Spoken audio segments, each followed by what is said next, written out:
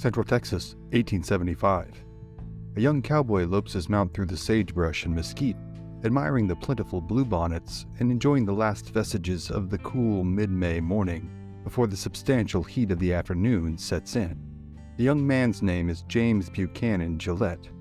Known to his friends as Jim, he had been born and raised in Austin, Texas, and spent much of his 18 years supplementing his family's income by hunting, fishing, and working as a ranch hand.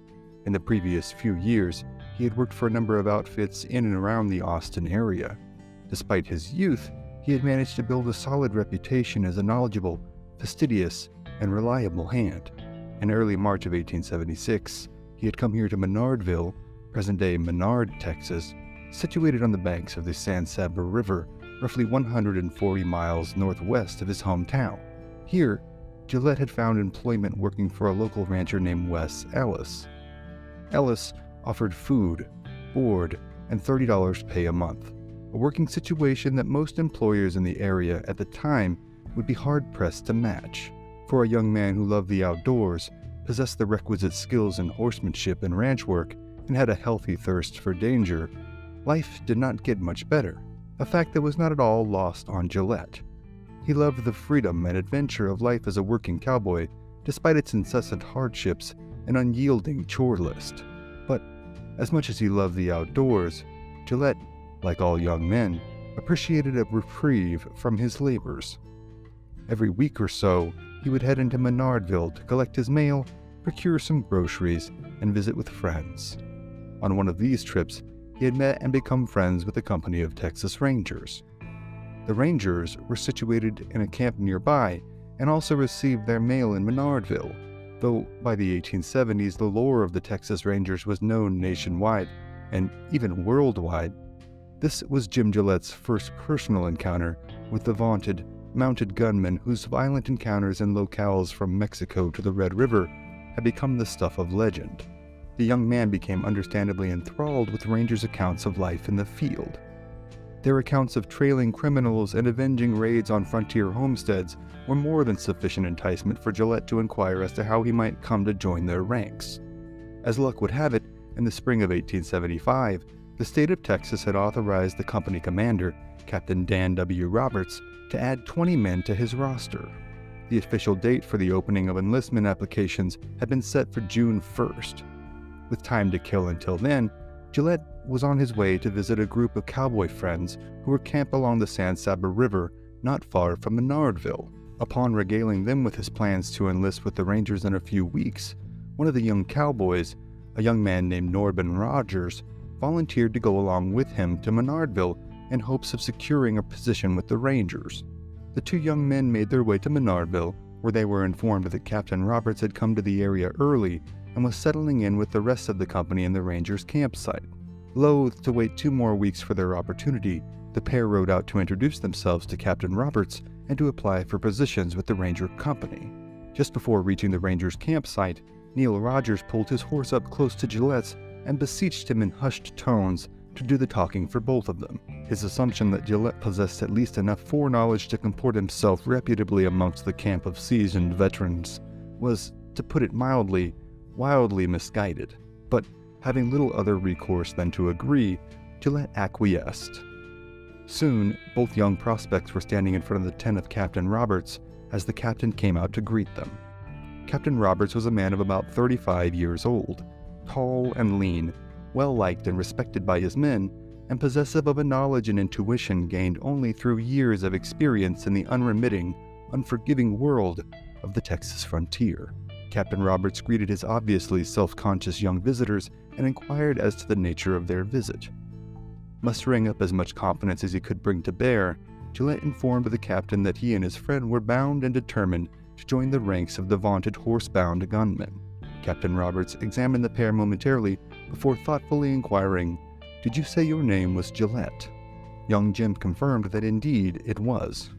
"Are you a son of James S. Gillette, who was Adjutant General under Governor Sam Houston?"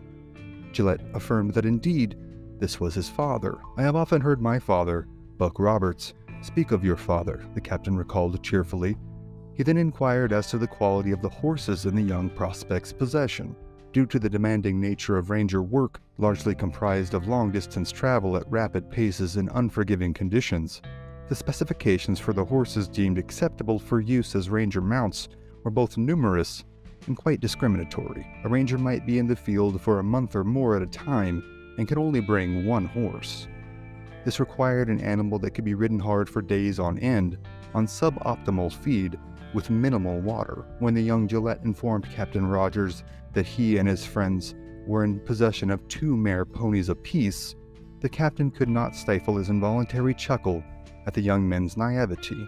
The young men were informed that their mares were not allowed in ranger ranks, and they would have to return to town to procure more fitting mounts for the line of employment they were seeking. The pair of prospects hurriedly returned to Menardville, where they were each able to procure suitable mounts. Riding back to the ranger camp, the captain informed them that their mounts were indeed sufficient to any prospective ranger task. They were told to return on June 1st to be sworn into their new positions. At 10 o'clock in the morning on that day, Jim Gillette, his friend Norman Rogers, and 18 other Texan men from a variety of backgrounds and a variety of ages were formed into a line and formally enlisted as members of Texas's most famous and infamous law enforcement group. Immediately upon their swearing in, all 50 of the Rangers of Company D were divided into messes, 10 men to each mess. Each group of 10 was then issued 10 days' worth of supplies: beans, bacon, coffee, sugar, rice, pepper, flour, and salt were all stapled foodstuffs. Each recruit was issued one .50 caliber Sharps carbine and one .45 caliber Colt pistol. The cost of each would be deducted from the Rangers' first paycheck. Ironically, much of the burden of the rations, tent poles, canvas, cookware, and other sundries not carried on the person of the new recruits would be borne by one of the longest-serving veterans of Company D, Jenny the Pack Mule. For years now, Jenny had hauled the supplies of her ranger masters all over Central and West Texas. She had endured brutally hot days, ruthlessly cold nights, and countless skirmishes and pursuits. Truth be told, she was but a singular member of an oft unheralded species that has played an incalculably significant role in Western history: the mule. The result of the crossbreeding of a male donkey with a female horse, the mule traces its origins to Western Asia roughly 3,000 years ago. A painting adorning the tomb of Nebamun in Thebes, which dates to approximately 1350 BC, shows a chariot being drawn by a pair of animals which many experts have discerned to be mules. Depictions of mules can be found in Mesopotamian artwork dating back to the first millennium BC, and their arrival in Asia Minor was even mentioned by Homer in the Iliad, dated 800 BC. Christopher Columbus brought mules to the New World in the 1490s. George Washington was known to champion their virtues, and by the mid-19th century, they were used extensively as both draft animals on farms and as pack animals for soldiers and frontiersmen alike. Male mules, known as horse mules or John mules, are larger than their female counterparts, though both are usually sterile. Both males and females can be distinguished from their horse and donkey parents by their longer ears, thick heads, thin limbs, small, narrow hooves, with the short mane of its donkey father and the long, flowing tail of its mare mother. They tend to be closer in size to horses, with coat colors ranging any number of colors that can be found in both horses and donkeys. Like their donkey counterparts, many mules have paler patches around their bellies, on the insides of their thighs, and on their muzzles and around their eyes, along with what are known as primitive markings such as a dorsal stripe or a shoulder stripe. In addition to their sure-footedness, toughness, endurance, speed, and agility, mules exhibit a characteristic known as hybrid vigor. This, in short, means that mules are more than merely a sum of the genetic components of their parents, but possess a greater intelligence, memory, social affection, and, most famously, obstinance than either of their genetic predecessors. Though comparing the merits of horses versus mules can fast become a divisive subject in equine circles even today, mules were as essential to the functioning of the Rangers as were their more heralded mounts. For Jenny the Pack Mule, though, and for the rest of Company D, the bulk of the months that immediately followed the enlistment of the new recruits would see little of the hard riding and hard fighting that the Rangers were so famous for. Instead, Gillette and his cohorts spent the time practicing riding and shooting, honing the skills of their trade in preparation for the eventuality that was violence and lawlessness in 1870s Texas. The primary threat amongst the plethora of threats facing any Texas farmer or rancher at the time was that of raiding from any of the hostile tribes in the area. The Kickapoos, the Kiowa, the Lipan Apache, and the Comanche had spent the preceding years exacting all the retribution they could on the Texas interlopers trespassing on their lands. Raiding was most common on full moon nights, so common that full moons in Texas are still often referred to as Comanche moons. Raiding parties could strike from bases hundreds of miles away from their intended targets, striking quickly and disappearing into the vast expanses of the plains. To thwart their efforts, Captain Robertson employed a number of native spies whom he stationed at every significant headwater, river crossing, and water hole in the territory, as a means of intercepting any prospective raiding parties who would, at some point, need to water themselves and their mounts. When a raiding party was spotted, the spy, often from a native tribe on good terms with the Texans such as the Tonkawa, would make a mad dash to the nearest fort to report it to the Rangers as soon as possible. In late 1875, Ranger Lem Syker had been detached to Fort Mason in order to procure supplies for Company D. Just as Syker had settled down in the lobby of the Frontier Hotel, a runner came rushing in announcing that a raiding party had stolen a herd of horses from local rancher John Gamble. Syker, being deprived of his after-dinner repose, immediately saddled his horse, Old Pete, and embarked on an all-night ride back to the Ranger encampment outside Menardville to alert the rest of the company. At about 8 o'clock the following morning, Syker and Old Pete made their way into the camp, alerting Captain Roberts and the rest of the men as to the situation at hand. The Rangers' horses had been turned out to graze for the day, and as they were being rounded up, Captain Roberts appointed 15 men to go in pursuit of the band of raiders. Among those selected was Gillette, who, like the rest of his detail, was issued 100 rounds of ammunition and 10 days' rations. Jenny the pack mule was loaded with the extra supplies and ammunition, and the contingent made as much haste as possible in making themselves ready to hit the trail.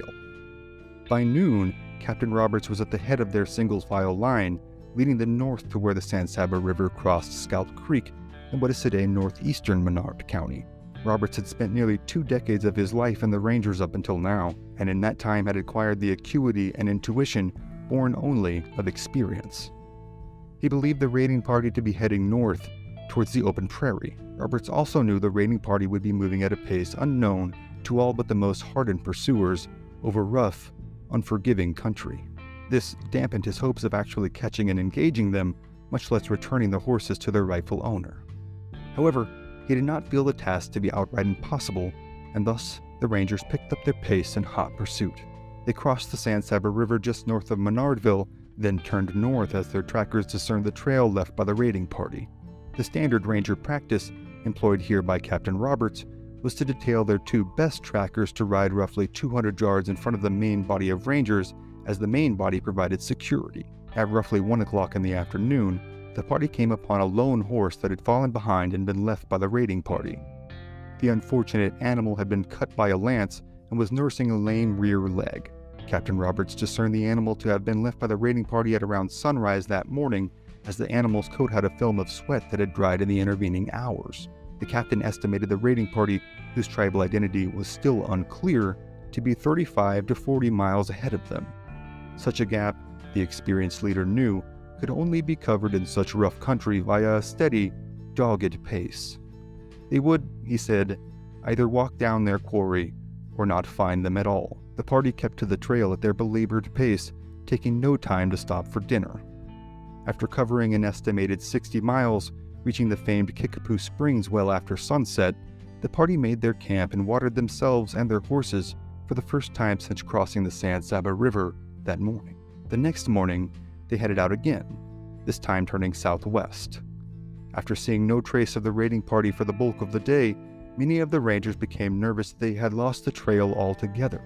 The experienced captain chuckled at their doubt and again proved himself a prudential leader when the trail reappeared that afternoon.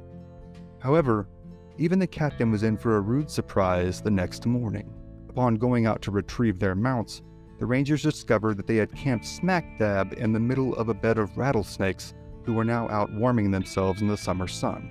Two of the Rangers' horses, one belonging to Jim Day and the other belonging to the captain himself, had been bitten during the night. Jim Day's horse's head had swollen to twice its normal size, and the captain's horse, known as Old Rock, had been bitten in the lower front leg. Two Rangers were detailed to stay back with the injured horses until they either succumbed to their injuries or recovered sufficiently to carry on. As fate would have it, both animals would make a full recovery. Their relegations to the sideline, though, meant that, at least for the time being, the load on Jenny the pack mule would be increased, as supplies from the two snake-bitten horses were loaded upon her, and Captain Roberts mounted a younger mule. Snake bites and alternate mounts aside, though, the Rangers were now making their most earnest attempt yet to hunt down the horse thieves whom they had already pursued so far over such rough country. After another day's brutal ride, the party had covered another estimated 60 miles. They again made a cold camp, and rising early the next morning, were back on the trail. That afternoon, they came upon the most promising sign yet that they were gaining ground on the raiding party. The carcasses of a large brown mare and a stocky sorrel Mustang were discovered next to a fallen oak tree, having been shot dead with a .50 caliber buffalo gun and denuded of their rib meat by the hungry raiding party.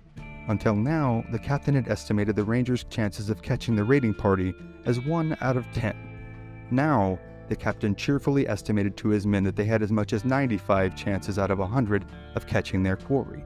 He insisted that the raiding party would not travel much farther before stopping to cook their newly begotten horse meat. Captain Roberts informed his men, several among whom included rookie rangers like Jim Gillette, for whom this would be their first taste of real combat, that they would likely meet the raiding party tomorrow in a fight. A mixture of excitement tinged with cold terror spread amongst them, as the trial by fire they had so long desired was now at hand. In his memoirs, Gillette makes no small matter in marveling at the captain's self-assuredness and his knowledge of the country and of the habits of the raiding party. The Rangers continued their pursuit, following the trail west to the South Concho River, then northwest out onto the vast expanses of the mesquite-strewn Central Texas plains. After another 50 miles of travel, another cold camp, and another hungry, restless night, the Rangers checked their weapons in the pre-dawn light, tightened the cinches on their saddles, and loaded Jenny the pack mule with all the extra supplies they could not carry individually. They traveled another 5 or 6 miles before Ranger Paul Durham alerted Captain Roberts to a dark object on the horizon that looked as though it were moving. The captain brought it into focus with his field glasses and ordered his men to make ready, for he had spotted the native raiding party. The Rangers were ordered to dismount and form a line. As they did this, what would be recalled by Jim Gillette as a distressing silence overtook the group. Captain Roberts and a sergeant named Hawkins were the only ones amongst them that had any actual real combat time against native forces, and, as the tribal identity of their adversaries was yet unclear, they were all the more unnerved. Gillette recalls, "Captain Roberts called out to us in positive tones not to leave until he told us to go, and not to draw a gun or a pistol until ordered, declaring that he wanted no mistake on the eve of battle. Roberts also ordered Jenny the pack mule to be turned loose when they went into the fight. Then, the party mounted, formed into a double file line, and began their advance on the still oblivious raiding party. The party moved in silence until within 400 to 500 yards of the native raiders, who were still busy cooking and eating the horse meat they had harvested the day before. However, once they were spotted, the fight was on. Gillette's personal account is as follows. At once there was a terrible commotion. The Indians rounded up their stock and caught fresh mounts almost in the twinkling of an eye. Then, led by their old chief, they took positions on a little elevated ground some 200 yards beyond the loose horses. The Redskins stationed themselves about 15 or 20 feet apart, their battle line when being formed about 100 yards wide. As each warrior took his station, he dismounted, stood behind his horse, and prepared to fire when given the signal. Gillette recalls the surreal juxtaposition of his very real terror at his first taste of combat, and his fascination with his commanding officer's not only lack of fear, but sense of admiration for the enemy they were about to engage. "Boys, they are going to fight us," he said. "See how beautifully the old chief forms up his battle line?" However, all belligerents present were quickly snapped back to reality by the very real and very immediate demands of battle. Now, within 100 yards of the raiding party, the captain ordered his men to dismount. to shoot low and to kill any horse bearing a native rider that they could. Any native they could get on foot in this open and austere country, the captain believed they could overtake and kill or capture. Within seconds of this, the parties were engaged. And, as Gillette recalls, with the first shot, everybody, Indian and Ranger, began firing and yelling. Within the first minute of fighting, the Rangers had killed 2 horses and mortally wounded 1 native. In quick succession, the natives mounted their horses and attempted to make an escape, and the Rangers gave chase. Initially, Gillette's horse, himself facing the trials of combat for the first time, was spooked by the gunfire, and instead of following the rest of the Rangers, ran in several tight circles before finally coming under control. Gillette spotted a native warrior on foot, running for the cover of a mesquite thicket with a Winchester rifle in his hand. Before reaching the thicket, though, he managed to flag down a fellow warrior who swooped him up on the back of his horse behind his perch as rider. The native warrior's pony, now doubly burdened with an additional rider, made a mad dash under its rider's directive toward another thicket of mesquite, but Gillette's now focused and obedient mount was able to rapidly close the ground between them. As Gillette neared the pair, the passenger attempted several pot shots in an attempt to dissuade his pursuit, before ultimately holding the rifle out at arm's length and dropping it in an attempt to entice the Ranger out of the chase in hopes of garnering himself a valuable firearm. Gillette and his mount remained undeterred, however, and they followed the native warriors and their mount into the mesquite thicket. After drawing up to within what the Ranger estimated to be 20 paces of the pair, the overly excited young man hopped off of his horse and made a pot shot of his own at the natives. This, unfortunately, struck and killed their mount, with the horse falling onto the rider and the passenger managing to land on his feet and abscond into the bush. Seeing the rider pinned and thus less of an immediate threat, Gillette continued his pursuit for the passenger, but not before noting to himself, with no small degree of astonishment, that the rider seemed to be, in fact, a teenage white boy with long red hair who had evidently been assimilated into the tribe. This would not have been unheard of, but it was still quite the shock for the young Ranger, one he had no time to fully digest while on the new trail of his more immediate quarry. He was joined by fellow Ranger Ed Syker, who had seen the fleeing warrior from the other side of the thicket and joined Gillette in pursuit. Gillette had made another attempt at shooting the chief, but was unsuccessful as he ducked behind a mesquite tree limb. Syker, however, did not miss in his attempt at a follow-up shot and struck the warrior with a shot in the back, killing him within a minute. When Syker and Gillette momentarily examined his body afterwards, it was determined from his leggings and bow style that he and his cohorts were members of the Lipan Apache tribe. The Lipan Apache are part of a group of Apache who had moved south from Canada between the years of 1000 to 1400 AD. These groups eventually subdivided into the Navajo, the Mescalero Apache, the Chiricahua Apache, the Jicarilla Apache, and the Lipan Apache. They occupied the furthest southeastern corners of the Apache lands. These particular Lipan Apaches were the Plains Lipan, whose homelands were these rugged expanses between the Colorado and the Concho rivers in Texas. For centuries by this point, they had been warring with the Comanche. The conflict had seen them continually driven south and oftentimes fighting a two-front war against Anglo and Mexican settlers on one side and Comanche raiders on the other.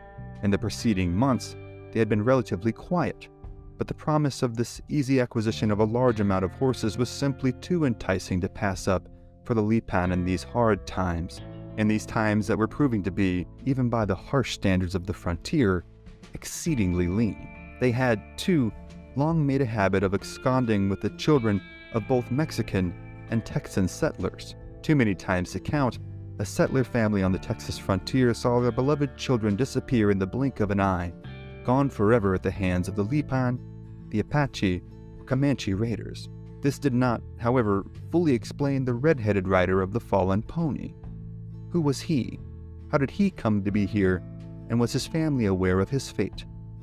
All these questions swirled through the Rangers' minds as they made their way back to the location of the fallen horse. But when Syker and Gillette arrived, they found only the unfortunate mount, the mysterious redhead rider having freed himself and disappeared into the Texas landscape.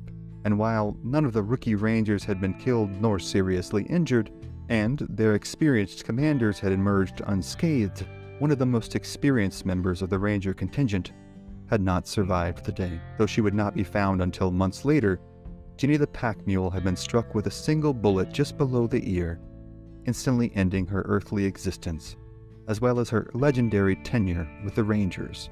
Such a loss was felt heavily by the men, so heavily that Gillette devotes a sizable portion of his account to lamenting her untimely loss. All they could do now was make their way with the rest of the Rangers under the command of Captain Roberts back to Menardville. To be sure, they were returning with the recovered horses, but to Gillette's inexperienced mind, they were seemingly more questions than answers after his first brush with mortality. Who was the red-headed boy? How had he ended up with the Lipan Apache, and where had he disappeared to? It would not be until many years later Gillette would learn the identity of the young red-headed warrior. His name was Adolph Korn, and he had been kidnapped years earlier by the Lipan Apache from his family home near present-day Fredericksburg, Texas. Adolph had fully assimilated into the Lipan Apache and was only eventually brought home, much to his chagrin. However, he and Gillette would meet decades later and even maintain a friendship for a number of years until Korn's death in 1900. Gillette would continue his service with the Rangers for 6 more years until ultimately retiring in 1881. He would ultimately pass away in 1937 in Temple, Texas, from a heart attack. His legend, the legend of Adolph Korn, and the all too often unsung story of the Lipan Apache are all topics that deserve their own episodes. And rest assured, those episodes are coming. But for tonight, those are other stories for other times. San Antonio, Texas, summer 1841. In the faint light of dawn, a group of 35 horsemen, composed of 20 Mexican citizens and 15 Texas Rangers, are saddling their horses and checking their weapons. The men are angry, indignant, and thirsting for vengeance. Throughout the previous spring, they have lost countless head of cattle and horses, seen their homes ransacked and burned, and, in some cases, seen their loved ones cut down in front of their eyes. Despite the tenuous relationship between Texas and Mexico at the time, this group has followed the age-old adage that the enemy of one's enemy is one's friend. These Anglo-Texans and native-born Mexicans, along with their Lipan Apache native guides, ride now as brothers in arms against their collective enemy, the Comanche. They now unify around the singular intent of their joint mission, retaking the horses that had been most recently stolen from ranches all around San Antonio, as well as killing or capturing any and all Comanche that they can. The group assembles and rides out of town, heading southwest in the direction the Comanche raiders have last been seen. The Rangers, though comprising the minority of the overall force, are the most experienced in tracking and fighting the Comanche, and are assigned to lead this retributive expedition. Though they themselves have only existed for a little over half of a decade, they have amassed considerable combat time against the Comanche. They, along with their native guides, had been amongst the incredibly rare few who had fought the Comanche in their own proverbial backyard with any measure of success. Even then, they had not been able to stem the tide of violence that was washing over the whole of central Texas by way of incessant, horrific Comanche raiding.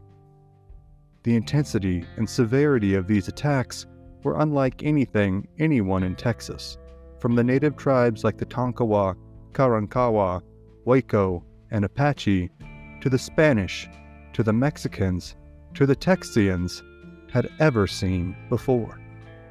Many times at desolate locations throughout the beautiful but unforgiving Texas frontier, whole villages, families, and farmsteads were simply wiped out. The Comanche had, for centuries, suffered the slings and arrows of oppression at the hands of the more organized, wealthier, and simply more fortunate tribes. Their ascension had come only with their introduction to the horse, via the raiding of and trading with the Spanish. However, once this serendipitous meeting had occurred, the Comanche's rise to power happened with perhaps more intensity and more rapidity than had ever been seen by any tribe on the North American continent before. The Comanche mastered horsemanship, horse trading, horse stealing, and were one of the few tribes to selectively breed the animals. Unlike most tribes that American or Mexican forces had encountered up to this point in 1841, the Comanche also fought from horseback. Raids often took place on full moon nights, an occurrence that became so frequent that a full moon in central Texas became known as a Comanche moon. Unsuspecting settlers or villagers from rival tribes would awake to a cyclone of violence and terror that few would live to tell about. Mounted Comanche warriors who had made their way from base camps sometimes hundreds of miles away would suddenly swoop down on their targets, seeking to take all they could and kill anyone who might try to stop them. All men would generally be killed on sight, or else taken prisoner and summarily tortured to death as equal parts retribution and entertainment. Women would be taken prisoner and generally be used as slaves, both sexual and otherwise. Infants would, in general, be killed outright as their crying and constant need for care presented too much of a liability and inconvenience for a raiding party on the move to trouble themselves with. This pattern had been repeated ad nauseum for decades, and, for the most part, no one had been able to do anything about it. The masterful general and politician Juan Bautista de Anza had managed to broker a peace with the Comanche in New Mexico in the late 18th century, but it had not extended to the Texas frontier. The Spanish government had been long exasperated by its inability to settle any consequential amount of territory north of San Antonio since the city's founding in 1718. They had seen their soldiers and settlers, as well as their priests and missions, fall victim time and again to levels of violence that they had never encountered before. The Mexican government that had taken power after the signing of the Treaty of Cordoba in 1821 had found themselves just as perplexed as their predecessors on how to stem the tide of Comanche violence. In the Comanche, they had found not so much another native tribe to be either exterminated or driven out, but a rival empire with whom they had found themselves perpetually unable to compete. The seasonal attacks caused not only intermittent destruction, but a pervasive fear amongst the citizens of Mexico from San Antonio all the way to the Yucatan Peninsula. The Mexican government's solution was to install a buffer zone of Anglo settlers on the Texas frontier to absorb the brunt of the Comanche violence and hopefully spare their citizenry further south such troubles. But this solution was found wanting when the settlers, thoroughly fed up with the lack of support from the Mexican government, began to foment a spirit of rebellion amongst the settler population in Texas.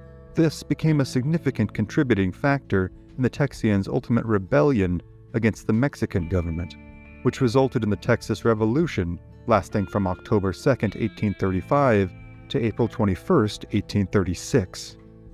The Texians would ultimately win their independence from the Mexican government, only to find themselves facing an even bigger challenge in stemming the tide of Comanche attacks that bedeviled virtually the entirety of the territory, from the Gulf of Mexico to present-day Oklahoma. Their solution was to employ mobile companies of light cavalry who would police the open ranges of the Texas frontier. This was the genesis of the Texas Rangers. To be sure, the concept of ranging companies was not a wholly new one, even in the 1840s. The term ranger traces its etymology back to the 1590s, in which it initially described a rover or wanderer. However, the term had evolved by the 1660s to describe a mounted man or force of men who policed a large area of land. Even in their earliest iterations, the Texas Rangers sparked a nerve in the collective consciousness of the time, lending themselves to great tales of daring and do recounted from newspapers and dime novels in parlor rooms as far away as New York and London. But for all their vaunted martial prowess, the Rangers had, at least at first, struggled greatly. Their ranks were composed mostly of young men in their early 20s, many of whom had come to Texas for the express purposes of fighting, killing, combat, and adventure. They had fought and killed Mexican troops and citizens alike, chased down and brutally punished cattle thieves and murderers, and instilled their brand of frontier justice wherever they had seen fit. But of all their enemies, of whom there were many, it was the Comanche who had inflicted the greatest losses upon their already small ranks. In some of the earliest years of combating the Comanche, the Ranger fatality rate was recorded as being up to 50%. Those not fortunate enough to be killed outright were subjected to torturous fates. However, those who had survived had continued to hone their skills as a mobile attack force that could strike deep into enemy territory. They had seen their friends and comrades die in horrific ways in remote locations, with few to remember that they ever existed, and they were loath to let the lessons that they had learned from this go unused. They had continued to refine their techniques in riding and shooting, developing and drilling new recruits in shooting on the move from atop a galloping horse. They had developed their weaponry, moving from single-shot pistols to 5-shot revolvers with reloadable cylinders. The selective, effective, consistent, intensive combat inevitably culled the already stalwart Ranger forces into a Spartan-esque group of highly experienced and highly motivated frontier killers. Though they were certainly held in high esteem by the Texas settlers and citizens they were charged with protecting, the Texas Rangers in 1841 were known as rough men who, without the outlet of their profession, would have found no place in civilized society. The Rangers had no formalized uniform, nor any code of grooming or dress. They wore whatever they pleased and found most practical in the Texas weather and terrain. Oftentimes, the average Ranger might wear buckskin leggings with a cotton shirt and a wide-brimmed hat. Still others might wear a serape and coonskin cap. They were often not terribly concerned with record-keeping, journaling, nor the popular literature of the day. They were known to intermittently fight and kill each other with their bowie knives and revolvers in drunken quarrels. They were, by most accounts, more analogous to a modern-day biker gang than anything resembling a metropolitan police force today. Many had unkempt hair, long beards, and spoke coarsely. It was no small wonder, then, that they pledged their seemingly unwavering allegiance and obedience to a well-kempt, high-voiced, and slightly built Tennessean who was scarcely 24 years old. His name was John Coffee Hays, better known as Jack Hays. He had been born in Little Cedar Lick, Tennessee, into a proud military family. His father, Harmon A. Hays, had fought under Andrew Jackson in the War of 1812. He had given his son the middle name Coffee after John R. Coffee, a family relative and an officer at the Battle of New Orleans. He had made his way to Texas in 1836 in hopes of participating in the Texas Revolution, but, having arrived too late to do so, had found work as a land surveyor instead. This was perhaps the most dangerous job in the territory at the time. It involved venturing out into the vast expanses of the seemingly empty, seemingly unclaimed spaces of the Texas frontier to demarcate boundaries of land plots ostensibly belonging to their new republic. But, as everyone in Texas well knew, the territories west of San Antonio and the new capital of Austin were neither empty nor unclaimed. This land belonged to an empire that, at its height, dwarfed the size and scope of anything the Texans could legitimately lay claim to. It belonged to the Comanche, and it was known as Comancheria. To set foot in these territories without explicit permission of the Comanche was to put one's life in very real, very immediate danger. The Comanche had long observed survey parties sent out by the Spanish and Mexicans and knew what their purpose and intentions were.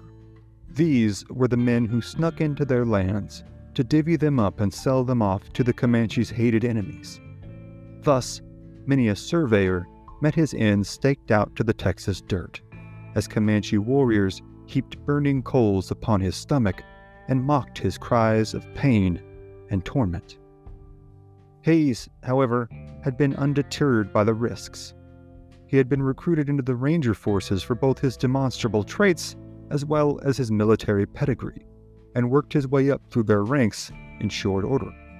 While stationed near San Antonio, Hayes had become good friends with a Lipan Apache chief named Flaco.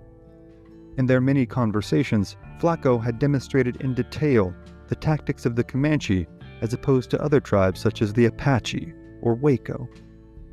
The Comanche attacked in cyclonic formations that saw a ring of riders rotate its way towards their target. Every time a warrior reached the point in his rotation where he was nearest the target, he would loose his arrow before his path continued to carry him to the rear of the formation, granting him time to reload and strike again on his next turn. Hayes employed Chief Flaco often in hunting down raiding parties and used the invaluable intel he had gathered from the chief in combating the Comanche on their own terms in their own territory.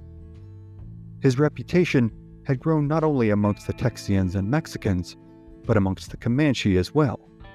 They deemed him heap brave and referred to him as Captain Jack, which they pronounced Cap'n Yak, or bravo too much, meaning too brave.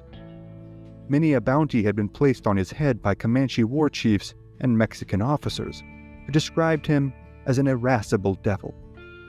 The accounts of friends and foes alike describe Hayes's normally affable, genteel manner, which seemed instantly transformed at the first call to arms. His dark eyes would become icy cold. His posture would become all at once commanding, and his distinctive, high-toned voice would become crystal clear and calm in doling out orders whose consequences would result in the men under his command living or dying. He was described as intensely concerned with the well-being of his men, but nearly suicidal in his disregard of his own, as arrows and bullets flew, shrieks rang out, and bodies fell all around him. These traits had garnered the young man not only the accolades of promotion within the Ranger ranks, but the unwavering loyalty of those in his charge. And so it was on this hot summer morning, as Hayes led his band of Rangers and Mexican gunmen in their pursuit of their mutual enemy. Leaving San Antonio, the party makes their way west, tracking the raiding party to the mouth of Uvalde Canyon, just over 80 miles from San Antonio. On July 1st, they finally come within sight of the Comanche. Knowing that time is of the essence if they are to maintain the ever-critical element of surprise, Hayes and his men make an immediate attack on the band of Comanches, roughly a dozen strong. The Comanche, for all their prowess in offense, often let discretion be the better part of valor in the face of surprise attacks. This case is no exception, as the Comanche warriors, along with one of their women, scatter into a nearby thicket. Hayes, leading the attack, brings his horse to a stop, while seemingly simultaneously stepping off the animal's back and charging into the thicket without breaking stride. Two of Hayes's ranger comrades do the same, and the three men pursue their quarry headlong into the dense thicket. A volley of arrows flies towards them, with most of them sticking into tree trunks or bouncing off of limbs. They are, however, effective enough in deterring the Rangers' attack, as all three men are hit. One of the men is grievously wounded, the other seriously wounded but still mobile, and Hayes has suffered a painful but comparatively minor wound to one of his fingers. Hayes directs the most seriously wounded Ranger to take cover as best he can, while he gets their more mobile comrade to the comparative safety of their battle line. Hayes manages to do this, then returns to the thicket with a double-barreled shotgun in order to retrieve his more critically wounded Ranger cohort. Of the 12 Comanche warriors in the thicket, only one is armed with a rifle, the rest being armed with bows, arrows, tomahawks, and knives. Against one wounded man with a shotgun and another nearly dead man with a pistol, this would normally be an unremarkable challenge for the Comanche, even within the restrictive confines of the thicket. Incensed at the Rangers' rude interruption, the Comanche gather into a battle line and begin their attack, ripping through the limbs and brush, intending to swoop down on Hayes' position and end this troublesome, arrogant Texian once and for all. Jack Hayes, however, intends to kill all the Comanche he can, and, should they not kill him, get his wounded comrade to safety. He waits an agonizingly long several seconds until the Comanche charge is within 15 feet of he and his fellow Ranger's position, before suddenly rising and coolly squeezing off shotgun blasts into the two closest warriors. Then, with the second shot still ringing in the air, Hayes drops the shotgun to the ground and draws his revolver. However, the two shots from the shotgun, as well as the visual of the damage done to their comrades, has been enough to dissuade the Comanches from their assault. This provides Hayes the proverbial window he needs to drag his fellow Ranger to safety. He directs the men not caring for the wounded to encircle the thicket and shoot any Comanche who attempts to flee. Hayes then obtains a rifle and several freshly loaded cylinders for his revolver, before sprinting back into the thicket, alone. Hayes hunkers down into the same position he had left, with the stench of blood and gun smoke still heavy in the air. For the next 3 hours, Hayes proceeds to pick off the Comanche, one by one, as attack after attack is made only to be driven back by the accuracy and rapidity of Hayes' fire. Finally, as the late afternoon sun begins its languid descent into the west, there are only 2 men left alive in the thicket, Hayes and a Comanche warrior, as well as 1 Comanche woman. 10 of the Comanche's fellow tribesmen with whom they had traveled so far, and only this morning shared the warmth of their campfire and comfort of a good meal with, now lie strewn about this isolated thicket, their lifeblood drained into the caliche dirt. The last Comanche warrior, knowing he is surrounded and escape is all but impossible, resigns himself to his fate. He sings his death song, which echoes off the canyon walls in haunting refrains.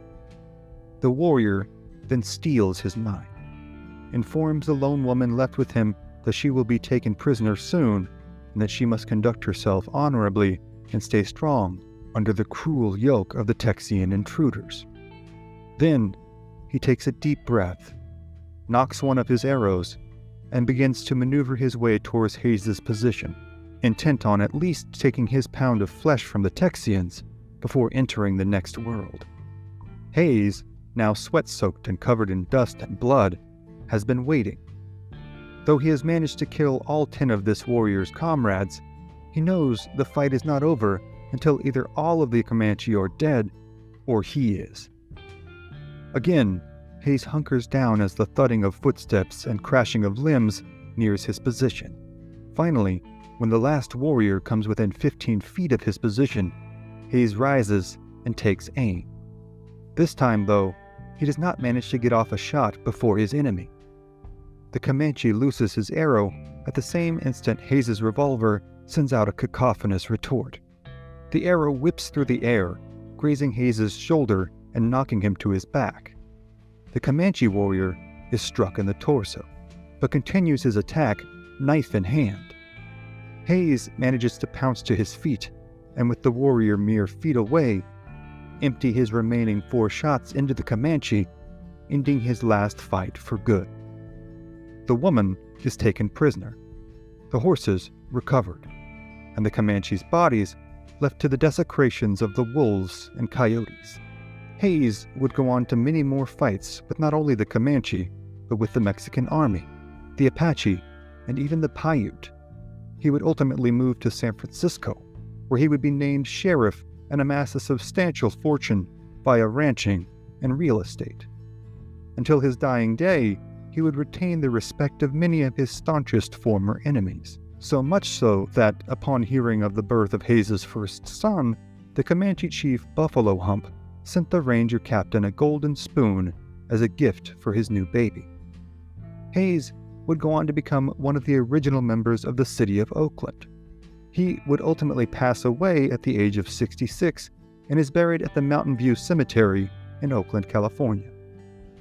The Comanche, though they had borne the brunt of this particular engagement, would go on to expand their empire, living as lords of the southern plains until the 1870s, when they were finally relegated to the doldrums, discontent, and perpetual disrespect of reservation life. The fight for Texas, perhaps more so than any territory in the whole of North America, was a bloody, unforgiving, grief-soaked, and violence-driven affair.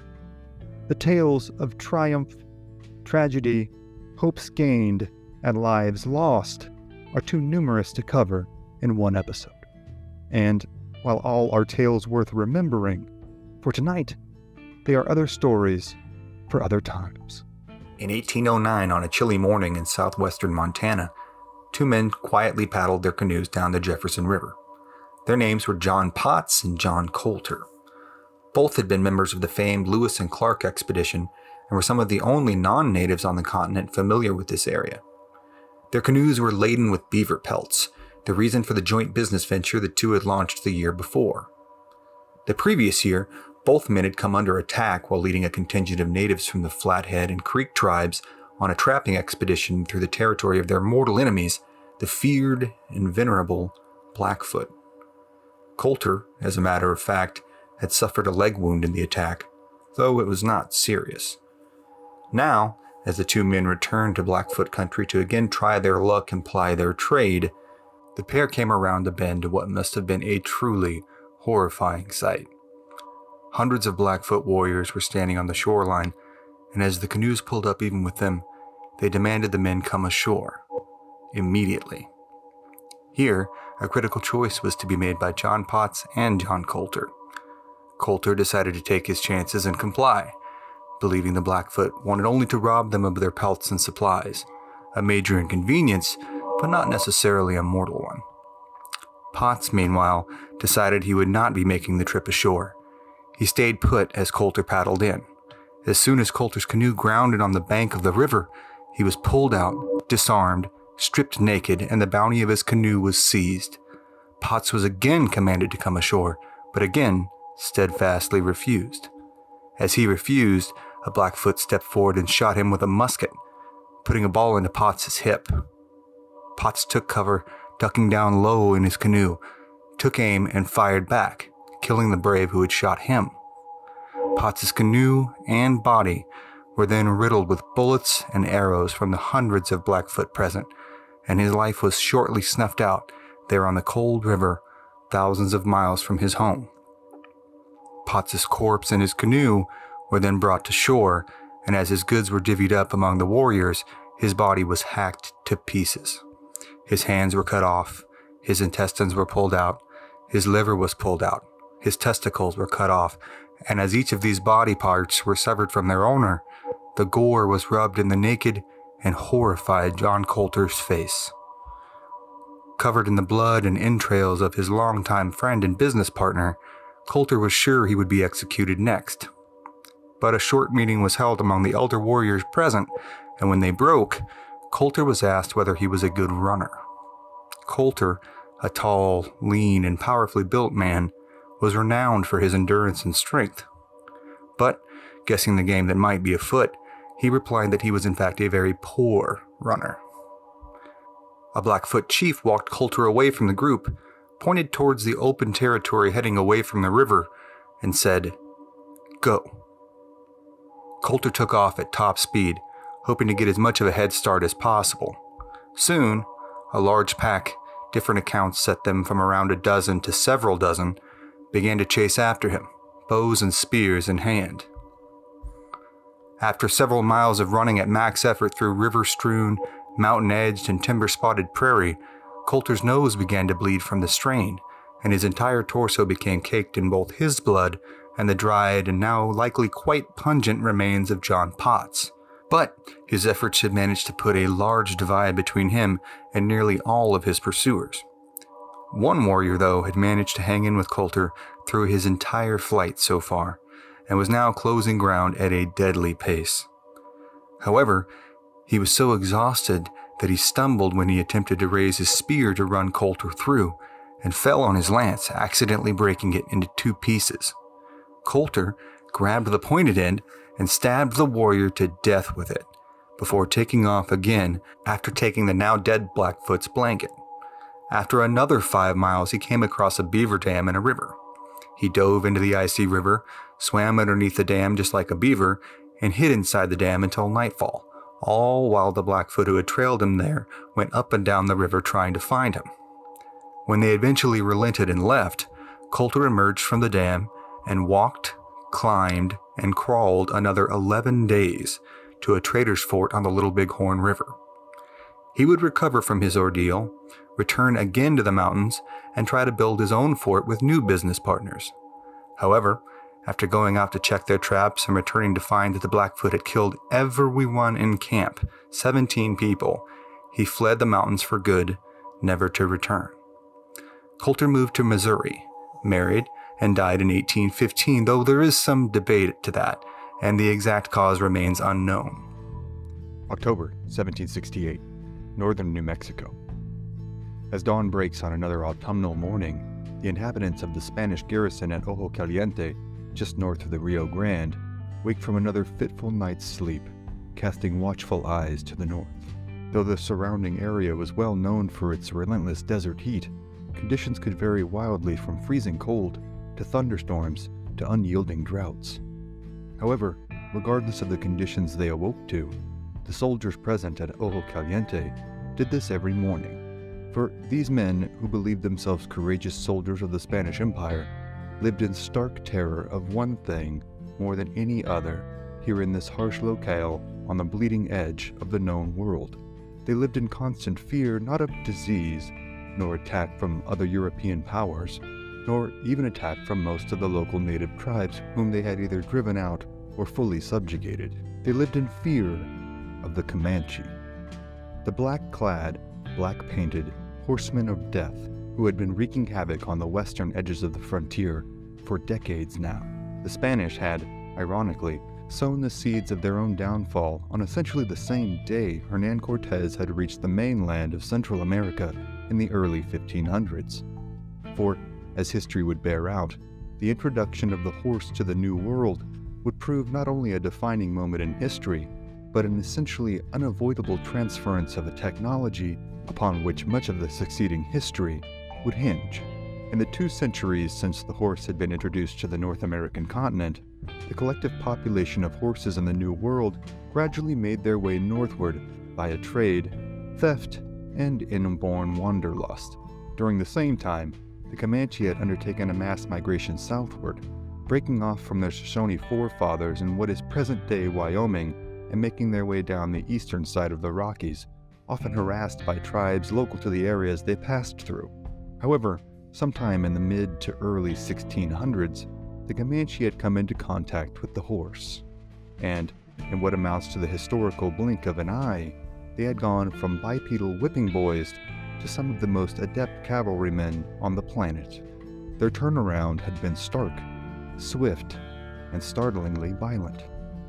Their longtime foes, tribes like the Apache, were driven from their homelands in Texas and New Mexico. Comanche raids, though, were not solely military endeavors intent on killing their enemies and taking their lands. They were the means by which the Comanche economy ran, the spoils of victory, be they weapons, horses, foodstuffs, or, oftentimes, captives who were treated as subhuman slaves. The Comanche were notorious for the brutal treatment they inflicted upon their prisoners. While adoption of younger captives was not wholly uncommon, the abuse and subjugation of female captives was the norm. The Comanche viewed the captives that they adopted as fully recognized members of the tribe, but viewed those they did not as something altogether less than human, and they treated them as such.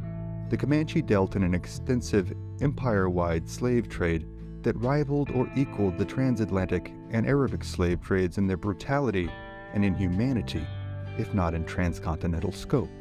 While there was certainly a market for powerful, wealthy New Mexican oligarchs to purchase back captives to return to their families, there was also a large market for slave labor among the wealthy ranchers and politicians of the territory. A resident Spanish Catholic priest at Ojo Viejo, Fray Andres Varro, gave the following first-hand account of one of the many trade fairs that were held for the Comanche by many of the local New Mexico governors in various locations throughout large swaths of eastern and southern New Mexico. Quote, "Here, in short, is gathered everything possible for trade and barter with these barbarians in exchange for buffalo hides, and, what is saddest, in exchange for Indian slave, men and women, small and large, and a great multitude of both sexes, for they are the gold and silver and richest treasures of the governors." Fray Vero goes on to describe, in horrified tones, the treatment of the female captives by the Comanche. Quote, "They corrupt them in sight of innumerable assemblies of barbarians and Catholics, saying to those who buy them with heathen imprudence, 'Now you can take her. Now she is good.'" The Comanche, no strangers to psychological warfare, use the accounts of their raids and treatment of prisoners to stir up terror and build an aura of invincibility throughout the burgeoning empire. However, they also contrasted their propensity for startling levels of violence with a keen sense of diplomacy. Throughout the decades, they had alternately established, renounced, and re-established several peace treaties with different townships in the area. However, the decentralized structure of Comanche society made any kind of sustainable peace agreement nearly impossible to establish. Though they were often referred to as a singular nation, the Comanche did not operate as one unified entity. Rather, several autonomous bands comprised what was known on its whole as the Comanche Nation. Before the 1750s, three primary bands comprised the Comanche: the Yamparicas, the Jupes, and the Catsotecas. By the 19th century, the diaspora of Comanche bands had expanded significantly. By this point, many observers of the Comanche began to refer to them in three distinct groups: the Northern Comanche, the Middle Comanche, and the Southern Comanche. The Yamparica, or root eaters, and the Catsoteca, or buffalo eaters, occupied the northernmost areas of Comancheria, in present-day Kansas and Colorado. The Noconi, or movers, held sway over the eastern reaches in present-day New Mexico. Located south of them were the Tenawa, or those who lived downstream, as well as the Tanima, or liver eaters. These groups were known as the Middle Comanche. The Panateca, or honey eaters, occupied the Edwards Plateau in central Texas. They were the largest band and known as the Southern Comanche. Other bands would continue to break off and operate as autonomous but cohesive entities well into the 19th century. The Quahati, or antelope eaters, moved out of the plains of the Llano Estacado in Texas in the 19th centuries. And by the 19th century, they were known as the Western Comanche. These ever-evolving intra-tribal dynamics made attaining a tribal-wide consensus on anything from peace treaties to trading agreements a nearly impossible task. The Spanish had come to these northernmost outreaches of their self-proclaimed empire in the 16th century, bringing with them cattle, sheep, agriculture, Catholicism, firearms, and horses. They had swept north after conquering the Aztecs, either subjugating or eliminating the native tribes they had encountered on their deliberate, decisive push into the territories of the New World. By 1768, Taos and Santa Fe had been established trading spots for centuries. They were also subject to the constantly alternating and occasionally simultaneous Comanche practices of trading with and making raids upon the local ranches and outposts. 3 months before this October morning, a band of 400 Comanche, believed to have been Catsoteca, had made their way into Taos, roughly 40 miles east of Ojo Caliente, under the auspices of desiring peaceful trade with the local merchants. This was not altogether uncommon, though it must have been an unnerving experience for even the most inveterate traders and Taos residents. On this day, though, the Comanche had not only been peaceable, they had been downright amiable. Smiles and charity were the order of the day, as residents traded and bartered, conversed and competed in horse races and games of chance. But in the Comanches' joviality lie their Machiavellian genius. Though they had no knowledge of the cynical 16th century Italian political philosopher, it is safe to assume that the Comanches would likely have appreciated his work if they did. For they viewed themselves as rightful rulers of a seemingly endless domain, ones who did not have the luxury of indulging in moral scrupulosity when they had an empire to run. This trading contingent had certainly come to Taos to trade and acquire goods, but they were also a distraction, for on that same morning, a group of 100 Katsateca warriors had swept down upon the Spanish at Ojo Caliente. Despite their best attempts on that day, though, the Comanche attack had failed. The Spanish soldiers, well armed and well trained, had managed to respond in time to the Comanche attack, killing and injuring a number of Comanche warriors within the first few volleys. Like virtually all native tribes on the North and South American continent, the Comanche martial tradition did not include sacrificing the lives of their warriors to make territorial gains. The remaining warriors retreated across the nearby river, with a number being lost to drowning.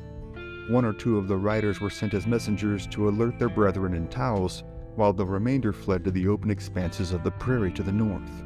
When they were informed of the loss of their fellow tribesmen, the Comanche there also rapidly exited the territory, rejoining their brethren from the raiding party in the north, but not before killing 5 Spanish settlers and 1 Tauseño native.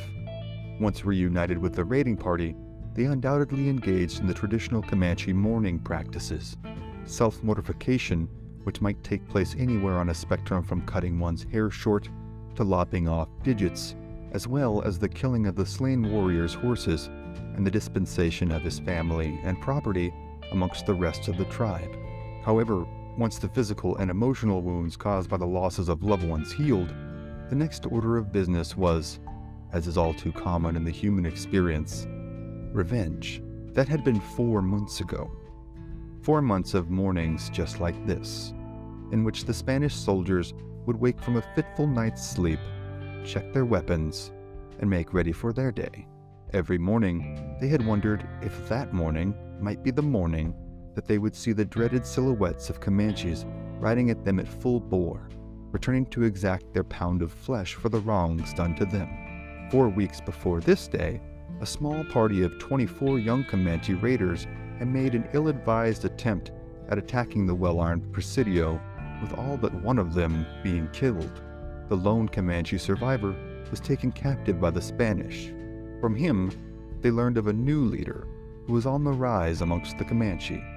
The prisoner described a Katsateca war chief whose exploits had garnered him great renown and support within his band. He seemed to know no fear, and it was believed that he had derived great medicine or puha from his distinctive buffalo-horned headdress. Accounts of the headdress vary, with descriptions of both a 2-horned version with a buffalo horn on either side or a single-horn version with the singular horn placed turned up and on the forehead. In either account, though, the horns were painted green.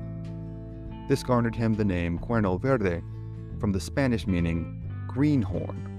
In his work, Comanche Political History and Ethno-Historical Perspective 1708 to 1875, anthropologist Thomas Cavanaugh described the chief thusly. He had a guard of armed men, pages to help in mounting and dismounting, a sunshade of buffalo hide, as well as 2 confidants to carry out his orders, one of whom was among those killed at Ojo Caliente. The young Comanche warrior, being held prisoner, warned the Spanish time and again that his party's failure to return would lead to the tribe's assumption that the young raiding party who had gone out to raid Ojo Caliente had been killed. When they reached this conclusion, Cuerno Verde would marshal his forces and be on his way south toward this small presidio in the middle of nowhere. The day was fast approaching, he cautioned them, that Cuerno Verde would come to Ojo Caliente to take his revenge. Finally, the day arrived. Though there are no formal first-hand accounts from that morning, the routine would have been the same as all the others. Breakfasts of tortillas and beans mixed with local chilies would likely be prepared in traditional horno outdoor ovens that had been adapted by the Spanish from the local indigenous peoples such as the Pueblo, Navajo, and Apache. They may have attended a mass that morning with the priest of the Presidio. The inclusion of Catholic priests on all frontier endeavors was considered mandatory by the Catholic Spanish kingdom. They would then begin checking over and donning the tools of their trade. Though their predecessors, men such as Francisco Pizarro, Juan Ponce de Leon, and Hernan Cortez, had donned elaborate, heavy metal armor, These men were clad in lighter, more flexible, and comparatively more breathable leather armor, better suited to the harsh desert environs. They were known as soldados de cuera, or leather jacket soldiers. The jackets were constructed of multiple layers of deer hide that had been stitched together to form a sort of 18th century Kevlar vest. Fray Juan Crespi, a Spanish priest who served in many presidios throughout the West during this time, gives the following description of the, at the time, state-of-the-art armor. Quote, "The cuera, which gave them their name, was a leather jacket, like a coat without sleeves, proof against the Indians' arrows except at very close range. For additional armor they had shields and shafts. The shields, carried off the left arm, were made of 2 plies of bull's hide, and would turn either arrow or spear. The leather shafts or aprons, fashioned to the pommel of the saddle, protected legs and thighs from the brush and cactus spines." End quote. The soldados were armed with an escopeta or carbine, a pair of single-shot pistols, a bow, a sword, and a lance. As an added defensive measure, their soldado might choose between 2 types of shields, the first being the larger bullhide shield known as an adarga for use in establishing a more stationary defensive position, the second being a small round metal shield known as a rodela for use in close quarters combat. The soldados recruited heavily from the mestizo population, those of mixed Spanish and indigenous heritage, as well as from the natives who had come to convert to Christianity, and from freed slaves. Most of the officers, though, were full-blooded Spaniards who had been born in the New World.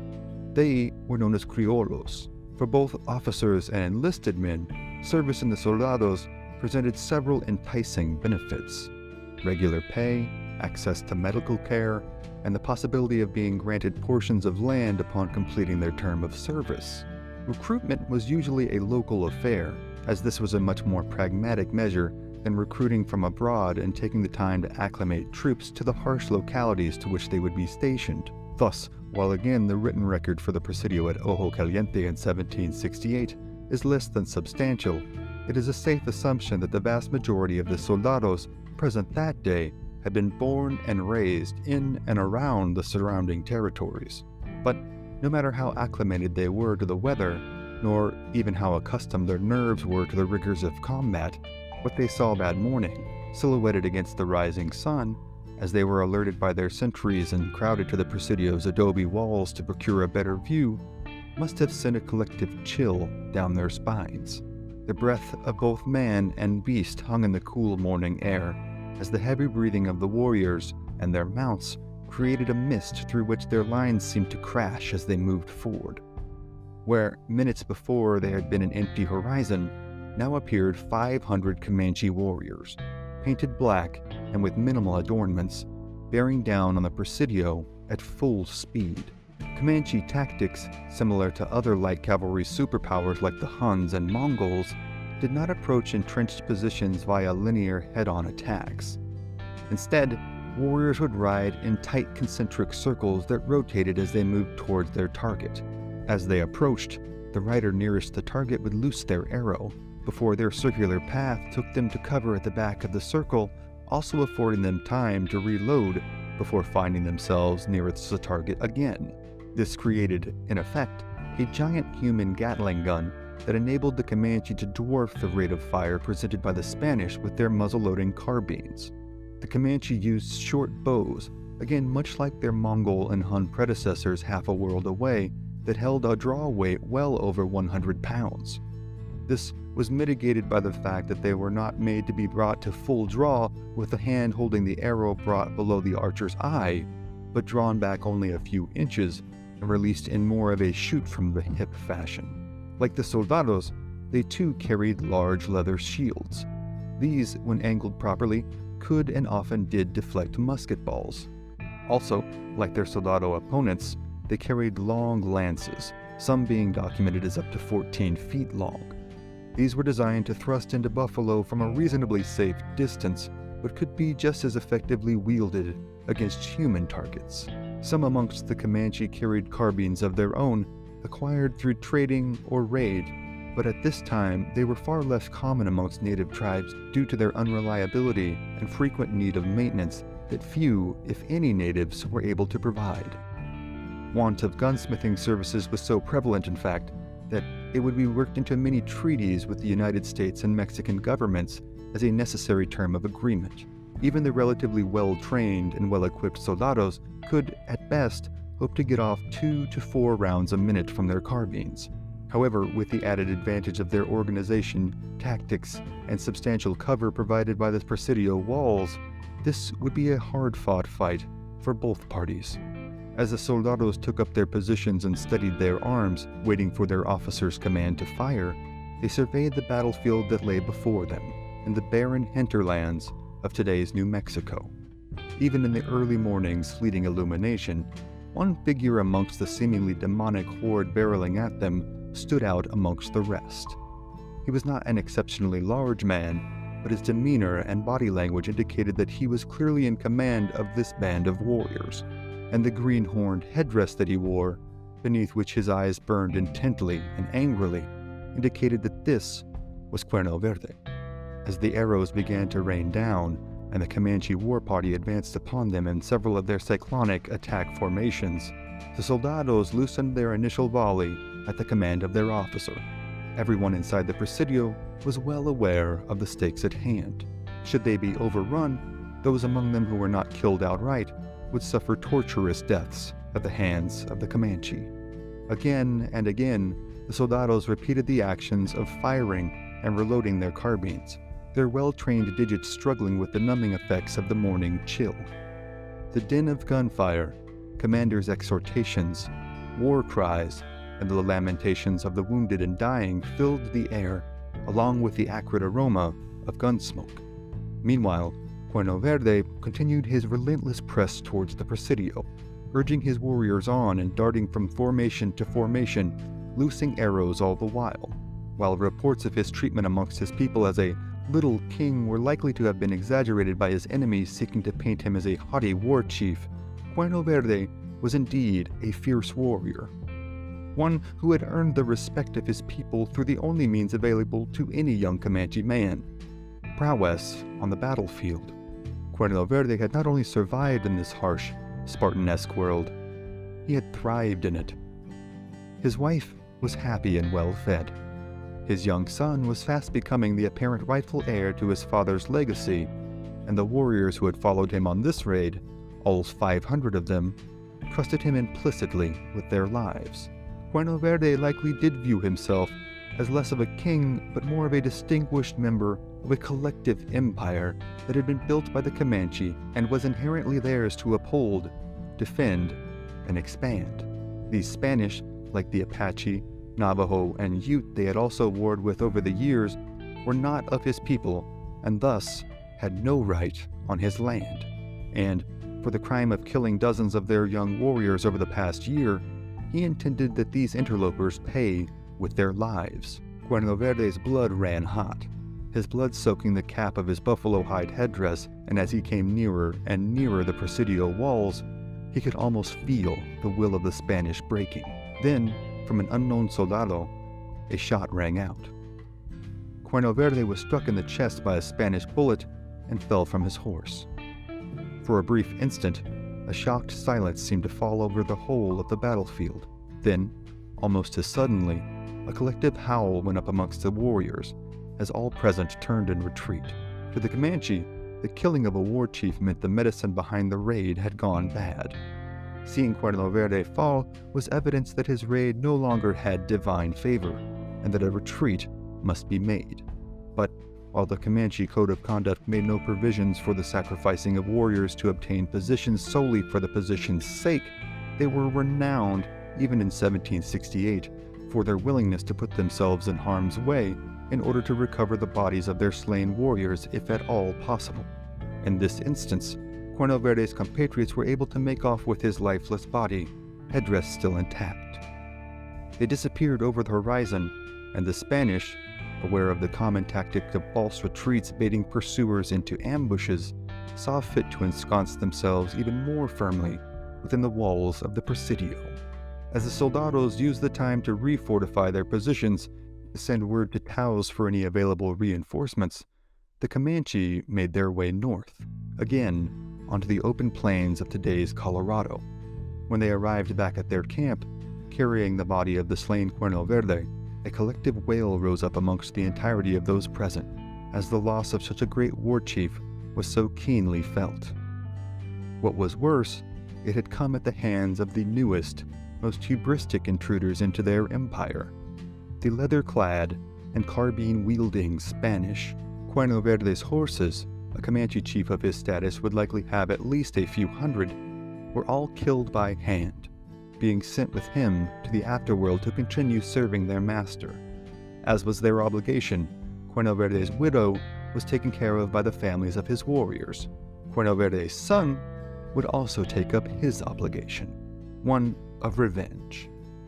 His father had named him Tabibo Narikant, meaning dangerous man, and while this was certainly apt, history would see him assume the mantle of his father in avenging his death. In a few short years, the soldados would again shudder at the sight of a mighty, green-horned warrior rushing down upon them with fury untold. Unsure at first whether or not the mighty warrior had been killed at all, or maybe even returned from the dead, they would begin to refer to him under the same moniker as they had his father. He would be known as Cuerno Verde, and it would be he who history would recall as such, as his legend would spread farther and wider than even his legendary fathers. Tales all over the Spanish settlements in what is now New Mexico, Colorado, and Texas told of the brutality and violence wrought by the war chief against whose very existence implied support for the killing of his beloved father. The Spanish would pursue him in vain for years, until a legendary figure of their own, a man named Juan Bautista de Anza, came to the territory. In 1776, he had led an expedition to Alta California and helped found what is today San Francisco. Upon his return to the territory, he was made aware of the havoc being unleashed by Cuerno Verde and his raiders, and made it his mission to track them down. It would be years later before they would finally meet on the plains of Colorado. In the intervening time, he would lead expeditions over thousands of miles. Cuerno Verde would continue his quest for revenge via years of horrifically violent warfare, and the Comanche as a whole would be devastated by the deadliest enemy any native tribe could encounter: smallpox. The intervening decade would see the Comanche devastated, the Spanish Empire reformed, and the fate of nations changed forever. But those, like countless other stories from Comanche and Spanish history, are other stories for other times. Texas, March 19, 1840. Amidst the rolling limestone hills, oak-strewn pastures, and vibrant Texas wildflowers, a contingent of Comanche men, women, and children made their way to the town of San Antonio, under the guidance of their band's most revered war chief, Muguara, or Spirit Talker. They had come bearing items for trade and were looking forward to a revelrous and hopefully profitable day. They had come, they assumed, to trade for needed wares and to barter their goods. This was not unheard of, nor even altogether uncommon on the Texas frontier. The warfare and bloodshed that was underway in the War for Texas was a far more fluid affair than is often portrayed today, and trading between yesterday's enemy and tomorrow's foe was often as much a matter of convenience as it was necessity.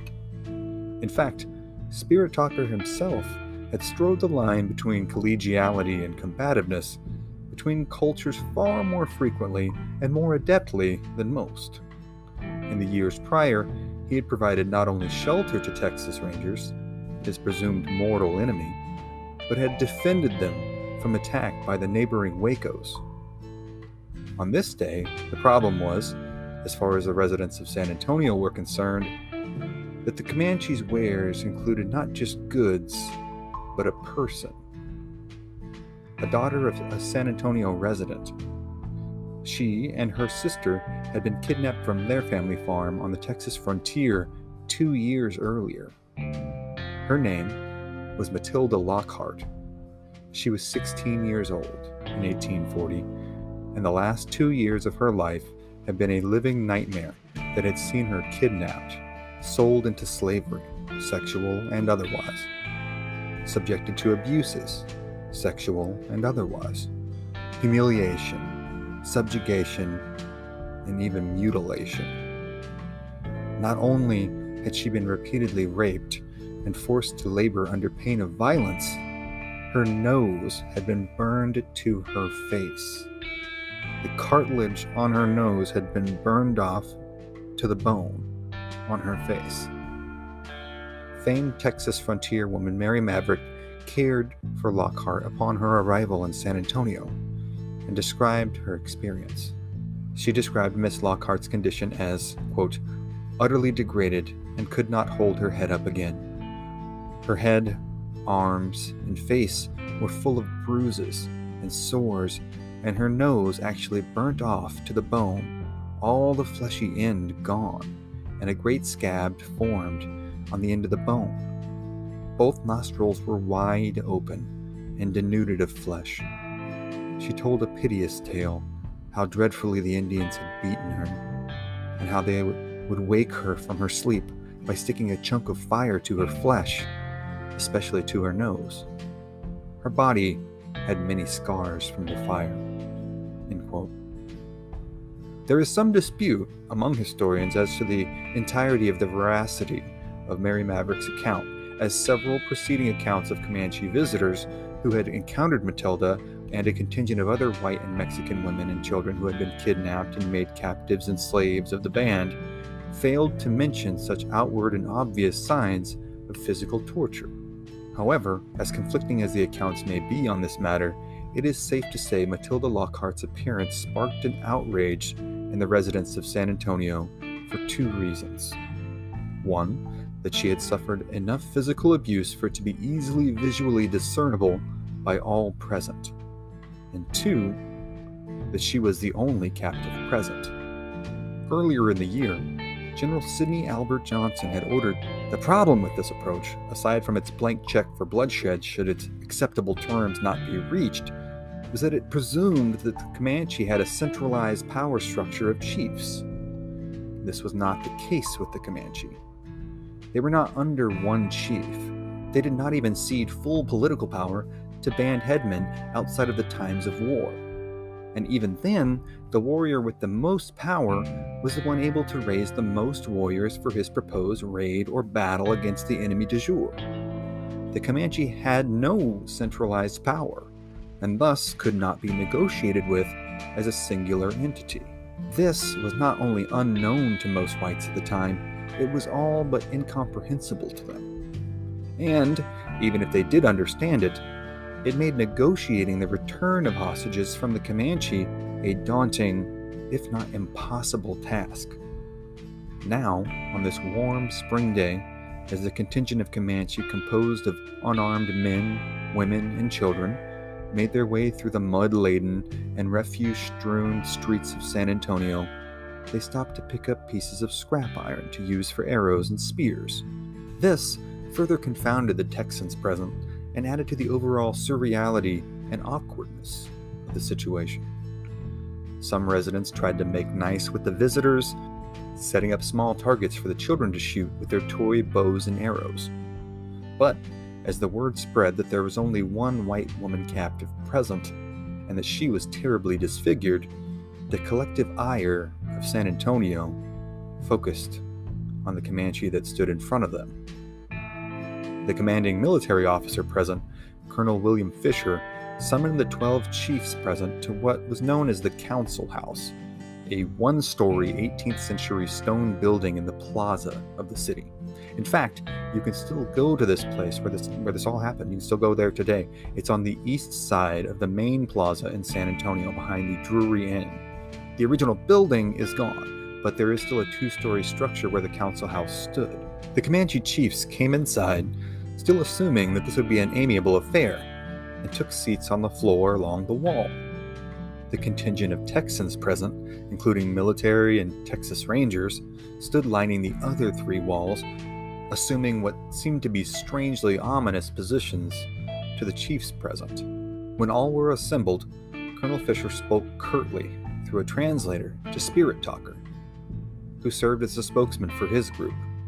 The colonel demanded to know where the other captives were and why the chief had not seen fit to honor his prior commitment of returning the white captives under his charge. Spirit Talker, still assuming this entire situation was one big misunderstanding, his tone seemed to vacillate between peaceable and haughty as he took greater and greater offense to the colonel's accusations. But he made no overtly offensive comments or movements, only concluding his explanation with the question, "How do you like that answer?" However sought after Spirit Talker had been in his life until this point as a great speaker and negotiator and a downright likable guy, he fatally misread his audience on this occasion. Colonel Fisher became enraged and stated that he did not like Spirit Talker's answer one bit, and that now Spirit Talker and his cohort of chiefs were under arrest until all of the Texas hostages were returned. Some soldiers moved to block the door, as others moved toward the Comanche chiefs, intending to subdue and handcuff them before transporting them to the San Antonio jail.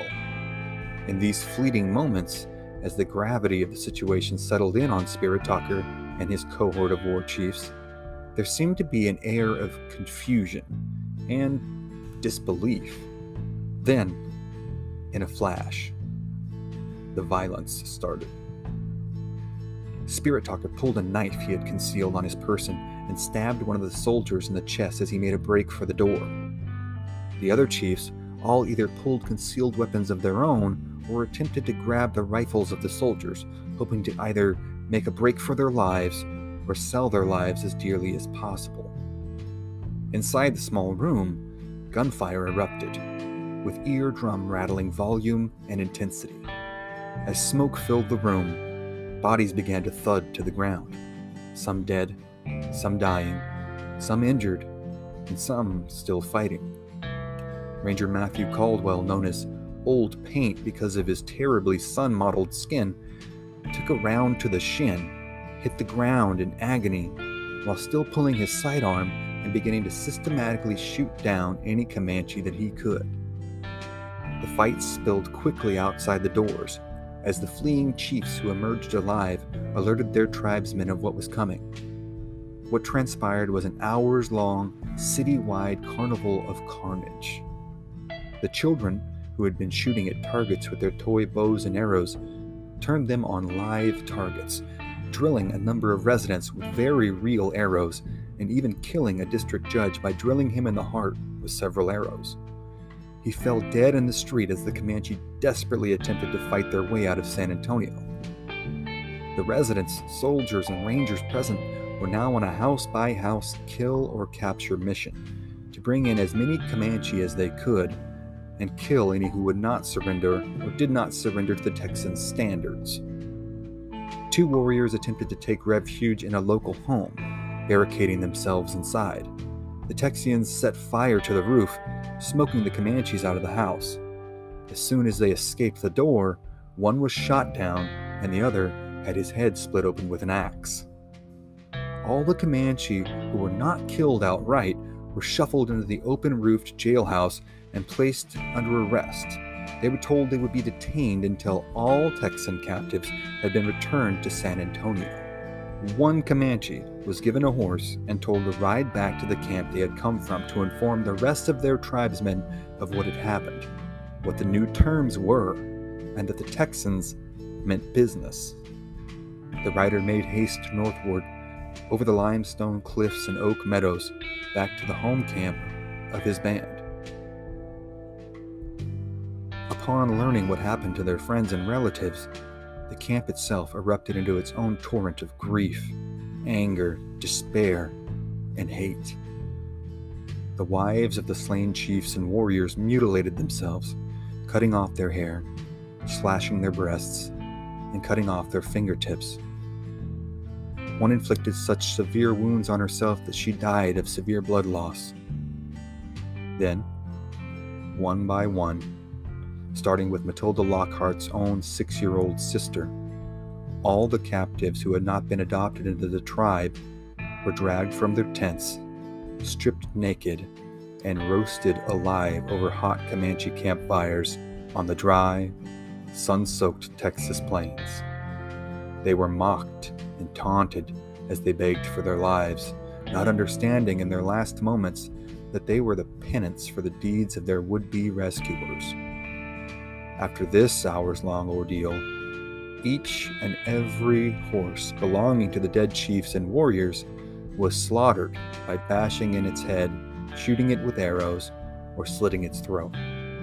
Thousands of dead horses, as the Comanche had exponentially more than any tribe, soon covered the now blood-soaked plains. For both the Texans and the Comanche, there would be no conciliatory terms offered. Now, this was a war to the end.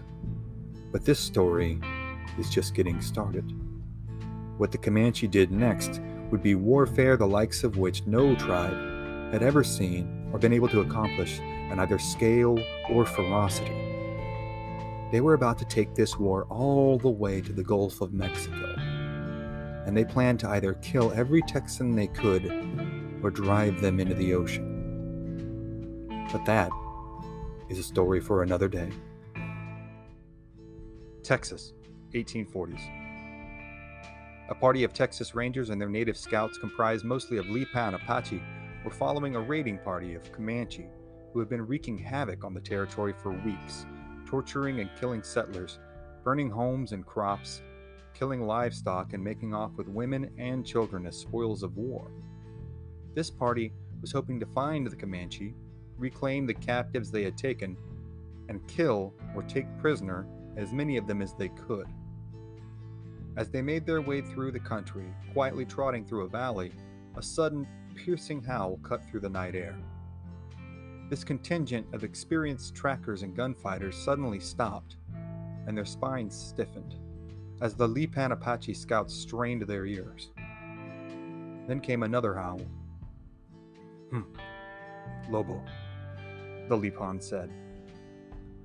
All present breathed a sigh of relief, for even among those familiar with making war against the Comanche, perhaps especially for those familiar with making war against the Comanche, the possibility of being caught in one of their attacks was enough to chill them to the bone, and make even the most resolute among them reconsider their resolve. From central Texas to Kansas, from Colorado to New Mexico, and everything in between, it all belonged to the Comanche. They were effectively an empire. They owned more horses, controlled more land, wrought more violence, and conducted more trade than virtually any other tribe on the North American continent. But they had not always been so powerful. They had not always been so feared. They had originated in the hills and high plains of Wyoming, a Shoshone offshoot tribe who subsisted on hunting small game and foraging for roots and berries. Theirs was a hard and a bleak existence. Neighboring tribes constantly ran them out of their territory, driving them further and further south along the Rockies.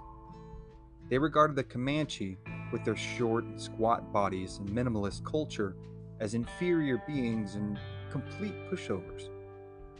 They were not good at agriculture. They were not adept in trade.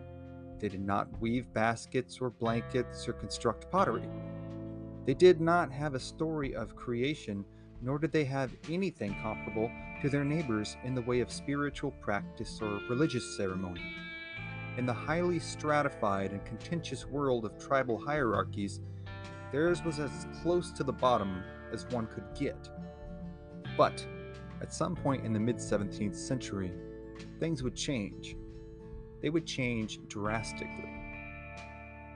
It was during this time that the first horses brought by the Spanish to the vaunted New World began to make their way onto the southern plains. This would prove to be the flashpoint for the Comanches, for it was the Comanche who, for whatever reason, seemed divinely ordained in the ways of the horse. In the span of a few decades, they went from itinerant root gatherers to minimalistic, lightning-fast, and highly mobile war machines. Most on the plains adopted the horse either as a means of transport, an easy source of animal protein, or both.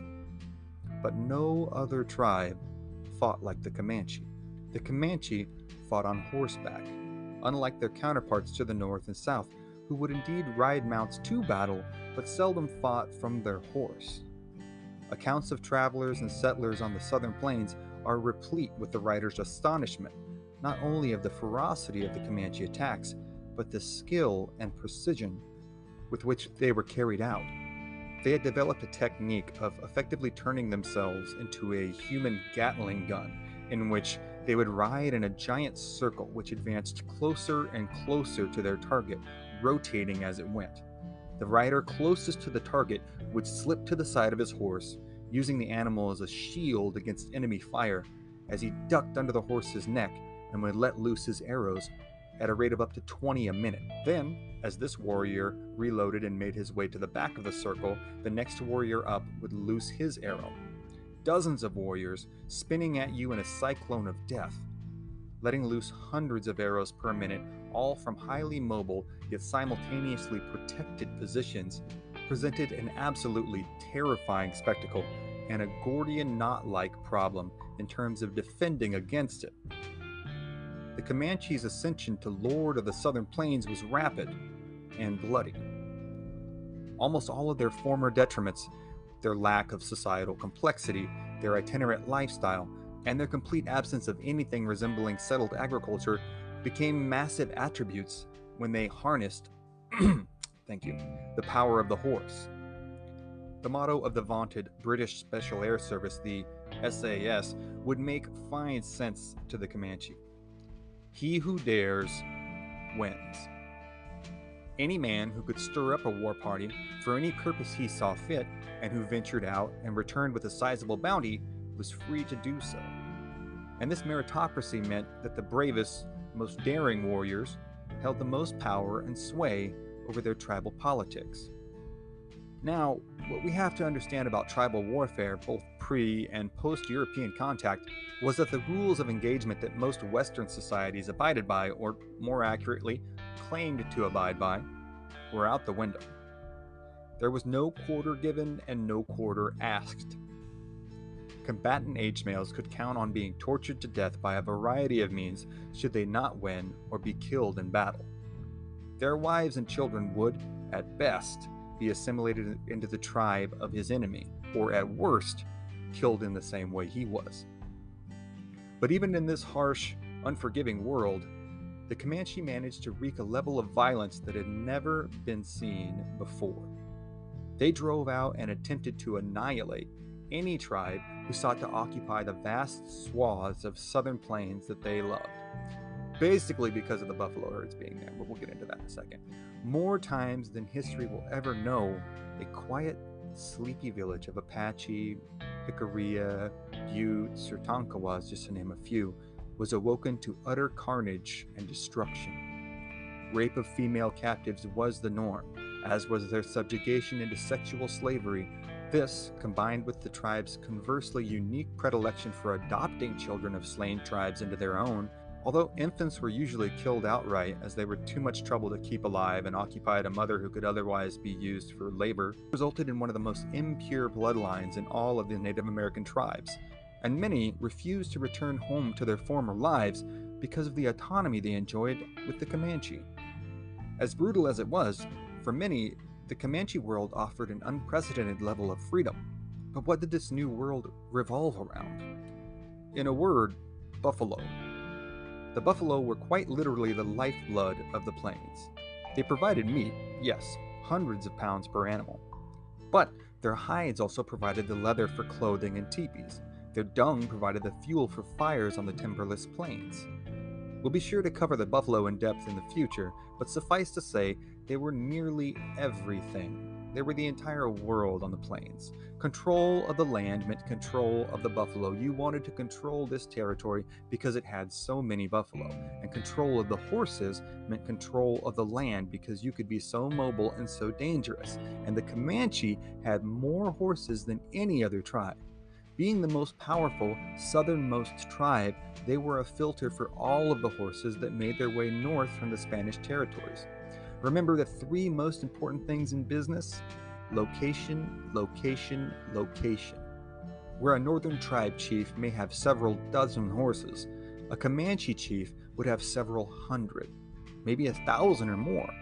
All of these would be customarily slaughtered upon his death to accompany him into the next world.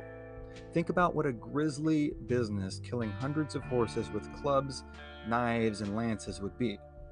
And stop thinking about it because it's kind of a bummer. But the Comanche didn't just control the land, they controlled the trade routes. Different bands of Comanches controlled different areas. The Panateca controlled central Texas and the prairies up into the Texas Panhandle. The Yamparica occupied North Texas and southern Colorado. The Quahati occupied parts of New Mexico, Kansas, and Colorado. The Nakoni controlled parts of northern Texas and Oklahoma, and the Katsoteca ran the Canadian River Valley in Oklahoma. They turned out to be incredibly adept entrepreneurs. An entire subculture had arisen in New Mexico around trading with the Comanches. They were called the Comancheros, and their position of coexistence with the Comanche was not unheard of, as other tribes like the Kiowa and Cheyenne and several Texas pioneers had brokered similar peaceable deals throughout the years. But it was rare, and as the United States, Mexico, and eventually Texas began to expand, outbreaks of violence would become more and more frequent. So frequent and so ferocious, in fact, that the entire reason Texas land was made available to American settlers in the first place was that Mexico intended to install a buffer zone of white Texas settlers on the frontier in order to absorb major Comanche attacks before they got into Mexico and closer to the capital.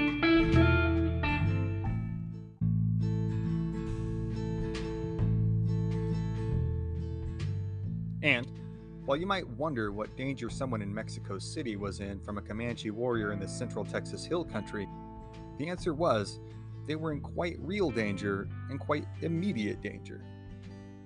The Comanche could cover hundreds of miles in a matter of days in waterless, nearly featureless territory and disappear into vast expanses just as fast as they had arrived.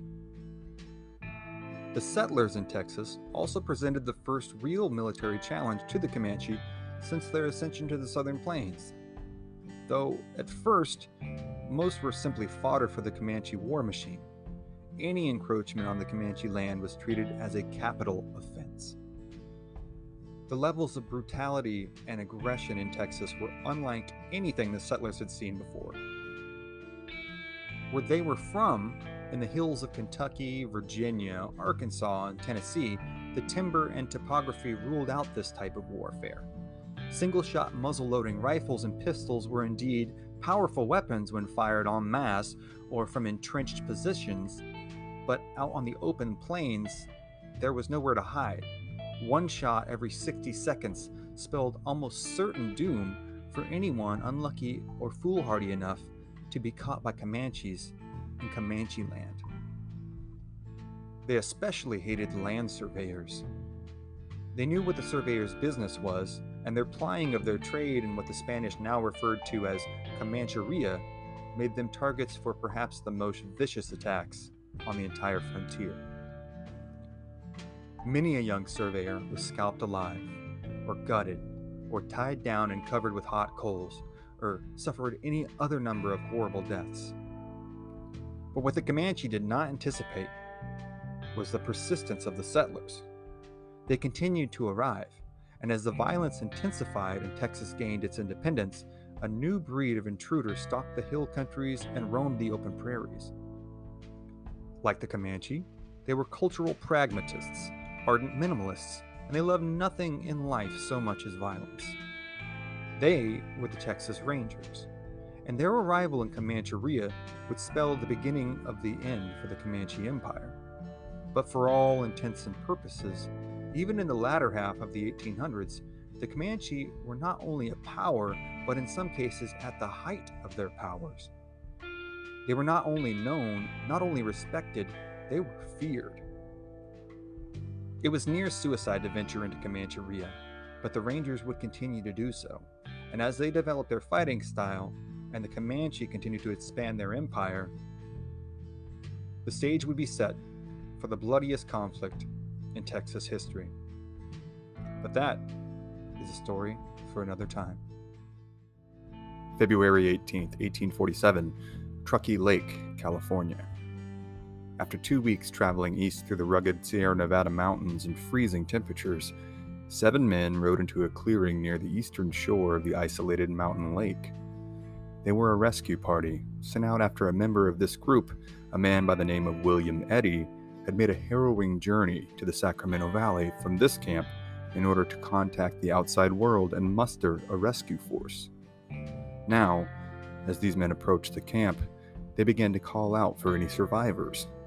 At first, their cries were met with a deafening and chilling silence. A member of the rescue party, Daniel Rhodes, gave an account of what happened next. We crossed Truckee Lake on ice and came to the spot where we had been told we should find the immigrants. We looked all around, but no living thing except ourselves was in sight, and we thought that all must have perished. We raised a loud halloo, and then we saw a woman emerge from a hole in the snow. As we approached her, several others made their appearance in like manner, coming out of the snow. They were gaunt with famine, and I never can forget the horrible, ghastly sight they presented. The first woman spoke in a hollow voice, very much agitated, and said, "Are you men from California, or do you come from heaven?"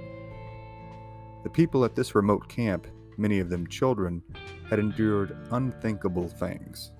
Many people today think they know the story of the Donner Party, a small group of unfortunate, foolhardy settlers who suffered the wages of their miscalculations by eating each other.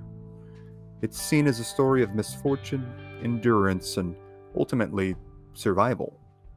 And while all those things might be true in part, in whole, what the tale of the Donner Party is a horror story. See, many also think the party were ultimately found and rescued by fearless mountain men. This, too, is true in part, but it's not the whole story. This initial group of 7 rescuers would be known to history as the First Relief, and they would be just the beginning of the last terrible chapter for those pitiable souls stuck at that lake in the middle of nowhere. But how did they get stuck there in the first place?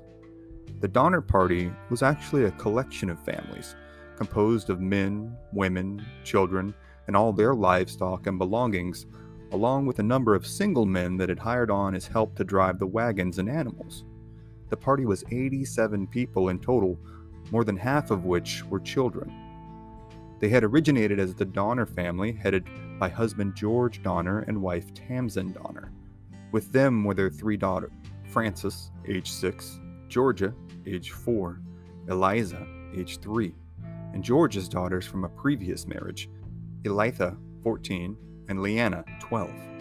George's younger brother, Jacob, 56, also joined the party with his wife, Elizabeth, 45, Isaac, age 6, Louis, age 4, and Samuel, age 1.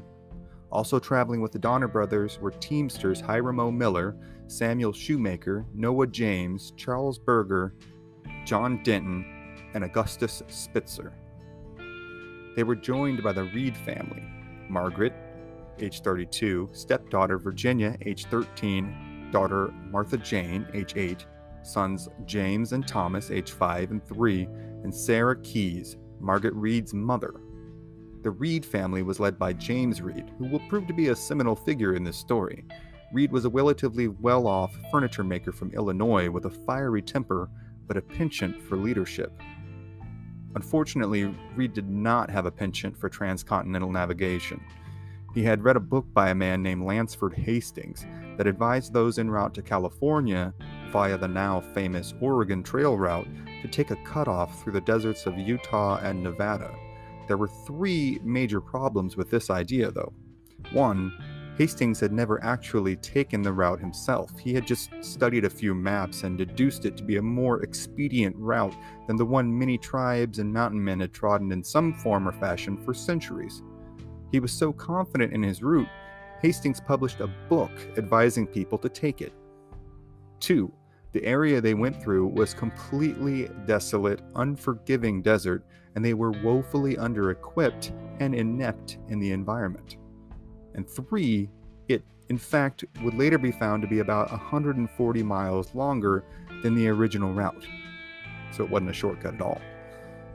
But against the advice of their mountain man guide and the rest of their wagon train, the Reeds, Donners, and a number of others that they had convinced to go with them, including Lavanna Murphy, a widow from Tennessee who headed a family of 13, Harriet Murphy Pike and her husband William M. Pike joined the party, and their daughters Naomi and Catherine also joined. Most of these kids are between the ages of 1 and 5 years old. The aforementioned William H. Eddy, a carriage maker from Illinois, had brought his wife Eleanor and their 2 children James and Margaret. The Breen family consisted of Patrick Breen, a farmer hailing from Iowa, his wife Margaret, and their 7 children. And finally, there was the Kesebergs, Louis and his wife Elizabeth Philippine, and their son Louis Jr. Nearly immediately, the divergent group faced innumerable and seemingly insurmountable obstacles. Water was nowhere to be found, rations were sparse, and the landscape was not conducive at all to travel by wagon. The livestock often wandered off in search of food and water, and the routes initially proposed in either Hastings' book or by Reed himself were often impassable and had to be retraced. Numerous party members died along this trail, but the vast majority survived. However, compounding their leadership problems and splintering factions even further, by the time they reached the Sierra Nevadas, James Reed had been banished from the party. Reed had stabbed another man, John Schneider, in either the throat, chest, or stomach, according to different eyewitness accounts, during an altercation, bleeding the man out within seconds into the parched desert sands. In this land far removed from constitutional jurisdiction, the rest of the party were unsure what to do with Reed. Some suggested hanging him, but instead, they settled for banishing him from the party to make his way alone to California. Though this was in many ways a tacit death sentence, Reed would make his way over the Sierras and ultimately prove a saving grace to his family and estranged travel companions, though one could certainly be forgiven for pointing out that this whole situation may well be blamed on Reed and his ego in the first place. Now essentially leaderless, the party continued their ascent into the Sierras.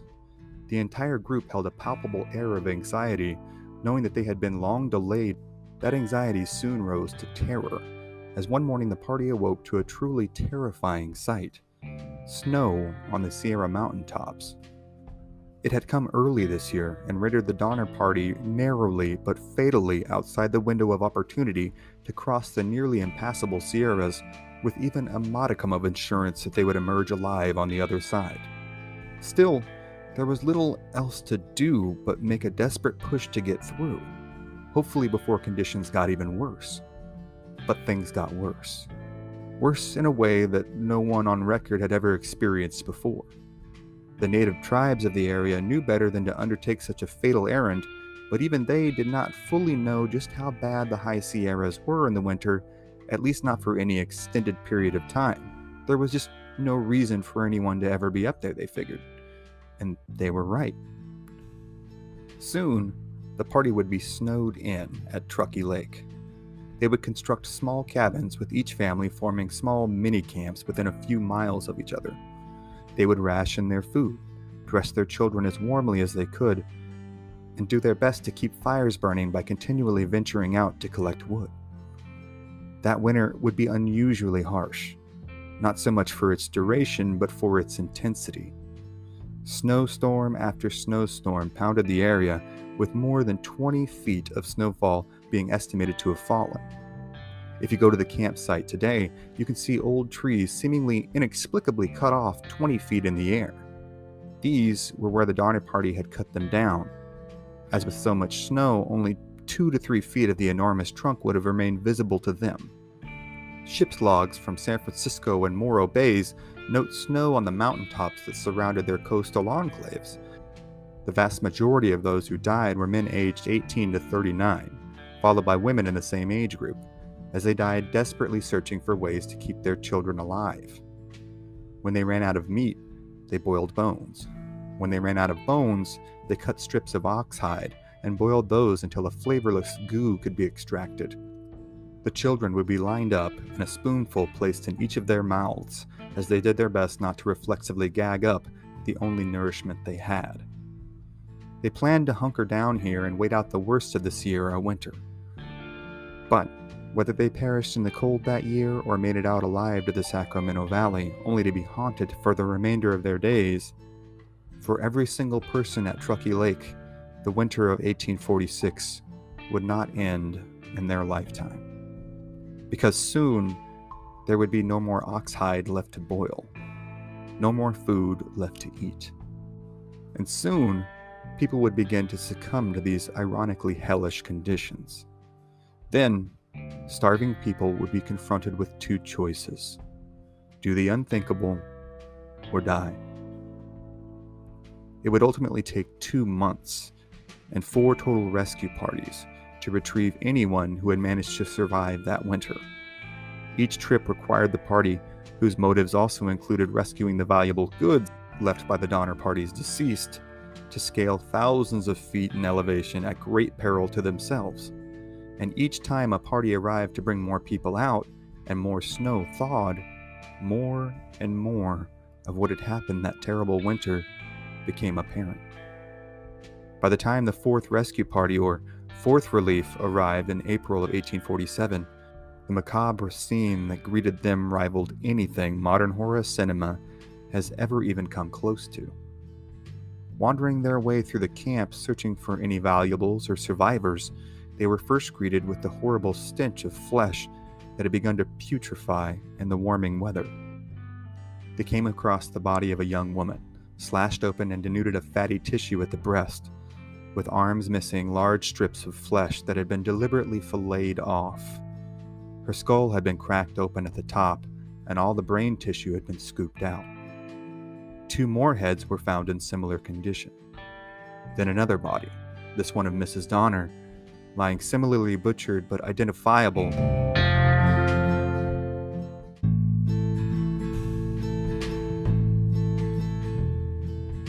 Then they came across the cabin of Louis Keseberg. The following is an eyewitness account given by one Captain Fallon, who was the first to lay eyes on Keseberg that day. Upon entering, discovered Keseberg lying down amidst the human bones, and beside him a large pan full of fresh liver and lights. They asked him what had become of his companions, whether they were alive, and what had become of Mrs. Donner. He answered them by stating that they were all dead. Mrs. Donner, he said, had, in attempting to cross from one cabin to another, missed the trail and slept out one night. That she came to his camp the next night very much fatigued. He made her a cup of coffee, placed her in bed, and rolled her well in the blankets, but the next morning found her dead. They asked Keseberg if the contents of the frying pan in his cabin were indeed the liver and brains of Mrs. Donner. Keseberg replied enthusiastically that they were. When his interrogators asked why he did not eat the bit of beef that the 3rd rescue party had left him, actually James Reed had left it for him, he came back, bathed Keseberg, combed his hair, and gave him some food to hold him over until this last 4th Relief could come and rescue him. Keseberg replied that it was not nearly as sweet as human meat, and the liver was the tastiest bit of human of all, not to be skipped in favor of boring, old, too dry beef. Keseberg was ultimately rescued and returned to society to live an ostracized existence, though the rest of the survivors were not harshly shamed, as they were seen to have taken no glee in what they were forced to do. Another cleanup party of sorts would come in the months later after the 4th Relief. They would dig a huge pit in the middle of one of the cabins, put all of the earthly pieces of the unfortunate souls who had perished here on this lonely shore into it, and burn it all to ashes. They hoped, with the last of the smoke and embers, to extinguish as best they could the horrific memories of what had happened in this place. But they would not. Today, in the campsite where so much horror occurred, there is a museum and a monument to what occurred there in the winter of 1846. And, of course, Truckee Lake, upon whose shores the desperate party had sought refuge and endured something as close to hell as almost any human beings in history, is no longer Truckee Lake. Today, it's known as Donner Lake. Now, what we've covered tonight is but a small slice of the entire story of the Donner Party. There's the stories of James Reed and his multiple desperate attempts to save his family. There's the equally harrowing and horrifying tale of the Forlorn Hope, the group who set out from the Donner camp in search of rescue. There's the stories of the lives the survivors lived and the traumas they dealt with or at times succumbed to. All are tales worthy of their own episodes. But for tonight, those are stories for another time. Austin, Texas, January 1861. Cynthia Ann Parker stares blankly at the new limestone buildings that line Congress Avenue and clutches her infant daughter closely. It has been more than a month now since her life has been turned upside down. When she had been taken from her home, her husband had been murdered and her 2 young sons had disappeared. This is the second time in the young woman's tragic life that such a fate has befallen her. As a young child, her family had been murdered, and she and her brother had been kidnapped. Now, she and her daughter, a sweet-natured baby girl named Prairie Flower, ride in a carriage making its way north toward the new Capitol building. They have been brought here by Cynthia Ann's uncle, a well-known Texan named Isaac Parker. An entrepreneur and politician, he and the entire Parker clan have searched for Cynthia Ann since she was taken decades ago from the family's frontier homestead.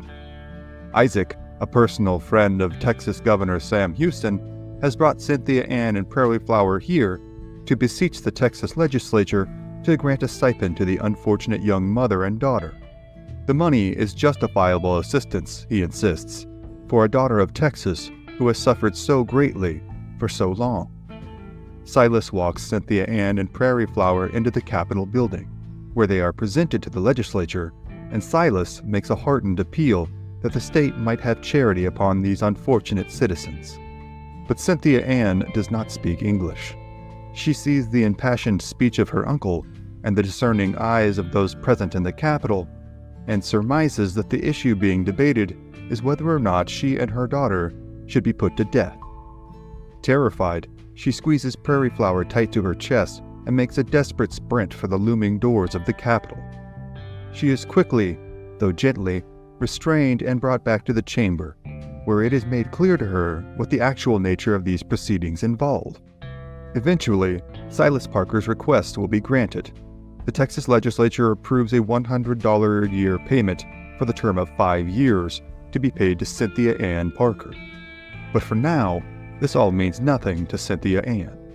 She is taken from the Capitol to a local photographer shop where a tintype is produced of her and Prairie Flower.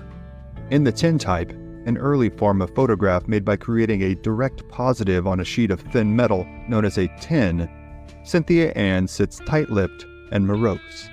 She wears a striped skirt, a cotton blouse, and a wool robe with a clasp at the neck. Her daughter suckles at her exposed right breast, wrapped snugly in a dark blanket. The fatigue in her mother's eyes, after the distressing visit to the Capitol and suffering several hours of gawking by the 1860s Austinites, is palpable even more than a century and a half removed. It is the look of someone utterly miserable and utterly lost. Though she is indeed the stock of one of Texas's most notable families, Cynthia Ann does not know or care to know them.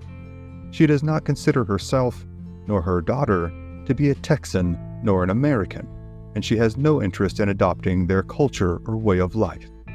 She does not, in fact, even assent to the name bestowed upon her by these blustery, industrious folk who seemed awash in their own foolery.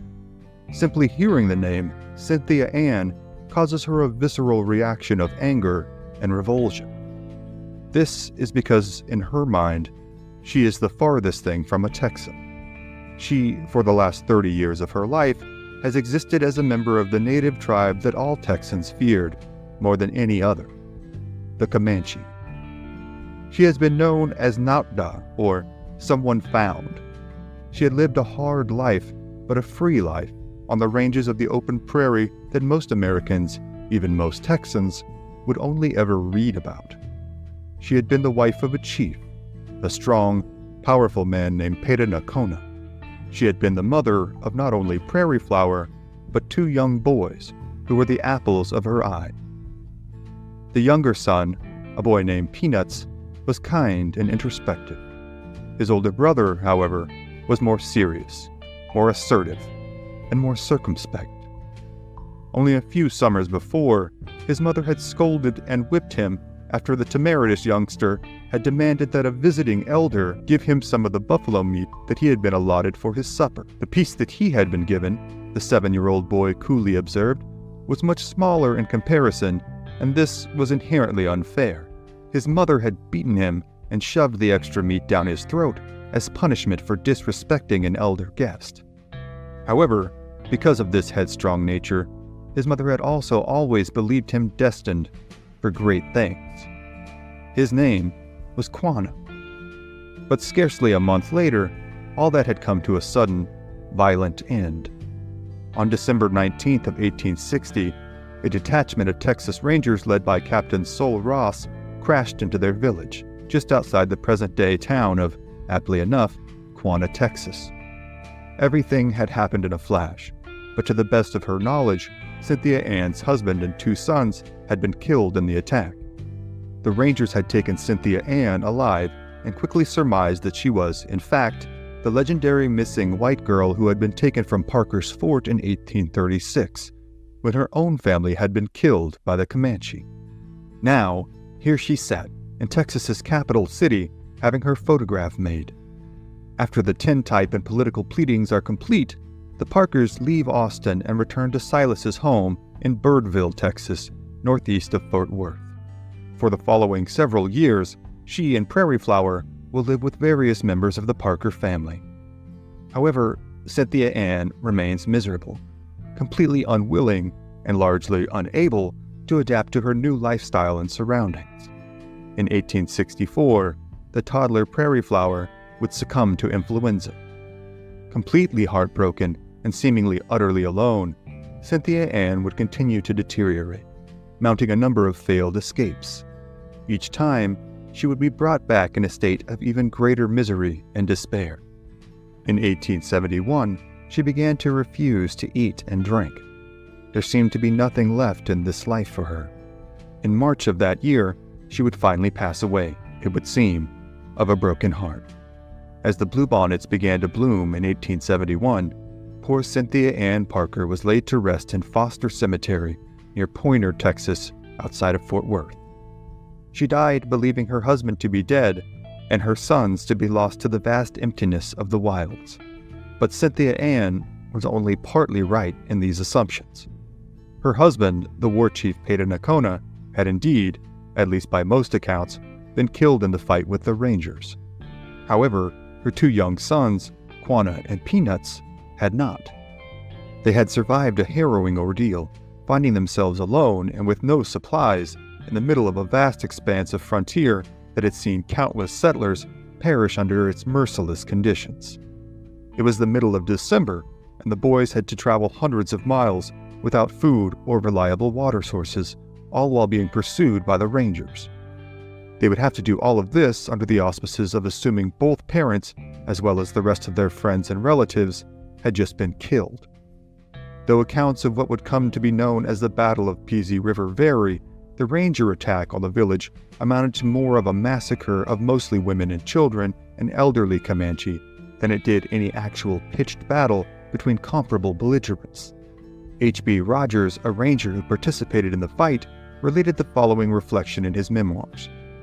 "I was in the Peasy River fight, but I am not very proud of it. That was not a battle at all, but just a killing of squaws. 1 or 2 bucks and 16 squaws were killed. The Indians were getting ready to leave when we came upon them." A contingent of the Rangers pursued the 2 boys seen fleeing on the back of 1 horse, following them for 2 days and nights. Neither of the youngsters were of age to hunt or make war, but their upbringing as future Comanche warriors had prepared them well for this unfortunate scenario. They were indeed able to make it all the way to the nearest Comanche village, some 75 to 100 miles to the west. The camp was a very large collection of several villages that had coalesced for the winter in a canyon near the base of the Llano Estacado, Texas's vast expanse of staked plains. The 2 traumatized youngsters had rushed into the camp, causing a calamitous uproar when they reported the catastrophes of the last few days. All of their village had been killed, they said, and overrun by a force of 10,000 rangers. This was, of course, a wildly exaggerated claim driven by the boys' adrenaline. While many of the adult Comanche likely knew this, they also knew that if even a fraction of the boys' estimates proved to be true, their village could suffer the same fate. This band of Comanche, roughly 1,000 strong, broke camp as quickly as possible and made their way north, with Quanah and Peanuts in tow, where they wintered in the Wichita Mountains in present-day Oklahoma. For the next several years, the boys would carry on their lives with the Comanche on the high plains. However, their lives were now drastically different from the existence they had known previously. They had both grown up as the sons of a well-respected chief, and though they were known to be half-white because of their mother's adopted status in the tribe, they were still afforded a great measure of comfort and autonomy. However, as orphans, they found themselves often existing on the fringes of their culture. Quanah would later recount that, "We were often treated very cruelly, as orphans of only Indians are treated." Within a few years, Peanuts would be dead, though his cause of death is unknown.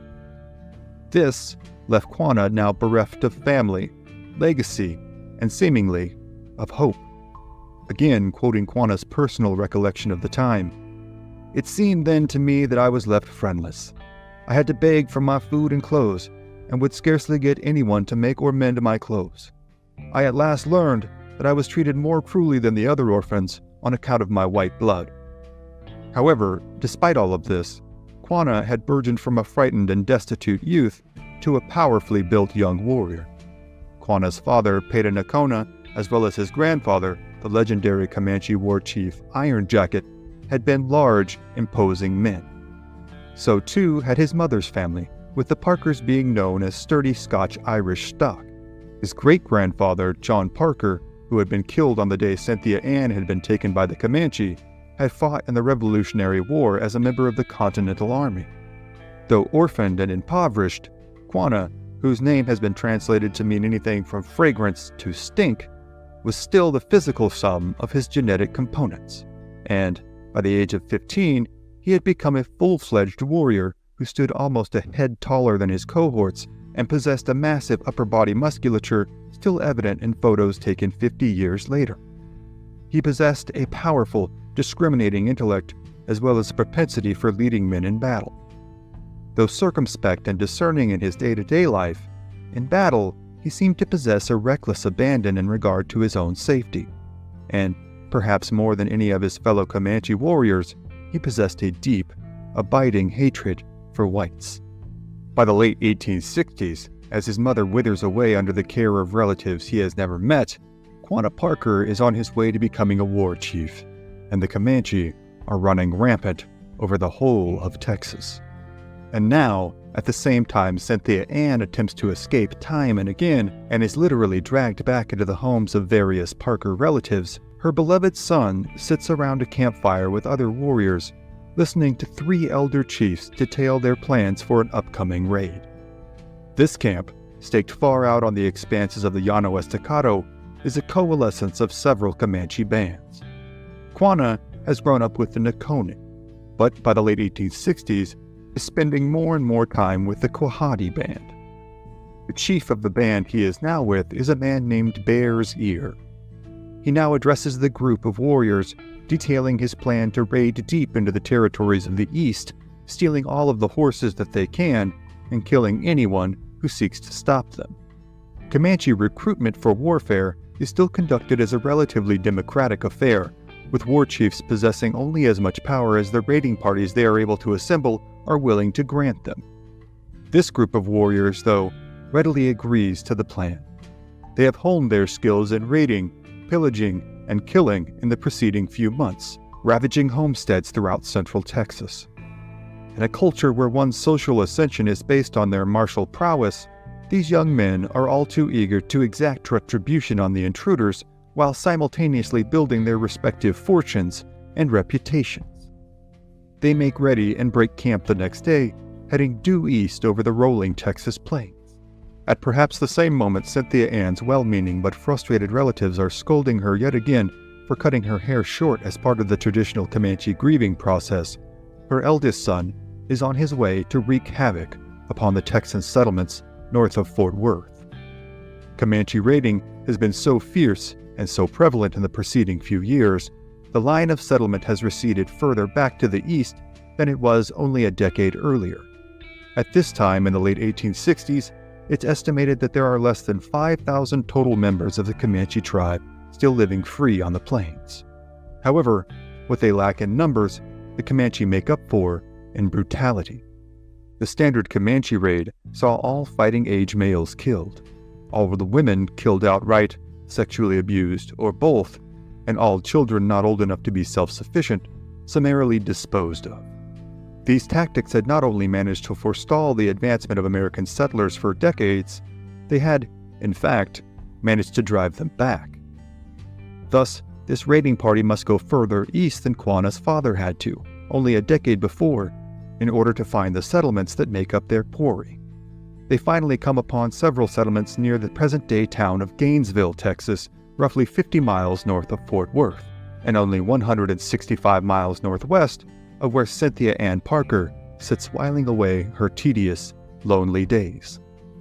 The raiding party manages to quickly accumulate a large herd of horses, so large that Bear's Ear decides they have enough to make their return trip. They push the large herd hard to the west, heading back to the relative security of the Llano Estacado. However, word has spread quickly to nearby Fort Richardson, near present-day Jacksboro, Texas, and a detachment of U.S. Army cavalrymen are already in pursuit of the raiding party. They finally catch up to the Comanche at the Red River, and a vicious fight ensues. Early in the battle, Bear's Ear is struck down by an Army bullet. As fire continues to rain down upon them, Quanah senses a collective despair amongst the Comanche ranks. The killing of a war chief is considered bad medicine and oftentimes seen as sufficient reason to abandon an engagement altogether.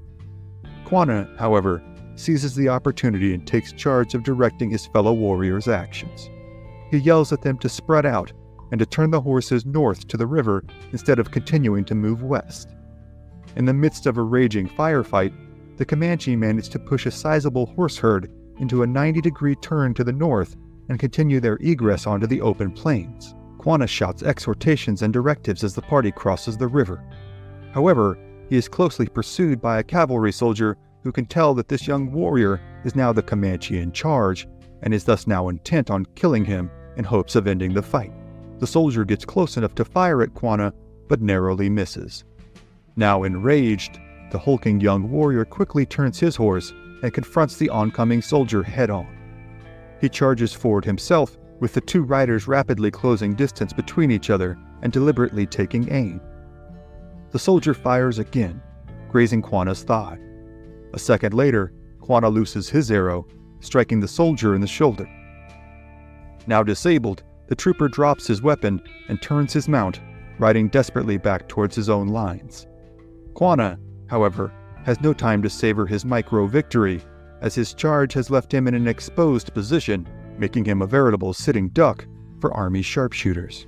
Quanah's Comanche warrior training kicks into high gear as he wheels his mount back towards his own lines. He urges the horse forward at full gallop as he deftly drops to the side of the animal, guarded from Army bullets. The charging steed plows into the Red River, with Quanah simultaneously diving in and crossing the river swimming side by side with his mount. Somehow, in a hailstorm of lead, both rider and horse remain unharmed and make it to the other side. The cavalrymen decide to proceed no further, as following the Comanche onto the open plains is tantamount to suicide. The raiding party makes its way north, and though slightly inconvenienced by the detour, they are more than impressed by the young Quanah's exploits that day. That night, Quanah is elected a war chief, and days later, the party makes their triumphant return. It is likely that Cynthia Ann, or at least the Parker family, have heard about the raiding going on north of Fort Worth, but they have no way of knowing that Quanah is among the raiders. Cynthia Ann would never know the fate of her young boys. Quanah would, however, learn what happened to his mother, and while he would never see her again, he always kept with him a copy of the tintype made that day in Austin. This, however, is just the beginning of the story of Quanah Parker. He would go on to become the last and greatest chief of the Comanche. The tales of his exploits and contributions to his people are legendary, as are the stories of his kinsmen who were killed in the massacre at Parker's Fort so many years before. The Parkers are among the most prominent families in Texas history, but their stories, as well as the stories of their descendant who became the great chief of the Comanche, are other stories for other times. Southwestern Oklahoma, 1848. In the middle of the night, deep in the Wichita Mountains, a small village of Comanche lies quiet, with almost all of its inhabitants deep in slumber. Inside of a warm teepee, a young mother and her infant son are sleeping peacefully. The woman's name is Nautha, and she is the wife of a revered war chief named Peta Nakona. The baby boy is the couple's first child together and the apple of his parents' eye. His name is Quanah. For weeks now, since the day of his birth, Peta Nakona has fawned over his newborn son. He has bragged and boasted to his comrades about the size and strength of his boy and of the great deeds he would surely accomplish as a hunter and warrior. But on this night, Peta Nakona is miles away. He and the rest of the able-bodied warriors in the village are on the warpath. The Comanche are a mighty people who have laid claim to the most valuable real estate on the plains for roughly a century and a half by now. By this point in the late 1840s, they have subjugated or driven off virtually anyone who was opposed them, from the Tonkawa to the Spanish to, most recently, the Texans. In doing so, they have acquired an extensive list of enemies, from the aforementioned adversaries in the Spanish, Texans, and Tonkawas to itinerant Mexican farmers and American fur traders. The Comanche had not hesitated to inflict horrific damages in order to sustain their territories in the southern plains. The afternoon prior to this evening, Peta Nakona had assembled his band of raiders, and the party had headed west. This group is largely composed of warriors from the Nokoni, or Wanderers Band, and likely includes a few members from other bands, as well as their longtime allies, the Kiowa. Their intention is to engage a Navajo war party that has been spotted in the area. Their conflict with the Navajo is one of their oldest, longest-running feuds, and the Comanche warriors bristle at the thought that their territory is being encroached upon. The warring between tribes, though often unrecorded, was often fraught with atrocities and horrific losses. The fight for resources and territory was as constant as the battle against the elements and starvation. A vicious, seemingly unbreakable cycle of grievance and vengeance often held rival tribes at odds for decades. Raiding was seen as a cultural pastime, perhaps even a cultural necessity, by most tribes on the continent.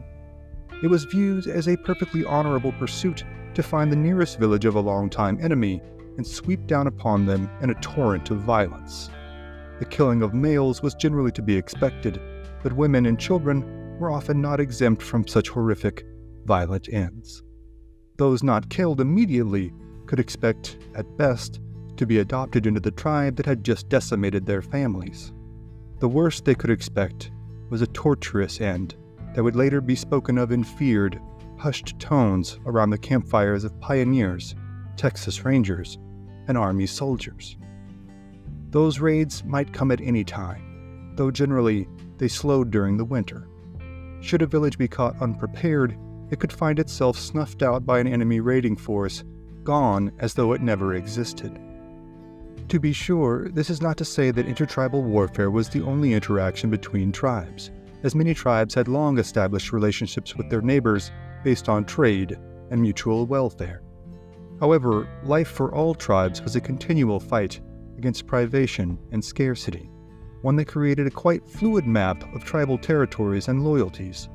Tribes like the Crow were driven out by the Sioux, while the Apache were driven from virtually the entirety of Texas by the Comanche. The Navajo, who referred to themselves as Diné, or the people, had long warred with their Apache and Ute neighbors, but even in 1848 still held a particular disdain for the Comanche. The Navajo had descended from the Athabascan-speaking tribes of northwestern Alaska and Canada. Their ancestors, along with the ancestors of the Apache, had come down to what are the present-day states of Arizona, Utah, and New Mexico from their area of shared origin sometime in the late 1400s.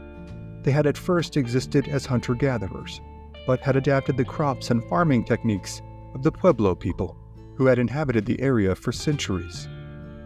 Though their relationship with the Pueblo would also be fraught with contention throughout the years, the Navajo adapted quickly to their new environs by focusing on the production of the Three Sisters crops of corn, beans, and squash. With the arrival of the Spanish, goats and sheep became common in the American Southwest as they were a hearty protein source that could subsist on the meager grazing options available in the sparse deserts.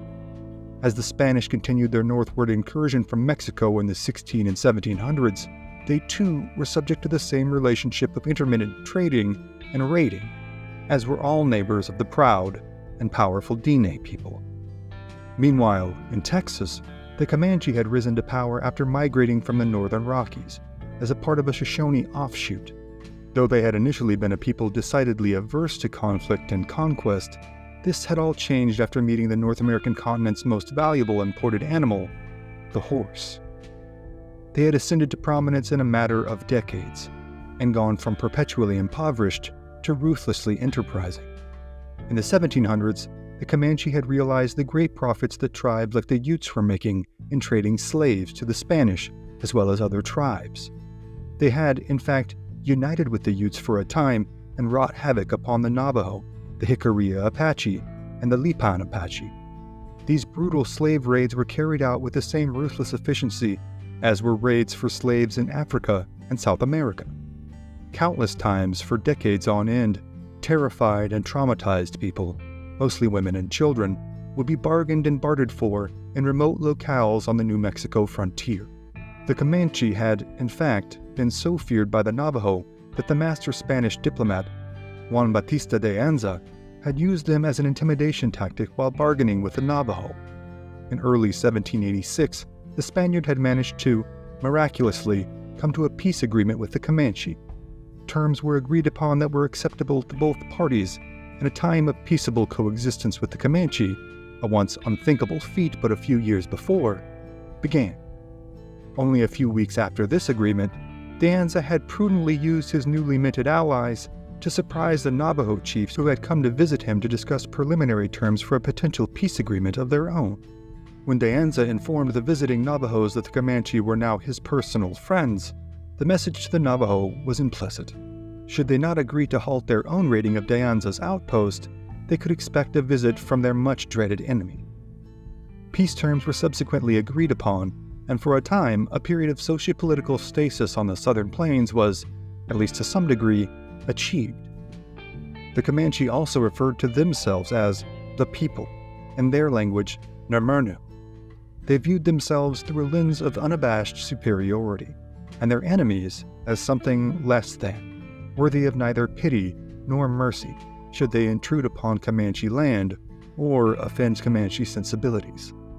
However, their bloodline is one of the most diverse on record amongst native peoples on the North American continent. This is due to the Comanche penchant for adopting a portion of the captives that they stole.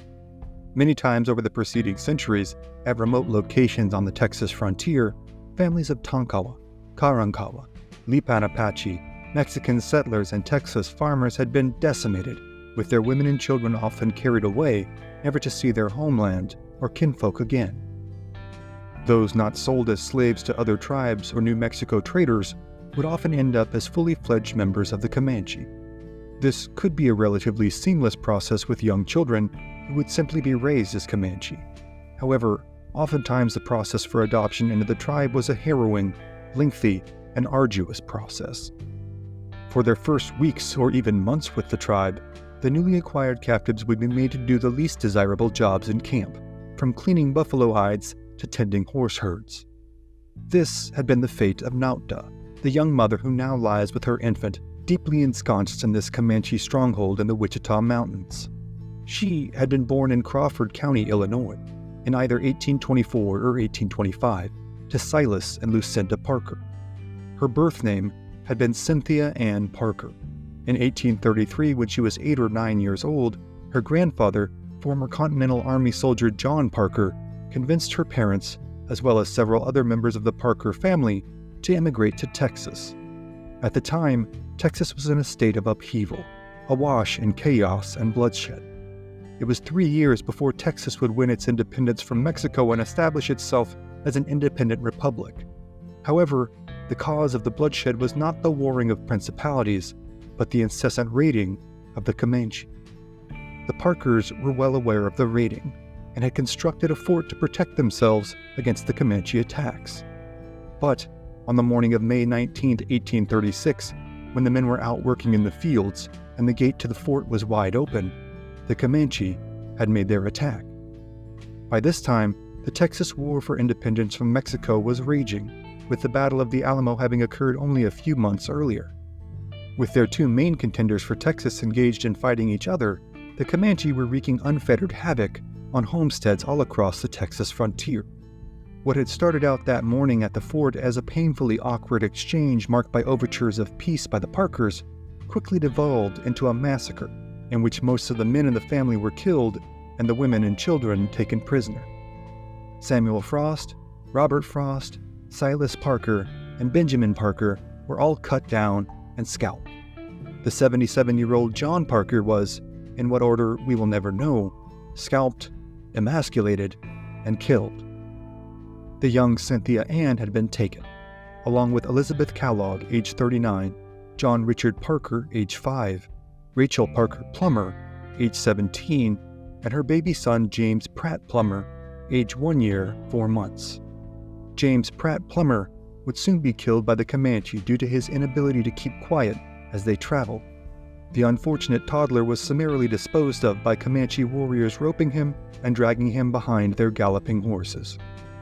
The rest of the Parker clan would, eventually, be returned to their family, though all would be permanently affected. Cynthia Ann, however, had been taken in by a kindly Comanche woman who cared for her and shielded her from the sights and sounds of the physical, psychological, and sexual traumatization being inflicted upon her aunts at the hands of the Comanche captors. She had been subjected to cruel treatments initially as well, but over time had gradually become accepted by and then adopted into the tribe. Life as a Comanche woman, though, was a seemingly endless succession of chores seen as below the stature of men whose primary roles were as hunters and warriors. While the worst jobs could be outsourced to slaves held by a woman's husband, a Comanche man often also kept multiple wives, as they were seen as little more than homekeepers and childbearers. However, by all available accounts, and by her own later recollections, Cynthia Ann loved her husband, and was very proud of his stature as a warrior and chief. She also loved her newborn boy, whose veins coursed with the blood of both Comanche chieftain and colonial soldier. Now, in her new life as Nautda, she felt protected as part of a great nation of warriors who would defend her and her children with their lives. However, on this night, both mother and child are in grave danger. Lurking in the post oaks surrounding their village are a band of Navajo raiders who have been stalking the village for days. They are the party that had been spotted by the Comanche sentries the day before. They have counted on Peta Nocona and his warriors to charge out of the village to find them and have remained hidden in the hills with the intent of attacking the village once the majority of the warriors had left. In their blind fury, the Comanche have fallen for the ruse, and Peta Nocona and company are miles away. However, the camp is, of course, not left unguarded. But what remains are largely teenage boys, elderly men, and warriors who are injured or otherwise unable to accompany the raiding party. The Navajo raiding party now advances upon the village, riding slowly and deliberately atop their unshod ponies. They are cloaked in darkness and intent on killing any Comanche they can find, and making off with as many of the Comanche's valuable horses as possible. As they advance, they find themselves so close to the village that they can make out the silhouettes of those still awake in their lodges. It is then, however, that the barking of the village dogs alerts the Comanche sentries on guard. These are young teens given the task of standing guard as a precursor to service as a full-fledged warrior. But they are ready and willing to do all that is necessary in defending their homes, families, and possessions. Within seconds, the loud wolf-like howls of the Comanche flood the air, awakening all within the village and sending the remaining able-bodied men flooding out of their lodges. The 16 Navajo are met with a hail of arrows, and quickly reconsider their main attack on the village. Instead, the comparatively horse-poor Navajo turn their sights towards the sizable Comanche herd. As a few of the Navajo whirl about the outskirts of the village in order to distract the Comanche, the remainder are able to get away with nearly 200 of the Comanche's horses. Then, almost as quickly as they have appeared, the Navajo are gone, heading southwest at full speed. For the remainder of the night, the Comanche are left to seethe, as riders are sent out to inform Peta Nakona's party of what has occurred. Nautda, meanwhile, has been yet again thoroughly traumatized by a raiding force of natives. Now, as she clasps her newborn tightly and waits on the return of her husband and his cohorts, one can only imagine the mix of terror and righteous indignation swirling in her heart and mind. The life she had so tediously built after the sudden and violent collapse of all she had known as a child had nearly been snuffed out at the blunt end of Navajo war clubs. In a few hours, Peta Nakona and his warriors ride back into the village. After checking on their wives and children, the enraged party heads out on the trail of the Navajo. The fleeing Navajo know they have acquired a sizable bounty in the way of their newly seized horse herd, but the additional 200 animals also present a consequential challenge in slowing the party down drastically.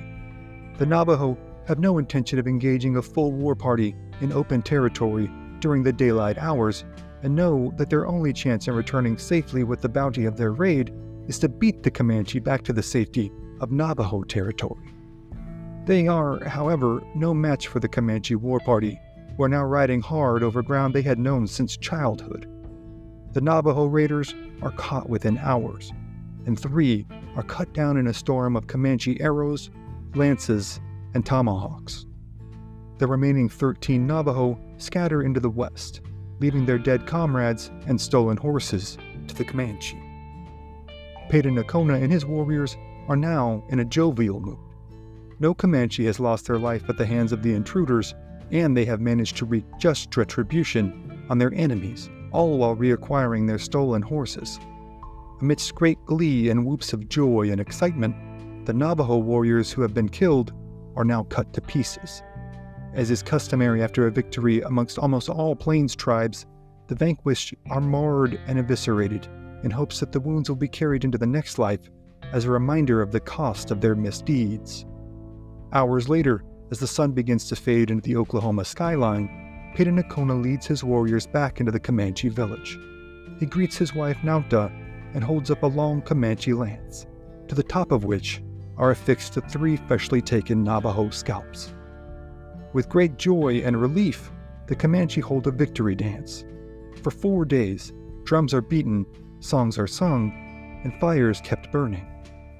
One of the first things that the young son of Peta Nakona and Nautda sees in his initial few weeks in this world is the sight of his father and the other warriors dancing around a large campfire in the middle of the Wichita Mountains, holding high the freshly dismembered scalps of their hated enemies.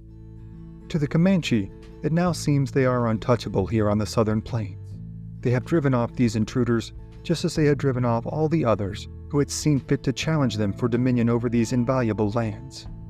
It must have seemed to Peta Nakona that his son, the young Quanah, was destined for a princely life that would see him ascend to a position even more powerful than his father, and to Nautda it must have seemed as though her former life as Cynthia Ann was a world away, something she could forget forever, as she was now part of, and party to, the lineage of the proud Comanche.